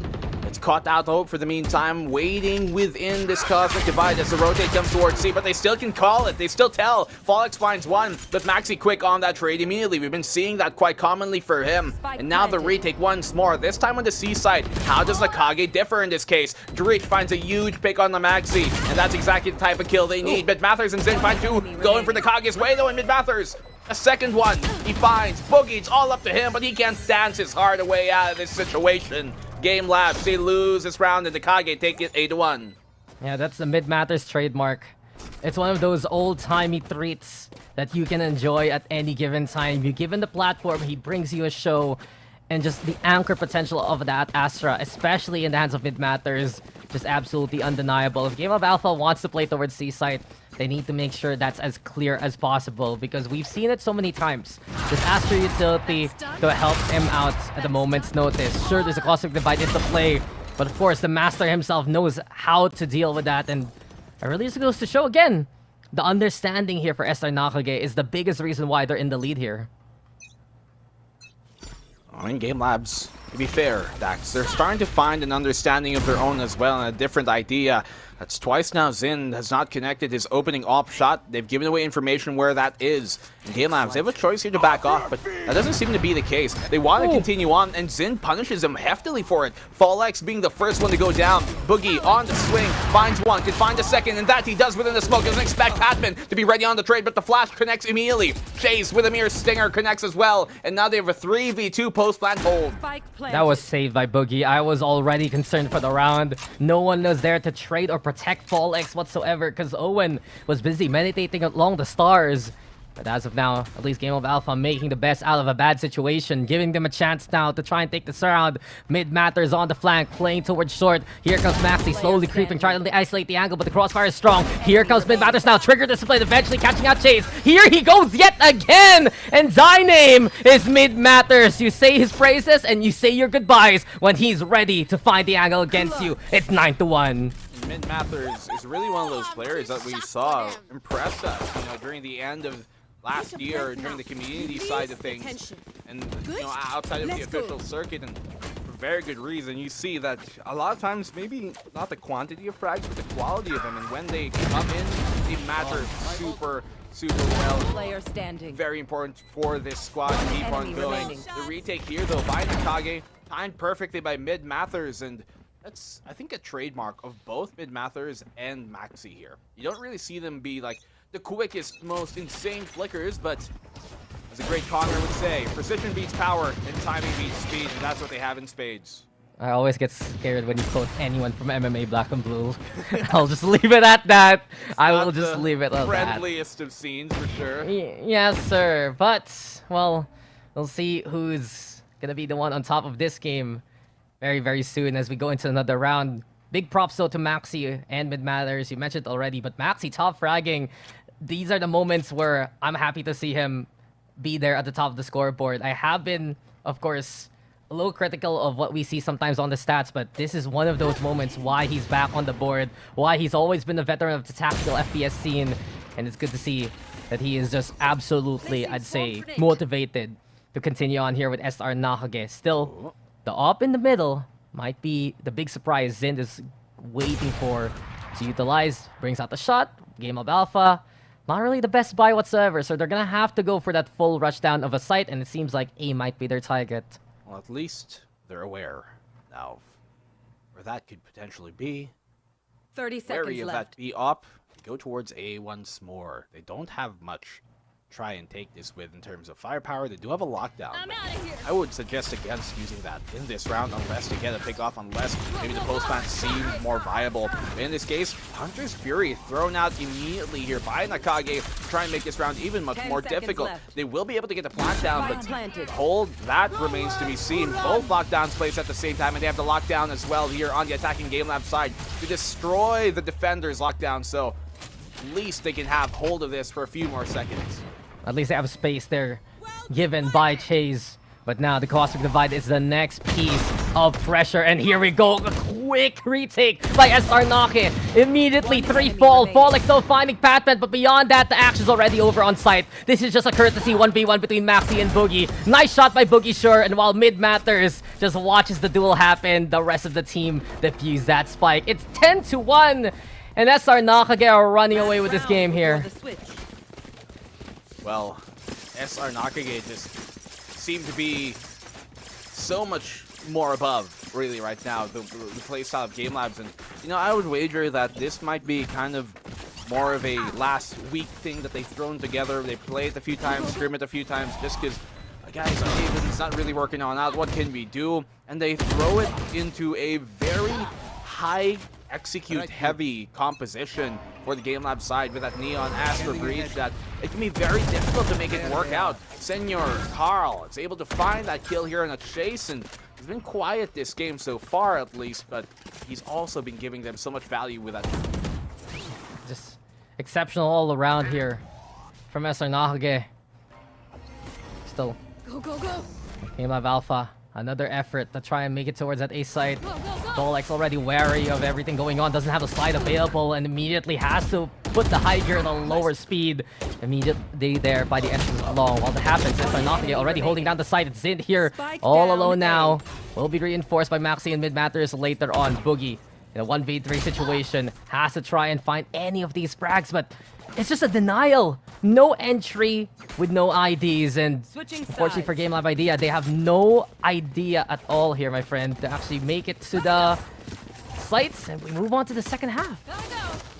I mean, at this point, you know, if Nacague take this round number, what, 13? This opening pistol round of the second half, you can start to pull out the red tape, I think, for this map, and we'll move over to map number 2, because this is looking like a really rough time for GameLabs, to say at the very least. We see some sparks, some shines of light, some light at the end of the tunnel, maybe a northern star pointing their way, and they have a round where they look like they could possibly win. But closing out, that's a difficult part. They start well, but seemingly can't finish. And sometimes they can't even start at all. When they lose someone like Fallex early, it's just unplayable there for GameLab.Alpha. It's a bit of a heartbreaker when they have brought something a little bit spicy, but you know who has seen that light at the end of the tunnel here? It's Boogie. He's been a bit of a hope with some of these stellar shots in a few of these rounds, giving them a chance at least to make it towards the objective. Now, on the defense, he reels it back, but SR Nacague, they still respect the mechanical potential here of GameLab.Alpha. They do back on the way with the spike, play the default, and wait to see if anyone overextends themselves along the way. Mid Matters, they might find someone towards the window. It's Boogie again, ready for another fight here. It's still Mid Matters waiting by the doorway, neither peeking as of yet. A few pot shots towards the turret, sure. But while the standoff happens, the rest of the squad moving towards a site where Fallex and Owen are waiting. I really like that classic Maxi's holding right now. That's all I'm gonna say. The Neuroblaster, whatever you call it. The alien gun? Yeah, the alien gun. 30 seconds left. It's out of this world. 1940s diner. True. Senor Carl sweeping on in. He finds a quick kill on the Hell player. Owen QD quick on the trade, but they know of his position right now. Going to be difficult to anchor that down, and the trade comes in immediately. 2v3 right now. The Hell position trying to be taken here. Shock Dart comes on in, and Boogie's able to find one. You've been talking about praise in this man's name, and that is rightfully so, because he kicks things off. It helps end it as well. GameLabs, they hold on to your life here by taking the pistol. Yeah, they ended the first half with a whimper, but now they make some noise coming into the second. And I like this call from GameLab.Alpha. If someone like Boogie or someone like Church is popping off right now, they need to be ready for that 1v1. Like, sure, the side take happens and Boogie's there to clean up, but off the screen and all the way on the other side of the map, catching out Mid Matters is one of the best things you can do against SR Nacague, because they always play that 4-1 as much as possible. They always want Mid Matters to play that slow lurk and get the off-angle timing. If you can beat him at his own game or beat him while he finds a pick-off on someone else, then that's a chance for you to win out on your defense. I think that's what they have to try and fish for here, really, right? They've been always, well, not always, but for the most part, giving up that first pick during the attacking side, especially to the opposite. But if you can flip that switch on its head, flip that coin towards your favor, if it lands heads instead of tails, then maybe Game Labs can start to do something here. They obviously are going to be in for a rough time and in for a long haul, be able to bring this even close, but still have a chance, and that is more than enough for them to hold on to, as the A site is where Nacague seem to want to execute. There's 3 defenders here to fend them off. Yeah, and look at the investment here from GameLab.Alpha. Stinger, though, in hand. And, of course, the Spectre is there for the cover, if ever. Inside the smoke, one trying to play cheeky. Thy name is Maxi. Gets a good surprise onto Dritch, but that's all he gets. And GameLab.Alpha, a relatively clean round to continue on. I don't blame them for expending a lot in the last round, and I wouldn't blame them to buy up even now. They know they're at the knife's edge, and they're slowly but surely trying to crawl their way back into it here. I mean, that's what you have to do in this situation, right? Take it little by little, round by round, one by one. At this point, it isn't even a bad idea to just force up. Like, even if you have a Spectre in your hand from the last round, if you can afford a rifle, by all means, buy one. You don't have much rounds to give, no cushions here to sit on, and Nacague, they know that. If they can take this round, this could almost certainly be done because of this a small margin of error. Fallex doesn't dash in there into the gravity well, able to actually get the stun off, but not actually able to find the kill. He's taking some damage in return. They fall back off of that aggressive push, but I like the idea from Game Labs here to take that map control in space early. Yeah, and props to them for not overextending. Yes, Nacague expects that completely, given that it's the GameLab.Alpha bonus. He saw how they were positioned to try and protect or at least trade Maxi after that stun. Despite that, though, GameLab.Alpha, they have 2 rifles in hand. One from the previous round, brought out by Boogie. This time around, Chase has one in his clutches as well.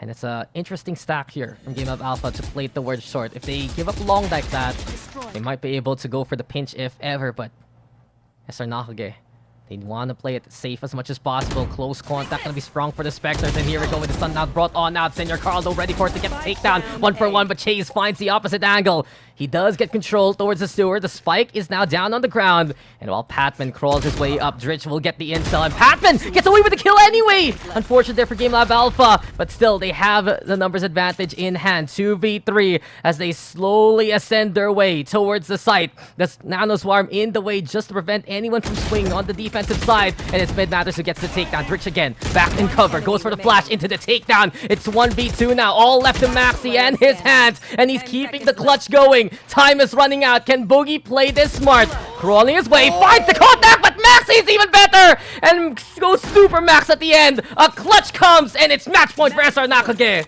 He did not expect Maxi to be planting for CT there for the back of the site, and Boogie just gives himself away, peeking a bit too shallow. His shoulder exposed, and Nacague, Maxi, that's all he needed to do. Once more, man. Just great timing on this man. Timing beats speed. Position beats power once more. We see it time and time on again. That 1v1 there as well could have almost went their way. They could have almost won that between them and Maxi here, Game Labs, but ultimately enough. Nacague, they've taken match point. A huge lead right now. 9 rounds. Game Lab have to win consecutively just to be able to get back into this game. And they know Owen's there, and immediately the swing comes. But GameLab.Alpha, they fight, they survive, and they win! Everyone in C-Long says goodbye! And well, it's all up to Batman now in a 1v5 situation. The odds absolutely improbable. He's gotten kills despite the stun before, but not this time. GameLab.Alpha, they're still here to fight on Haven. How many times do we see this, Dax? Match point, huge round lead, stomp pretty much, and then the team with their back against the ropes just gets a flawless down. It's nothing. It's almost caricature at this point, but well, Game Labs, maybe this is a confidence boost they're going to have. I'm not going to be convinced just yet. I'm not going to call it that they're going to be able to spring a comeback off of that. But they should be able to get a few more rounds at the very least, especially looking at how broke now Nacague are after that round. Yeah, well, that worked out for GameLab.Alpha. They're happy to just get effectively a dry peak despite the pressure of the Astro Stars, and well, for them, these are the kind of duels that they win. Maxi, though, nice surprising kill over onto Owen. At least now, there's no smokes here for the defense to utilize, and they're gonna have to split up their forces to try and hold out all these 3 sites. A chance, perhaps, for SR Nacague to actually crawl their way towards A, which Fallex is actually leaving behind. Regrouping here towards Link. It does feel like SR Nacague finds a little bit of safety towards that site here. Well, a Marshal to utilize, but a Sheriff as well to find an opening pick, and shot by Zind. Such a hot-handed, but also just exquisite player who can just suddenly come up and be so potent when you least expect it. They brought the 3v4. They don't have the advantages yet. They buy space and time with that. They're looking to send Patman off a lurker to maybe catch off some of the rotations. And the Rolling Thunder is the saving grace here for GameLab.Alpha. Can they use it to bring them back into the game? At least now the stuns do come. And GameLab.Alpha making their way towards the site. The Marshal pressure though from Maxi. Can he actually get another magnificent kill? GameLab able to touch that spike, but time is running out. Senior Carl with a classic Voltix of Folex deciding now to fight on back in the front line. Time thinking, and Folex doesn't expect it's coming. Quick little shot there from Zind, and in a thrifty fashion, it's SR Nacague who steals the last round away. They will take Haven in commanding fashion. Well, I talked about how we normally see, team with their back against the wall win in a flawless fashion, and we also see these type of eco wins happen when this comes to pass. But SR Nacague, from the start to the finish, set the pace, set the tone, and just set themselves really primed up to take this series and start coming back in the leaderboards. This is the SR Nacague we've come to know. We're just so far dominant and gatekeeping lots of the other teams in the community scene, and finally they deliver the way that we know they can.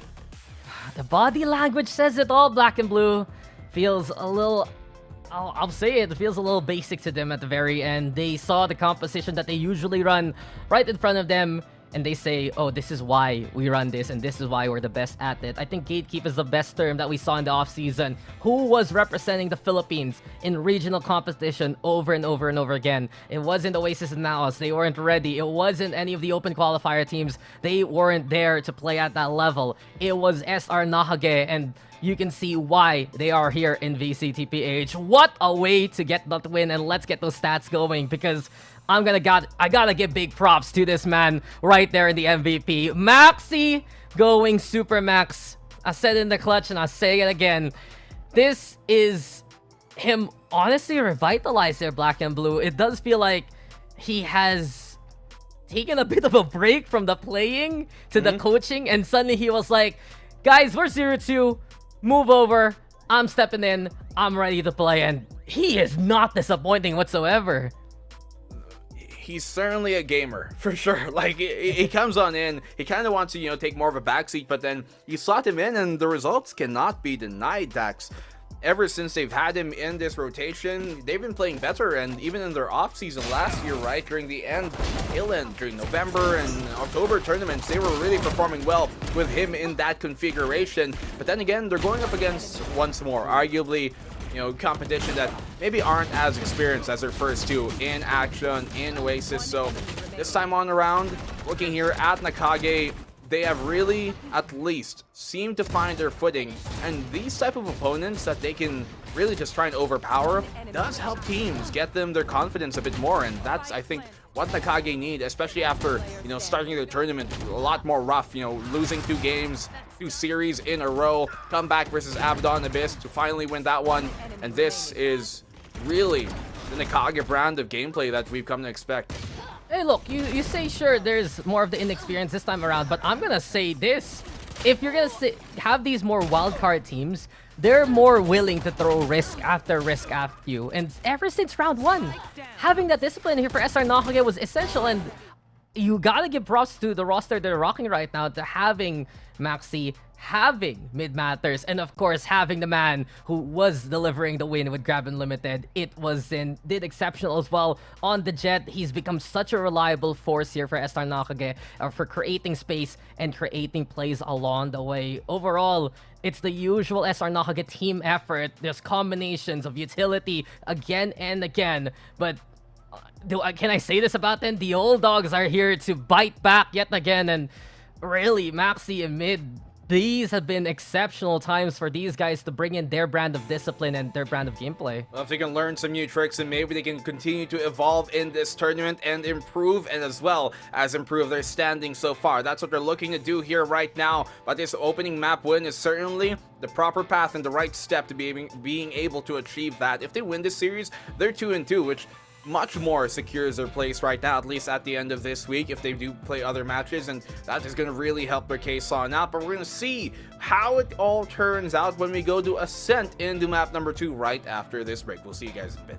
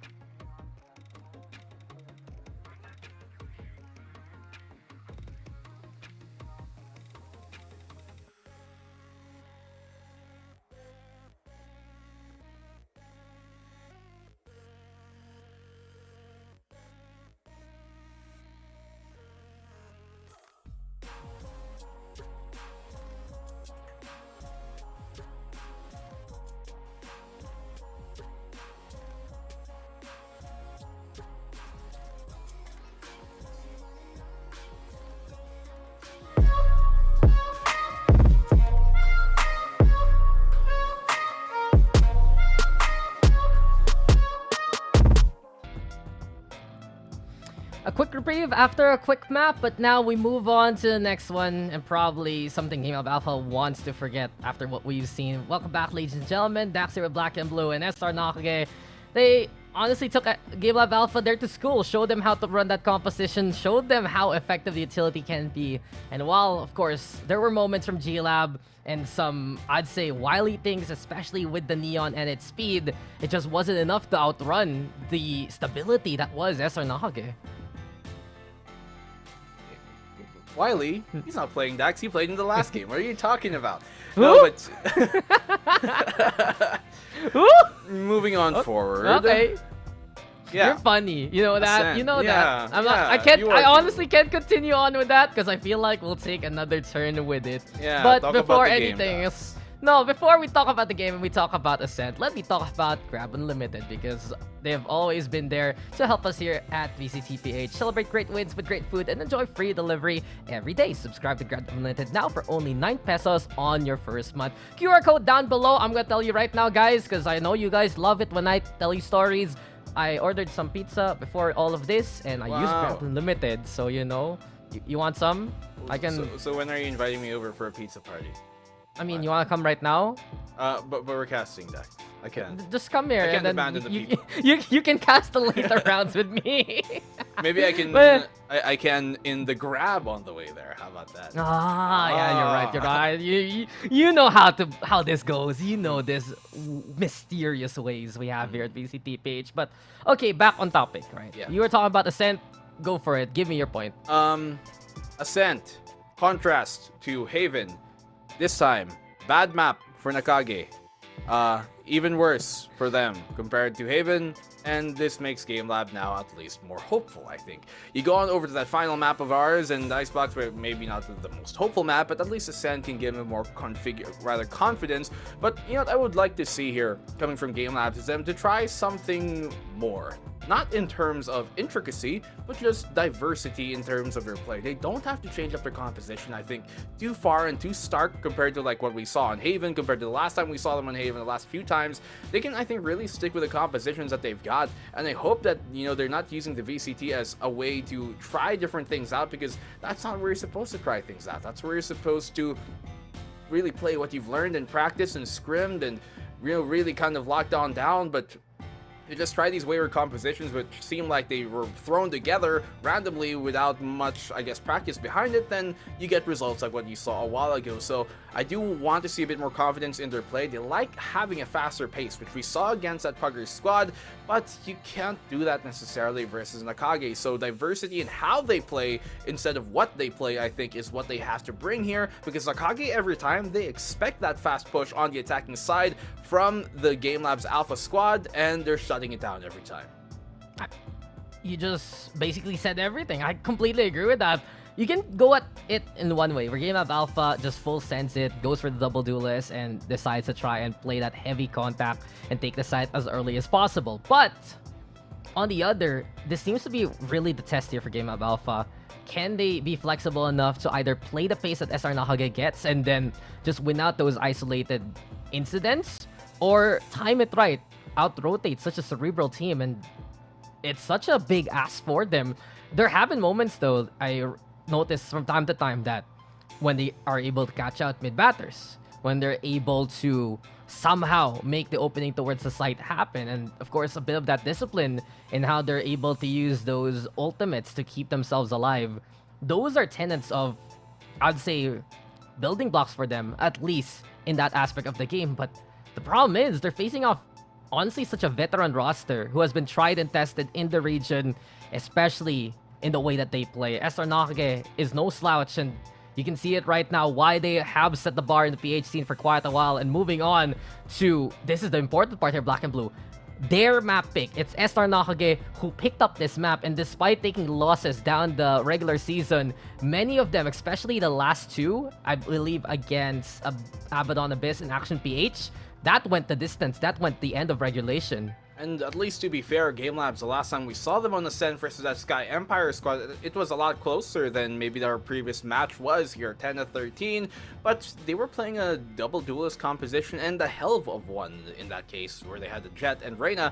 And whenever you have a Jet and Reyna in your comp, you're basically saying we want to outgun the competition, but that's not going to happen against this SR Nacague squad. So I don't think once more they have to change up too much in the comp. Maybe swap that Reyna out for another initiator, give yourself more actual utility to play with, give yourself maybe a KO or anything of the sort, and things could, I think, be better for them. That real kind of diversity in play is, I think, what, you know, I was alluding to a while ago, and what you were also hammering on to that point, because when they do up that pace, SR Nacague, they're one of the best teams in shutting that down here so far in the VCTPH, and that is a big thing that is important. But what you guys have to be aware of, importantly, is that you are watching the English broadcast, and we have more than just the English broadcast, because right now, you're probably watching us on twitch.tv/Valorant_PH, but we also have a mirror stream on on the youtube.com/Valorant Esports PH. We have a Filipino broadcast, though, to join our fellow co-casters on the Tagalog side of things at Valorant Esports PH, and there's also another stream mirror of that on the YouTube same channel as well, just a different broadcast entirely, but we have it there for you guys. So if you want to check out the Filipino side, then make sure you do on Facebook or YouTube as well. Yeah, well, it's time for us to get into the game here, ladies and gentlemen. Can GameLab.Alpha get back into it, or will SR Nacague run away with it as we move now to the second map? Immediately, though, I see here a KO into play, and for the side of GameLab.Alpha, I believe the last time we saw this configuration was back in the open qualifier. We've seen Dritch be able to also play that initiator role alongside Shays, be very effective at using those knives to open up opportunities here for GameLab.Alpha. But on the opposite side, since Maxi's still playing, it's Batman playing initiator instead. I mean, I agreed with this. I even alluded to it right on the talk right before this, that maybe swap that Reyna out for a KO and you're golden, because I think that's what's going to work for them at this point.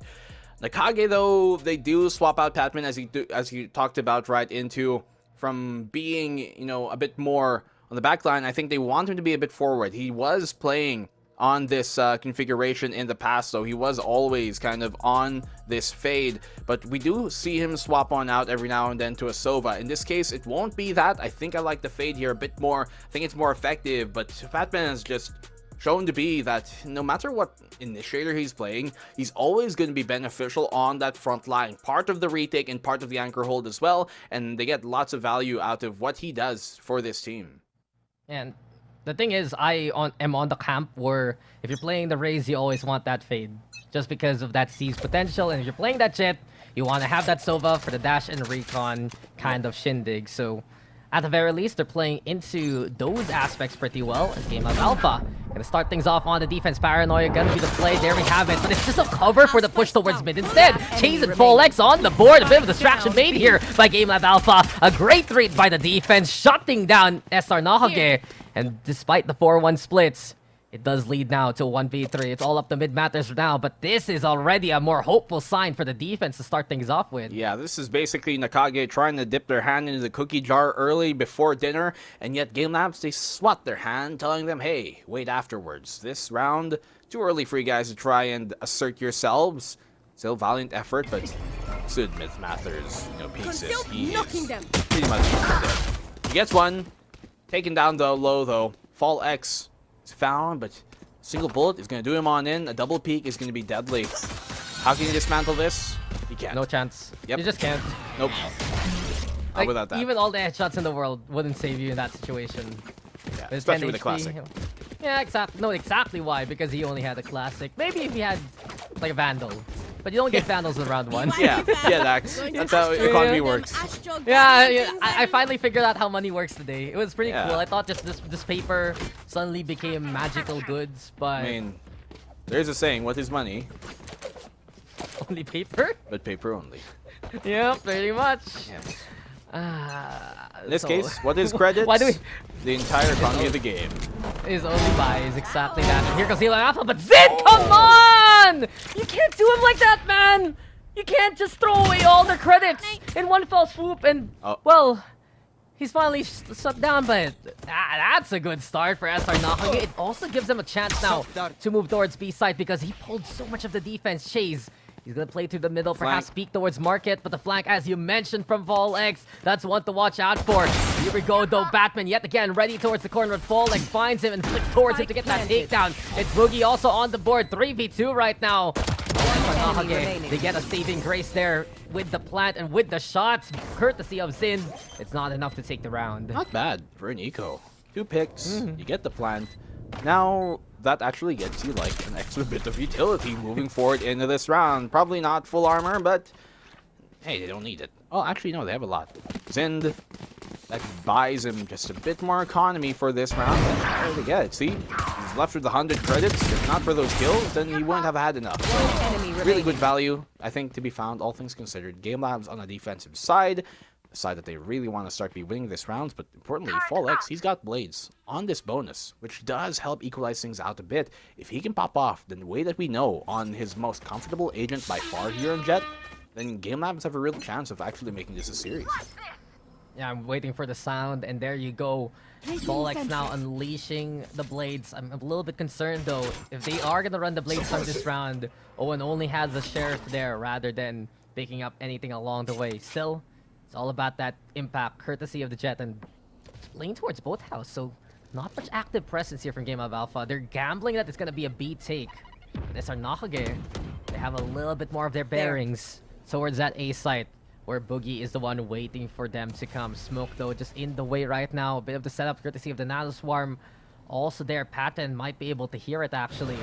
Power, though, of the Fade now. This is why you want that Prowler in the first place, but it doesn't get the latch up to Boogie. He's still safe for now. And this might tell SR, or GameLab.Alpha rather, that SR Nacague is going towards that B side. Here we go now, Boogie versus the world.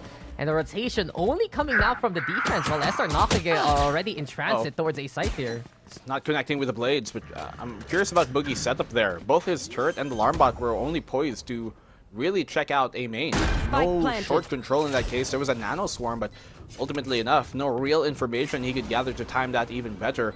Still comes out with a pick though, which is always going to be valuable at the very least. Chase here Standing ahead. does have his recon for this retake. They do have a bit of a flank, but it's going to be a bit late as Fallx is still coming on there. He's not within the fight just yet. Single blade to utilize and Chase. They know where he is. They're trying to isolate him down now in the fight. Fallx here on the swing cannot connect. Maxi gets the better of him. And Chase, this round should be done on the bonus. We can find another kill, and that's okay. But ultimately, Senior Carl says, nay. 2-1. Nacague come back. A quick little goodbye there, courtesy of Senior Carl, and the bye turns into a win for SR Nacague. A little bit curious with the setup there for GameLab.Alpha, staying around towards that B side. Effectively a big gamble and so much weight on the shoulders of Boogie to try and hold that line, but perhaps they were scared off by effectively the lurk there towards B. And while it works out here for SR Nacague, always expect that split. Always expect SR Nacague to play for opportunity. Opportunity to rotate. Opportunity to take that middle if ever that's the case. And here we go right now. They expect, though, the contest, courtesy of GameLab.Alpha. They played it in the pistol, and they might do it yet again. Haunt gonna get thrown. There we go with the fault lines, too. As of now, SR Nacague, they're vying for that mid-control. GameLab.Alpha looking to do the same. Zin lobbing that pain shells, trying to flush out GameLab.Alpha, but instead, the defense not playing the offense. And Fallx takes a quick little surprise towards Met Matters. 2 picks in favor of GameLab.Alpha to start with.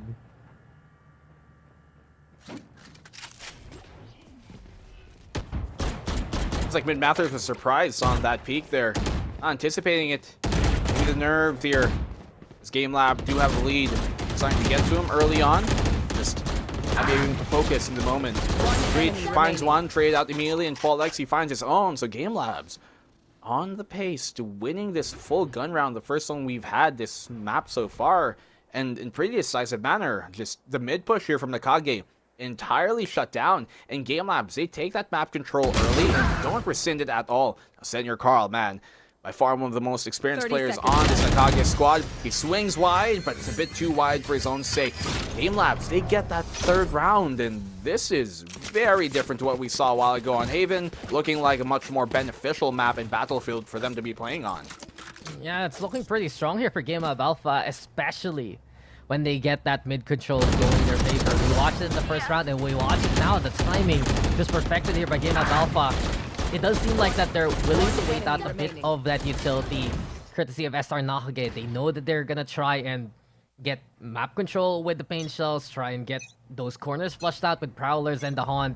GameLab.Alpha, they stick with it, and from that point on, they find the right timing, courtesy of Fallx, along the way through the walkway. So that advantage now in favor of GameLab. But Owen, that's not how you TP out of there. And Zind just executes him on the spot. No escape whatsoever. Fallx now respecting the potential of Zind there, but he's so low on the HP. Prowler gonna get thrown while Fallx finishes up the job towards that A side. And it's all left now here to a 2v2. The clear, though strong, courtesy of Senior Carl, puts the plant down towards the staircase. And this might be a close hurled from SR Nacague. Lockdown even committed by Maxi here. Here comes Senior Carl yet again, packing a punch. And the flashpoint is there too. Can Dritch even find a bit of anything to treasure along the way? He's already retreating outside The lockdown AoE, but the Nano Swarm also gonna be in the way. Difficult now for GameLab.Alpha. Leaps forward to try and find the shots.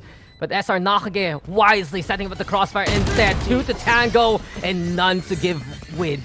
GameLab.Alpha falls as SR Nacague steals the round with a thrifty. Oh, what a round though. What a recovery. Yeah. From SR Nacague, man. I mean, unfortunately there for Owen Cutie, but SR Nacague, these type of eco rounds are the ones that they still, you know, turn around to be able to win. And those thrifties, those can really shake up the confidence of a team like GameLabs here. Nacague, they're really, really good at making sure that these eco rounds of theirs, at least so far in this series, are converted. They won map number 1 on a thrifty round, if anything, right? And they're coming back on it as well in the rounds you least expect for them to win. And now GameLabs, even after, you know, winning the round right prior, before, you know, during round number 4, now forced into an eco state fight up mid. It's still the Shotty that, rather, the Sheriff that connects. And Maxi gets a kill here on the Boogie in trade, in return, 4v4. This does favor Nacague still, though. They have the weapons advantage. They can continue towards this A site, where really there isn't much from GameLab's side to stop them. Yeah, you still gotta be careful in these thrifty scenarios, and now the advice falls towards SR Nacague. Mid Matters though sees the leg of Folex, taking perhaps a step too far, and that's now a free kill to allow themselves even more momentum towards A site. Dritch in such a command position, no way in, no way out. Tries to go for the shot towards Mid Matters, but whiffs wildly. And that's another one here for the Astra. Site control now firmly in the clutches of SR Nacague, and while Owen is able to pick up a rifle, it's still such a difficult spot for the defense to try and take this back. And Aftershock burn even more time. Owen Cutie, you've talked about it. He's retrieved that rifle. It's really, I think, one of their only saving graces in this round. He has to come in big. Not too sure and hopeful about GameLabs' retake chances here. Maybe find a kill with that Sheriff in hand here. Chase and things would actually work on out. He does get one with a Stinger, though. And now they have an actual chance of doing some damage. Owen Cutie finds one, but the 2v1 time is taking. The Stinger from range still connects. 12 bullets. He knows where he is in the end. Senior Carl secures the round, though. But you see how close it comes. I almost thought the Stinger could do it, man. Almost, courtesy of Chase, and at least a bit of fight there, courtesy GameLab.Alpha. They were able to get 3 pickoffs on that retake. Owen there stepping up immensely to give him a chance with the rifle, but when in doubt, always keep an eye out for Mid Matters, playing that long sight line as much as possible, playing the safest angle to suddenly surprise you. There's always that opportunity for SR Nacague, and that's what gives them stability in these post-ban scenarios. But now, even in the shadows, even in the darkness, Folex opens up his eyes and is able to find a takedown. Desperate, though, to catch out Sid. Can't get the job done. It's Chase instead. They line up for him, and that's enough to get the round. GameLabs, the scientists of this bout, finding the formulas, finally, to be able to actually make this a proper map and a proper series, potentially.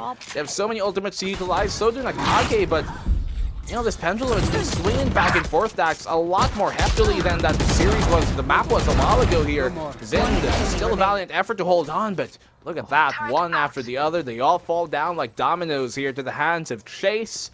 And now, it's out Nacague who are chasing them in the lead.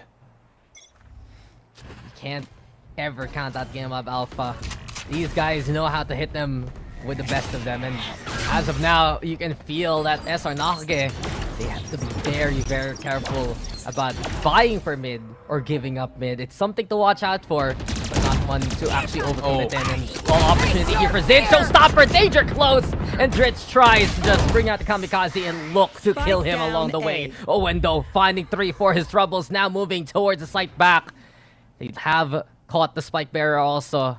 It does seem like Maxi is on retrieval, but Zin is on a mission of infiltration. Can't get the job done. Caught out with his pants down by Chase. And while GameLab.Alpha looking stronger now here, Black and Blue, this defense looking a bit more proper this game, a lot better compared to the first one. And while Maxi tries to find a bit of stability, he'll find more targets that he can handle. And it's now another round here for GameLab.Alpha. You see how GameLab.Alpha are so much better when they're actively contesting the map control that Nacague are trying to influence, right? That A-main push, Paranoia into double swing from both the Omen and the Jet, from both Fall X and Owen QD respectively there towards that A-main position. That's the type of plays that you need to pull off on the defense here, especially for Game Labs. You set that tone, you make sure that they can't simply just bully you around, because that's what Nacague want to do.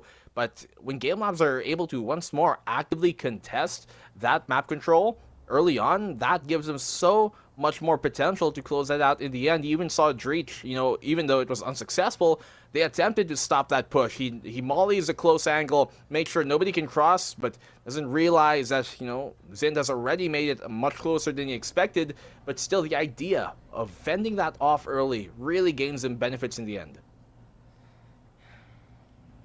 And now the timeout, it's going to be cold because of it. This is what we expect from GameLab.Alpha. And I feel like here, Black and Blue, that's just a lot more comfortable. Yeah. Here on Ascent, here with this composition, and perhaps they might have tried something a little too out there on Haven. There's a reason why they're in a 2-1 standing right now, and with Fall X on his comfort pick, when the double initiator setup, with Owen really finding a little bit more of a home on the Omen rather than the Astra. Come on, he's like one letter away from it, right? And if you flip the W, that's literally the H that he's playing. This is what we want to see from GameLab.Alpha, and it might be us having a game here, folks. But then, what was that? He was aiming for another guy and still finds Owen along the way. Again, Zin, unbelievable sights, unbelievable things. There we go. Sure with the scan, but the problem is, it's just not gonna be able to get through to the opposite end. The cosmic fight is there, and SR Nacague.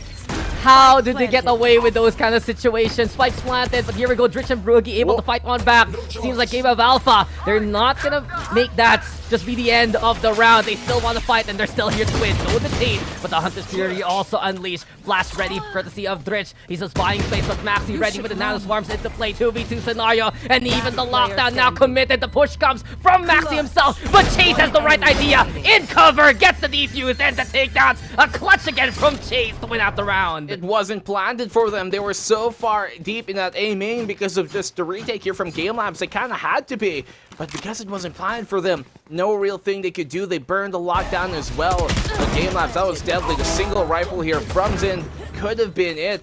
But you asked, how does that happen? I tell you, Dex. There's one reason why that was able to happen. And it's simply because Owen, he kind of messed up that smoke. The fact that it was so deep into their own site allowed Zin to even go in there in the first place. So there's a case in point, the lesson to be made. Make sure your smokes are flush on the entrance. Otherwise, that exact thing can happen. Off your feet! At least there's someone like Chase to keep everything stable. Now, seems like the earth itself unstable. Ground quakes towards the floor of the side, and the Rolling Thunder try and clear it out. Boogie unaware of it coming his way, but Owen's there now, ready for the trade and the takedowns. Recovery from Owen after the last round. While this happens, though, the pit of B still has mid. And, well, Maxi's there, ready to try and play it towards main. 2 for Maxi now, as the Null Command still poses. One enemy To remaining. bring Dritch back to life. At least Folix now making that space. Mid matters. Crawling towards the staircase. Do they know that he's here in this position? Have they realized that he's made his way towards the site? Time ticking, and the spike is still there in his clutches, but he's making no noise here. Black and Blue. Radio silence to try and crawl. Has to be the cover. It has to be the crossfire here from GameLab.Alpha. It all falls apart. Isolated duel right now. Eventually, though, through the wall. Owen is there with eyes wide open. 7-3, and GameLab.Alpha does it again. I mean, he did the right thing there, right? To go towards that lane. If he continued to push towards stairs, I think it would have been more difficult to win that fight on out, having to 180. But he goes towards lane. Unfortunately for him, just doesn't get the angle, the right angle to be able to see that first, as Folix spots him out and Owen QD finishes off. So maybe a bit of a blunder during round number 9, but he comes back, and as you said, he makes up for it here in round number 10. Now Game Labs, they've secured at least the advantageous half, which is what you'd want, especially on the defensive side here on Ascent. So now, weapons abound for Game Labs. Not the same fortune here for Nacague. Swing out immediately from Fall X off of the flash, and he finds a second follow-up, just completely shredding them apart on this anti-eco. And Game Labs on pace to get an 8th round. Yeah, they all just tumble down to this hand, and this is now where we have to question what can SR Nacague do to actually stop GameLab.Alpha from their aggression. This defense has been stable on both the forefront and even towards the side, and there you have it. This is a real GameLab.Alpha experience. Perhaps a while ago, we just needed an update on Haven. Full release right now as they have a 5-round gap and is looking to close out the first half in style. Maybe they just, needed a bit of a nudge. Poke them with a stick, see how they react. And GameLab's, they finally woken on up. The Hornet's Nest has certainly been awakened. So, Fall X especially, getting those confidence skills really helps his case on out. And we finally, for the first time in the series, really see GameLabs pull out the operator now, especially on the defensive side. On the last round of the half, that could be a big surprise to Nacage's attack. Surprise here, operator perhaps. The Prowler though spots it instantly. And well, now the showstopper unleashed and there's no escape for Owen. This time around, SR Nacague happy to play the game that GameLab.Alpha wants to do, and they win it. They convincingly destroy everyone trying to go for that middle. And the Prowler is even perfected by Patman. Start and finish. He gets the intel, but he can't finish off the job against Chase. This man has made miracles happen before. Can he do it yet again in a 1v3? Crawling up now through the cubby and towards the tree area. The doorway, though, will immediately reveal his location. And the lockdown this time is a bigger threat than before. Through the door. There's just nowhere to see anyone waiting. Send your Carl to the corner, and SR Nacague at least get 4 for the half. Yeah, not bad. All things considered here from Nacague. Not great, but hope is not lost just yet. And we've seen them come back against bigger odds in the past. GameLab, though, gamble with that operator. I don't think it was a bad buy. Even with hindsight, it just didn't work out their way on that mid-hold. The showstopper certainly turned things towards Nakage's way on that attacking side, but GameLab's, now the question is, how do they play this attack? We saw that be their biggest problem on an attacker-sided map like Haven, where they simply got picked off first almost all the time and couldn't really establish themselves the way that they wanted to in terms of map control, unless it was one of those, quick B-side takes, but they tried to go towards A or C. In that case, it wasn't really working out. So, do they slow down the time here, or do they turn up the pace? It seems like they're choosing the former. They have to hammer down the anchors. They need to find just the entry points that they usually play towards Ascent, and that's why you have this KO into play. One big surprise on someone like Zind or someone like Mid Matters, and it's an easier time to actually crawl through to the opposite end. The saving grace though for SR Nacague is that they have Senior Carl and Batman. Senior Carl especially, the distance that the Breach can play away from that KO seems like effectively also a good answer right now to the KO that GameLab.Alpha has brought. Still a bit of a silent start here towards the second half. GameLab.Alpha perhaps waiting down for a few of those cooldowns, waiting down for if anyone will peak.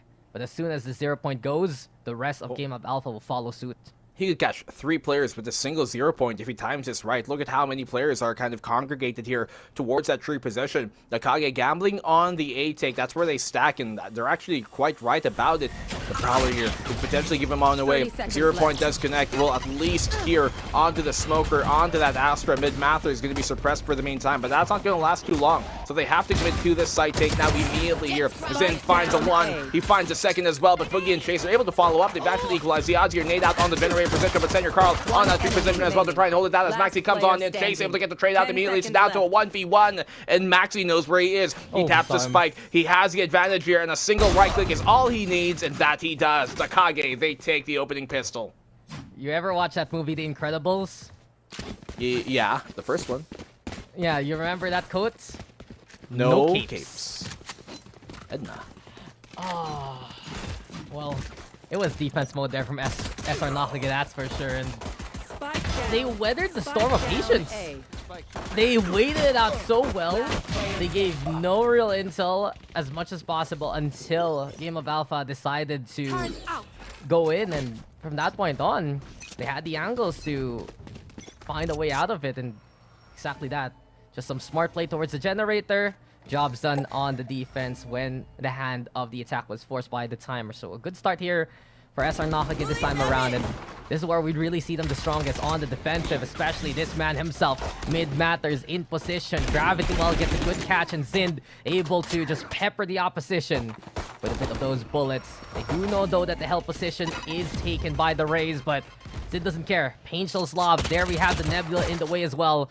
GameLab.Alpha, a chance now to use this to get the hell out of there, but the first storm weathered, and the first strike here from GameLab.Alpha stopped by SR Nacague. Look at 4 players in GameLab. It's not just peppered. They're seasoned at this point. Like salted. With what? With a bit of thyme, some marjoram, some basil.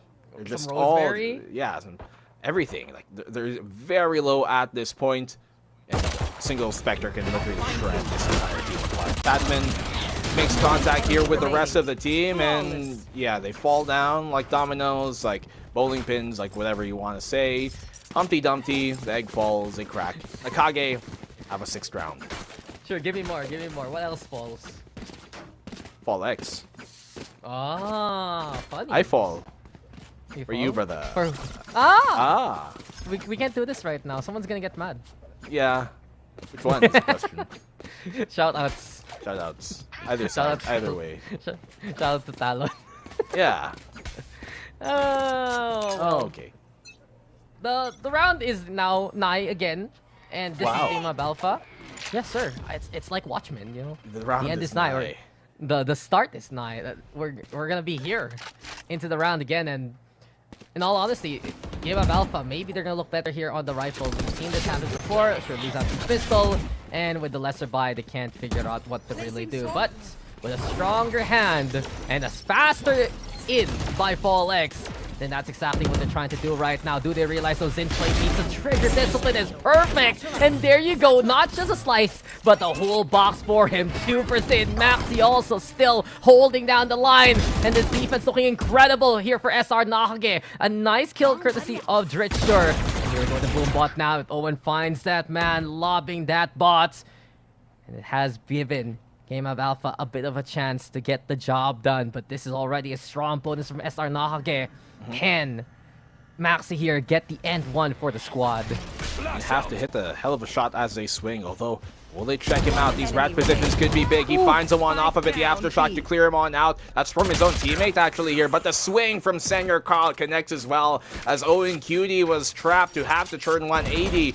And these rat positions, that's really what Nacague understand. They know the benefits of what they've got, and they know the weaknesses of their buy. And so they play to its strengths perfectly. Not clearing that corner really sealed them in the end, as Zin was able to get that double in pizza. You said it, Dax. Delivery is free. Late by 30. They get the job done. Even with the canals lifted up in the sky here on Ascent, it's just the underground or the corners here heavily controlled by SR Nacague, and they're the ones with the utility to play off that, having that breach, having that fade. They feel like they're a lot more protected beyond dealing with the suppress of that KO, and just from that point on, that extra bit of confidence allowing SR Nacague to play danger close and still feel like they can get away with it. But Zin can't get away with causing chaos in the round this time. There's the takedown, but the flash is strong here from Senior Carl. A bit too ambitious though from SR Nacague, and it all falls apart, leaving Mid Matters to his own devices. Not only are these gonna be, gonna be a site taken by GameLab.Alpha, but perhaps a few guns picked up along the way. SR Nacague a little too ambitious in that round. Yeah, I mean, you have the weapons advantage. Why push forward? Why equalize things about by, you know, having the angles be a bit more cut and clear in close quarters, where GameLabs can certainly equalize things up and land a shot. So, Kage, as you said, Dax, it's like it's coming to be. Whoa, I heard that, panelist. Coming to be. Like Parang? Yes. This panel is doing language. Things to me. I don't speak that language on the English broadcast. English broadcast. What language do we speak? Well, VALORANT. we speak the language of GameLab victory. And in a thrifty fashion, the round was pretty much over as soon as that site was taken by GameLab.Alpha. And what a way to protect one another. You saw that they tried to play off the Senior Carl flash, but losing Zind early kinda makes that strategy not as sharp as it used to. You can sure try and do something with Batman, but it's still not the explosiveness and the speed of the raise that Sin usually provides. Yeah, and Boogie was just ready as well on that anti-flash to get the catch off and not let them do as much damage as they wanted to initially. So flash on out here, control, or at least pressure trying to be done towards that A main position early. They get the fault line burned off of Nacage's defense. And you were talking about a while ago how the KO can really help on out, like in terms of equalizing the odds in utility, especially knowing that Nacague have so much utility, so much more utility arguably to utilize on their defensive side. They have those nades on the race, they have the breach, the C's on Patman, everything, especially that Astra, which naturally will give you a bit more to play with, especially in terms of anchoring things down. So that suppress, and especially the no command when it does come on in, is a great tool to try and equalize those odds, but also to the counterpoint of that, they have a breacher Nacague. And that is one of the best counteractions to that KO, as you talked about as well. And that, I think, is really the big utility shuffle and trade here. The rock, paper, scissors game of this series. Yeah, well, there you have it now. Fall X beats Mid Matters in that fight. But a showstopper unleashed, and Boogie is caught in the crossfire. Rolling Thunder also now brought out here by SR Nacague. Just allows Sin to actually try and play that fine position, but there's no escape. The fragment, though, finds a little bit of a corner to still fight back with. And before he falls, he finds one. But speaking of finding players and finding things, it's Owen and Dritch who find their targets. 3v1. And just feels like for the past 2 rounds here, SR Nacague perhaps forcing something a little too ambitiously.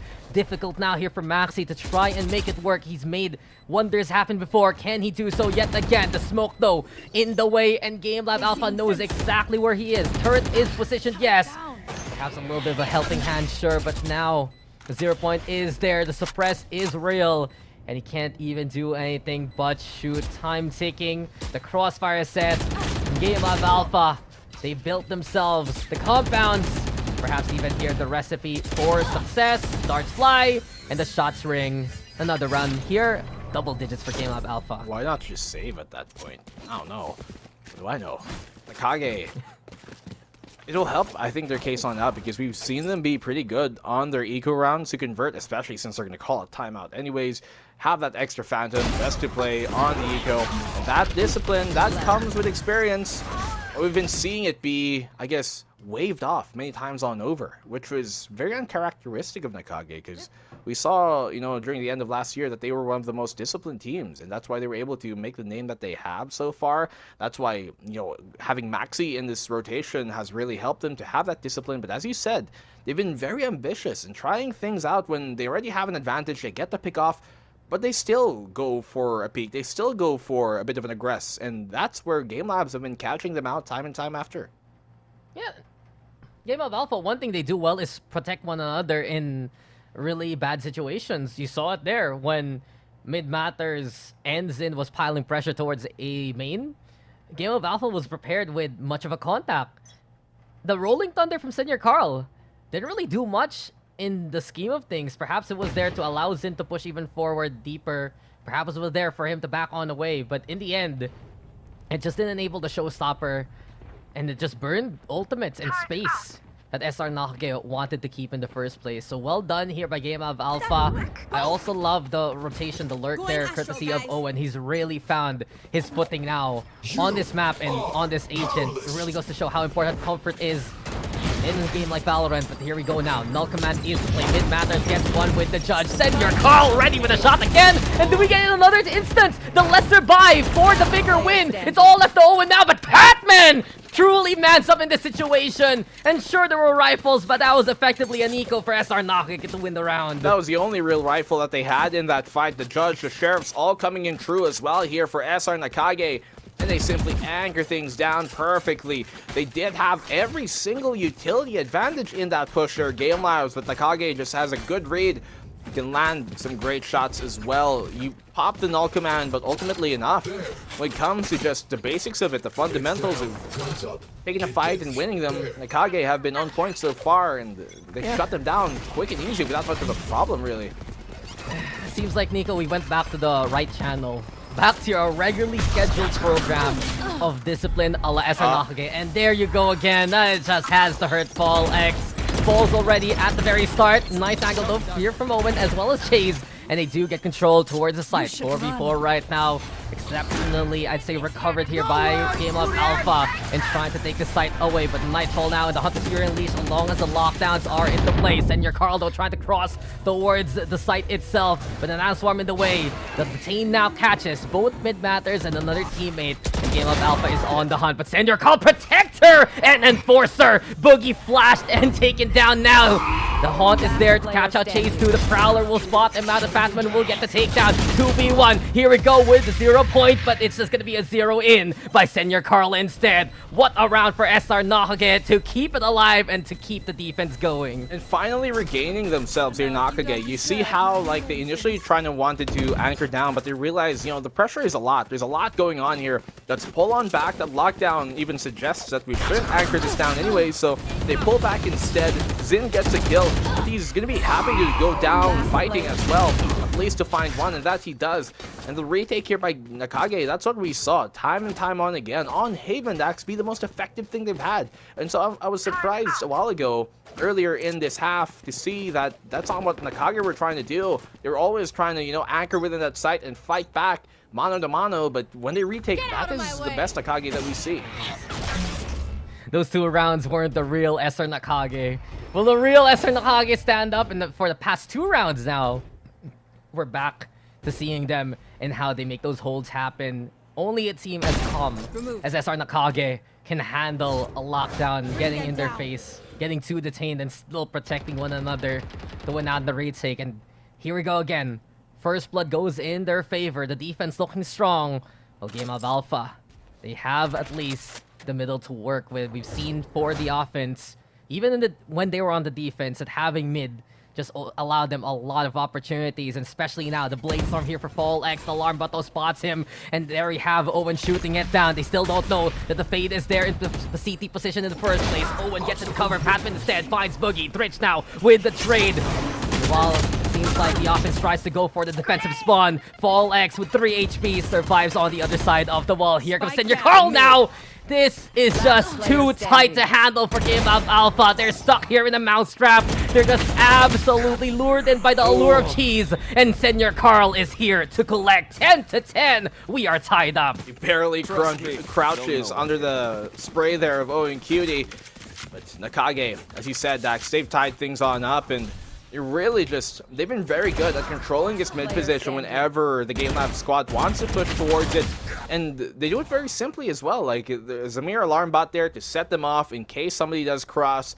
And with that, Patman is able to find one. The rest of the team comes in from behind, and it really just pincers the attack here of GameLab's down, as they don't really have anybody playing back to make sure that those catches from short are going to be kept. So Nacague here, they force the timeout out of GameLab's. We'll have another Thrifty buy coming on in, and we've seen Thrifty buys be converted, to be fair. But Nacague, they're the ones building up steam so far. They have a Rolling Thunder just to confirm this round if it ever does get dicey. And they're on pace to really bring us closer to match point. So, honestly, I have more of a outside of the game question here right now, Black and Blue. Given that there's a timeout, and we know that Maxi is the coach. Is it just basically more comms from him at this point? Maybe this is when Naru chimes on in. Is like, guys. Guys. This, that. Dots, X on the board. Yada, yada. Perhaps even more of the support structure. Maybe Mr. Watson himself. Yeah, saying maybe, something you know, to part the of the coaching and managerial staff chimes on in that bout for Nacague here. But the owner. The owner himself. The owner himself. Yeah. That's one way to inspire confidence. Well, we're back into the game, and logistics aside, as Nacague have been strong getting back into this. It was a very, I'd say, GameLab.Alpha sided first half, and here on the defense, SR Nacague just looks like they're absolutely at home. Fault line now to slow down the push towards Cubby. Gives time for Batman to reinforce the defense throughout the hunt. That's a big catch of intel, and even Undertaker catch with the rolling thunder. Here comes Batman now, as well as Senior Carl. They just use their forces to overrun Fallex. Rich also falls along the way towards main. And here comes SR Nacague, and again, and again, and again. The fight is unreal, and Batman is the one who brings in the punches. 11-10, and Nacague has taken this lead. Yeah, they knew they were there towards short, and they just wanted to end that round early. They do bring the rolling thunder and an eco, though, so Game Labs, I think they're okay with that round, all things considered. They found a single pick. The important part is that rolling thunder has been taken away, and now this round is incredibly much more winnable because that rolling thunder is one of the most high impact ults that we have in the game right now.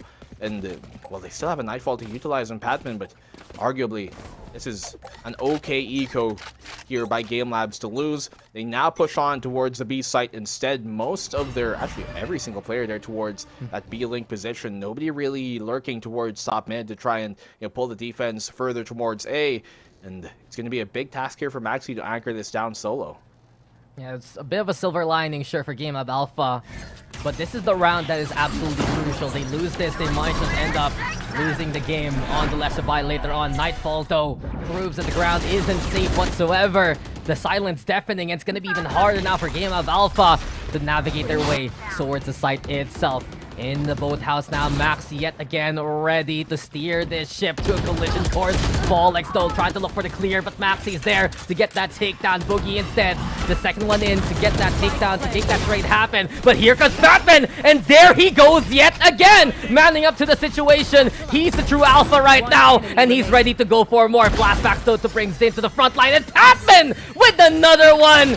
Give him a pat, why don't you? Give him a Hail Mary, sure, and give him the kudos, because it's another one here for SR Nacague. It's serious point for them. And you see the perfect timing he had on when he jumps down to that logs with the Haunt. It just completely bypasses own QD's, I guess, senses there.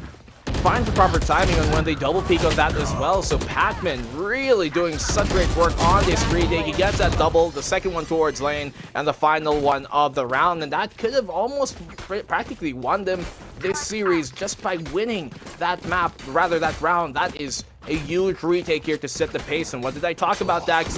The defense of Nacague are the best when they can get that retake going. Yeah, the Stonewall approach is strong from SR Nacague.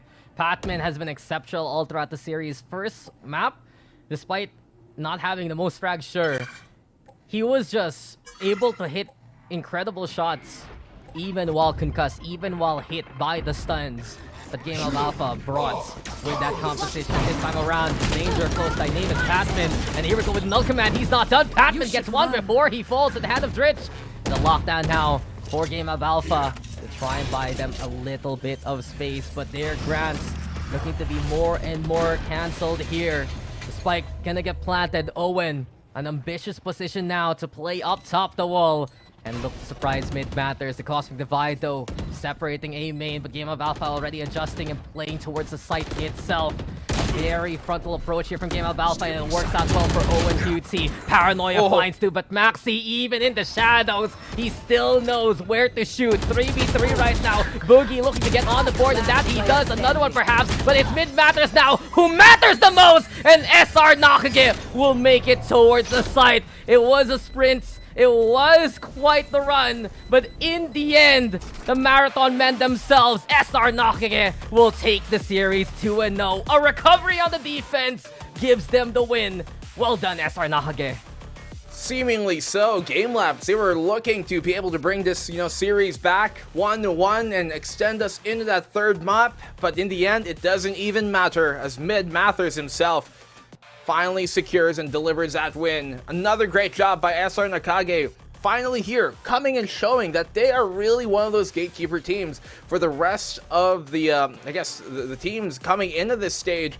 The open qualifier teams especially, who want to really prove themselves in Game Labs, they face the full force of the SR Nacague squad. Some slip-ups during, kind of the mid portion of the game, but ultimately enough, they're able to brush that out. And the recovery is one thing that we always have seen from SR Nacague to be reliable.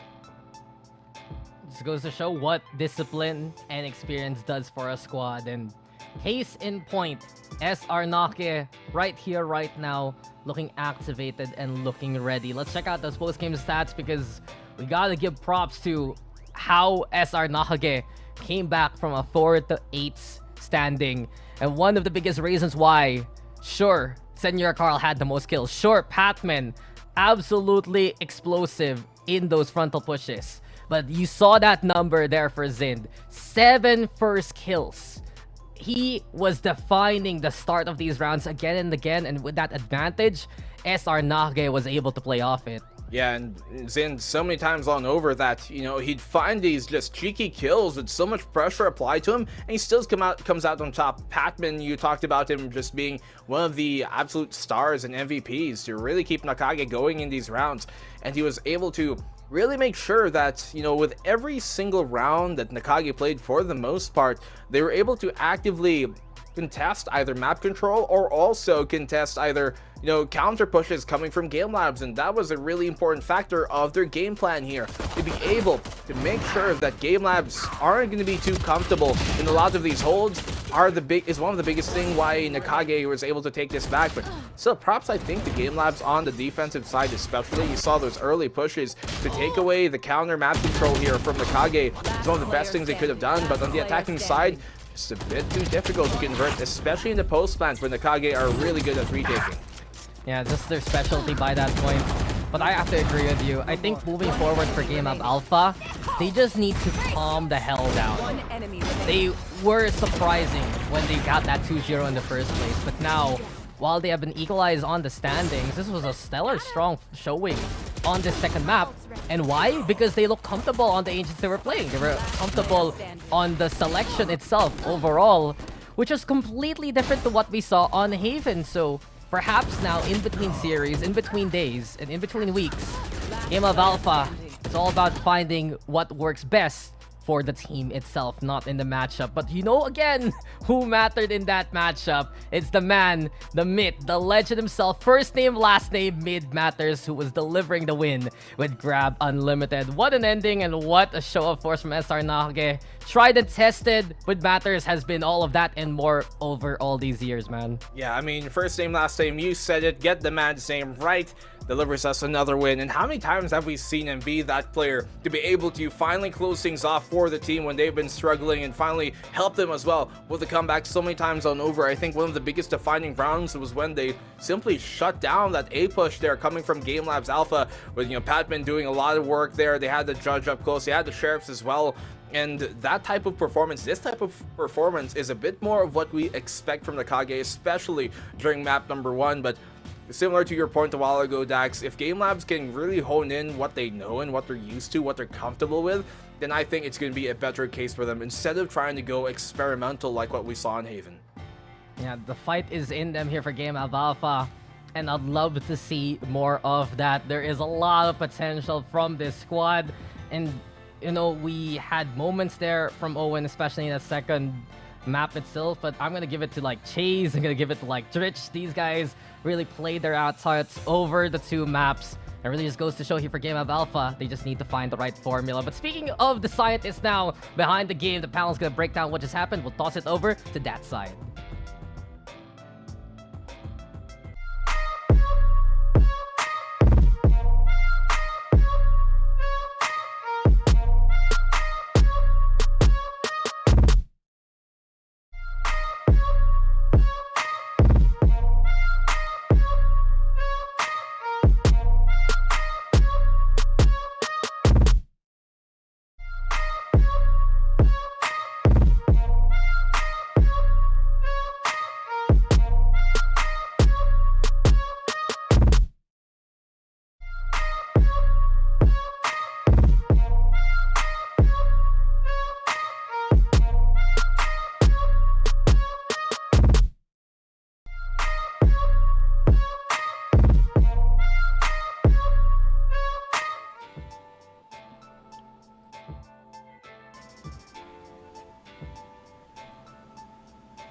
Pinapadissect sa atin tong mga pangyayari dito. Pero hindi na ako doktor ngayon. Normal lang ako na tao na naka-yellow. By the way, welcome back to the panel show, ladies and gentlemen. Kasama niyo pa rin ako, si Likeable, and of course, si Azurai and Raph, ang ating favorite lovers quarrel duo dito sa VCTPH. Yung mukha nilang dalawa, I love it. That is the exact reaction that I was going for. Ngayon guys, pag-usapan natin tong matchup na nangyari. Akala natin posible talaga na umabot sa game number 3 pero Azuray, hindi ganun nagtapos ng labanan na to. Paano ba nahabol ng NCG yung GLab dito sa Ascent? So I think before natin pag-usapan yung part na yun, let's move a little bit further back than that nung start nung Ascent map nila specifically, where I think dito na pinakita yung strength talaga ng GLab, which similar to Puggers is all about proper contact talaga. Doon talaga nagsimula I think yung tempo nila dito, but unfortunately that's their strongest and weakest point then. Once you saw NCG start to adapt to it, nakikita mo na nakabawi sila. There were points. I think that GameLab were rushing for fights as much as possible. Pero Zind, as well as I think Senior Carl, was always ready to fight for that swing. You saw there was like one turbo where Zind would just have a Sheriff. The double push ng dalawang players ng GameLab with rifles, mind you, and they still die because they swung it one after the other and such. Tapos, you just see the superior rotations of SR Nacague come into play. Grabe asa rin, no? Yung budget sa Tagalog sa simula lang. Pero after this point, this is exactly the point where I just kind of like go for it, right? Yeah, no, I completely agree with Asray. Again, GameLab is a fairly new team. I really, really hate sounding like a broken record, but I have to reinforce this because even on Ascent, they had such an amazing start. It seemed like they had it figured out, but when the adjustments came on the side of NCG, they failed to respond. And I'm sorry for using such a harsh word because there were really a lot of firefights where GLab looked really, really intent on stealing this away, going the distance. But NCG, they just proved to be uninterested in extending the series despite all the firepower and the highlights GLab graced us with. Ganda talaga ng ginawa dito ng NCG. Pero yun nga, close call on the side of GLab. Muntik na tayong umabot sa game number 3. At kung sakali, sa Pearl pa nga tayo mapupunta, diba? Eh, alam naman natin, Pearl can go in any directions kasi ang dami talagang pwedeng mangyari between these two teams.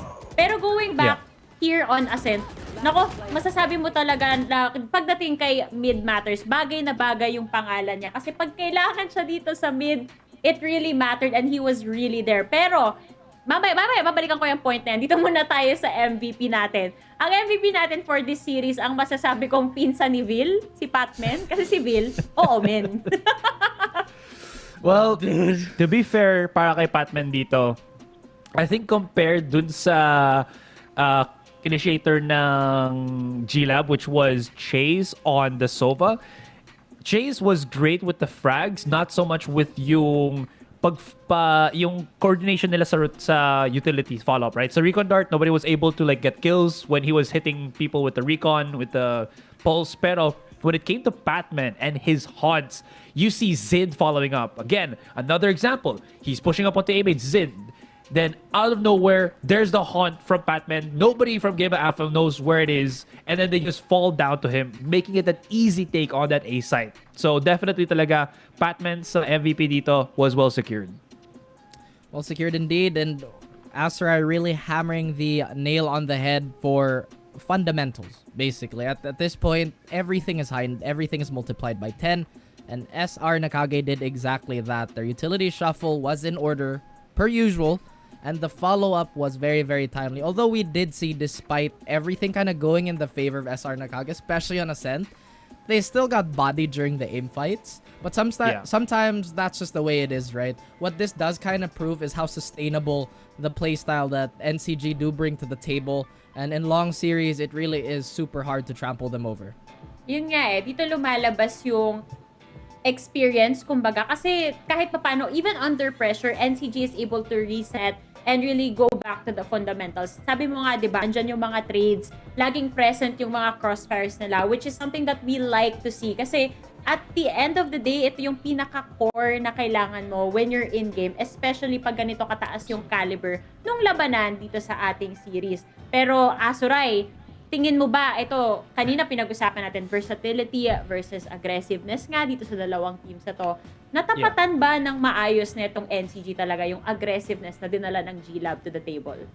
I would say so. And it also answered yung question ko kanina. Actually, I think medyo, tawag ko dun, parang plug lang ng onte. Pero we talked about this before dun sa podcast namin ni Rap,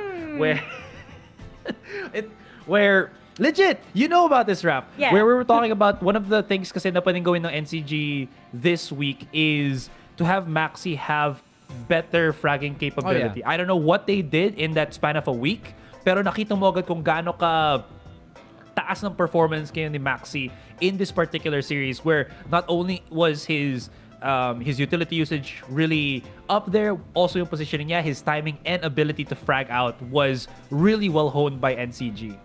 You know, if we had to relate this with basketball, his shot selection was the best. It's not necessarily him pulling up from half court or hitting crazy layups or, you know, hitting crazy faders. It's just really him taking up the good spots, taking a lot of attention away and pressure from his team, and in turn giving himself opportunity. Yeah. I mean, we talked about the comparison between him and Naru. You bring out Naru once you need the gun to really, really stampede over your opponent. But when you need a little more reserved play and a really, really, I guess, solid and heavy anchor, you bring out Maxi. And Maxi has done wonders for SR. But that being said, I feel like GameLab, they still have ways to go. But man, the margin for error is just getting so small as the weeks go by. Di ka nagkakamali dyan, Raph. Especially, nakita naman na natin, may idea na tayo kung sino yung mga susunod na makakalaban pa ng GameLab, and it just gets tougher on their end from here. Pero alamin natin kung ano na ba yung naging resulta ng mga standings ngayon. Kasi earlier in our first panel, pinag-usapan natin na magiging definitive na kung sino yung magiging second seed dito. And Raph, as we can see, NAOS Esports currently at the top, pero alam naman natin na lamang na sila ng isang series at this point. Yeah, because 3 + 1 is 4. Thank you. Once again, basic math provided by oh yeah, but I really still think the true power balance or true power struggle is really at the top here. I feel like a lot of our teams still around the middle area to the lower echelons of our still very prestigious league, right, are still kind of finding a bit of an identity, because I think this is the VCT where we've had the most how do I put this, up and coming teams, right? And it's such a great look that everybody is still developing. We're still churning out future superstars, and wow, yeah, and it just gets me really excited. Yeah. What is mine naman din is I'm just looking as well dun sa deeper schedule natin, and this is just me thinking of this from the get-go lang, is after the match, if ever, for Oasis that's gonna be happening soon, we won't be seeing Oasis, Nacague, Action PH, and NAOS for quite some time then. So with that being said, a lot of the teams that Raph was mentioning in the lower echelons really need to step up while there is time para sa nila before, you know, to kind of grind back if they can pa. Kasi again, we're kind of halfway there, and only the top 6 will get into the playoffs, as as is always being reminded sa mga teams natin. Yes, the road to the playoffs is very brutal. Now, based dito sa schedule natin for tomorrow, we do have Oasis Gaming versus Abaddon Abyss, and then Puggers versus Sky. Right now, gusto kong pag-usapan tong Sky Empire, especially since hindi sila andun sa point ng expectation natin. What do you think is going on over here, Raph? And do you think that there is a glimmer of hope for them to win the series tomorrow? I absolutely think Sky Empire have the tools to succeed no matter who their opponent is. And that just ranges from everybody on the scoreboard, right? But the thing that I have mentioned about Sky Empire, and something that we did talk about behind the scenes, and I guess just minor plug on our podcast too, is that Sky Empire has a lot of experienced IGLs. So there could be potentially some tension, or maybe just levels of, I guess, disagreeing with each other. It's not necessarily malicious or bad. It's just sometimes different chefs have different ideas, and there's nothing wrong with that, right? Yeah. But again, this is just us outside looking in. We don't necessarily know what's the inner turmoil or what's going on. But they have to bounce back is the number one thing that they have to do. It's like reference, it's the friction talaga that kind of makes it difficult, I think, for Sky Empire to really reach that level that we know that they can be at as of the moment. And what's kind of a weird thing, what is kind of a good thing din sa kanila is they have a redo in a sense, because Puggers and GameLab.Alpha have somewhat similar DNA with how they play their matches. So Sky Empire going into tomorrow's, best of 3 means that they have some experience today with that kind of play style. So if they're looking to bounce back, starting with something, tomorrow's match is definitely a beginning para sa kanila.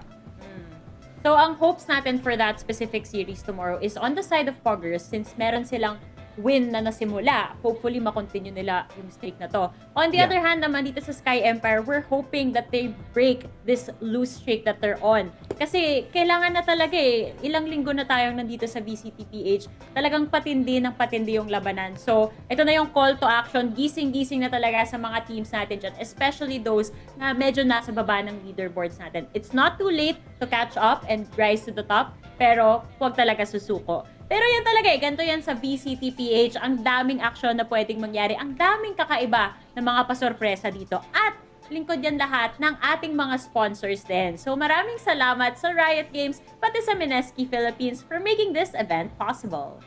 And of course, to our official sponsor, Grab Unlimited, guys. Celebrate great wins with great food and enjoy free delivery every day. Subscribe to Grab Unlimited now for only 9 pesos on your first month. He said it again. Last but not the least, this tournament is officially sanctioned by the Games and Amusement Board. So big thanks to them for, of course, contributing to our lovely VCT. And Asarai, of course, that is basically his calling card now. Say it again, Asarai. Pesos. Excuse me. You know, my favorite show when I was young was the TV Shopping Network. And they always say pesos. All right? For 999 pesos. You see? I don't know how that correlates to anything here. Yeah, that's it. I just wanted to share. Feeling ko, masyadong nakarelate si Asoray dun sa kwentuhan kanina nila Terror, nila Vil, na yung mga kabataan moments. Tapos alam mo naman si Asoray, nakaka-relate siya sa mga ganon. Okay. Ay, nako. Pero ayun guys, before we end the panel show, bakit hindi tayo matutong mag-glove scars today? Paano ba yun? Asoray, nagawa mo siya kanina. It's a trend on TikTok wherein you pretend to drop something and as soon as the camera goes up, naka-love scars. I think simple. This looks like a Krabby Patty with Mr. Krabs clawing like this. So Raph is not gonna do it, pero ito guys. No. Love scars. Takot na kaming masaktan. Magkikita-kita ulit tayo bukas for another day of VALORANT Challengers Philippines. This has been Likeable, Asarai, and of course, Raph on the panel. Good night, guys!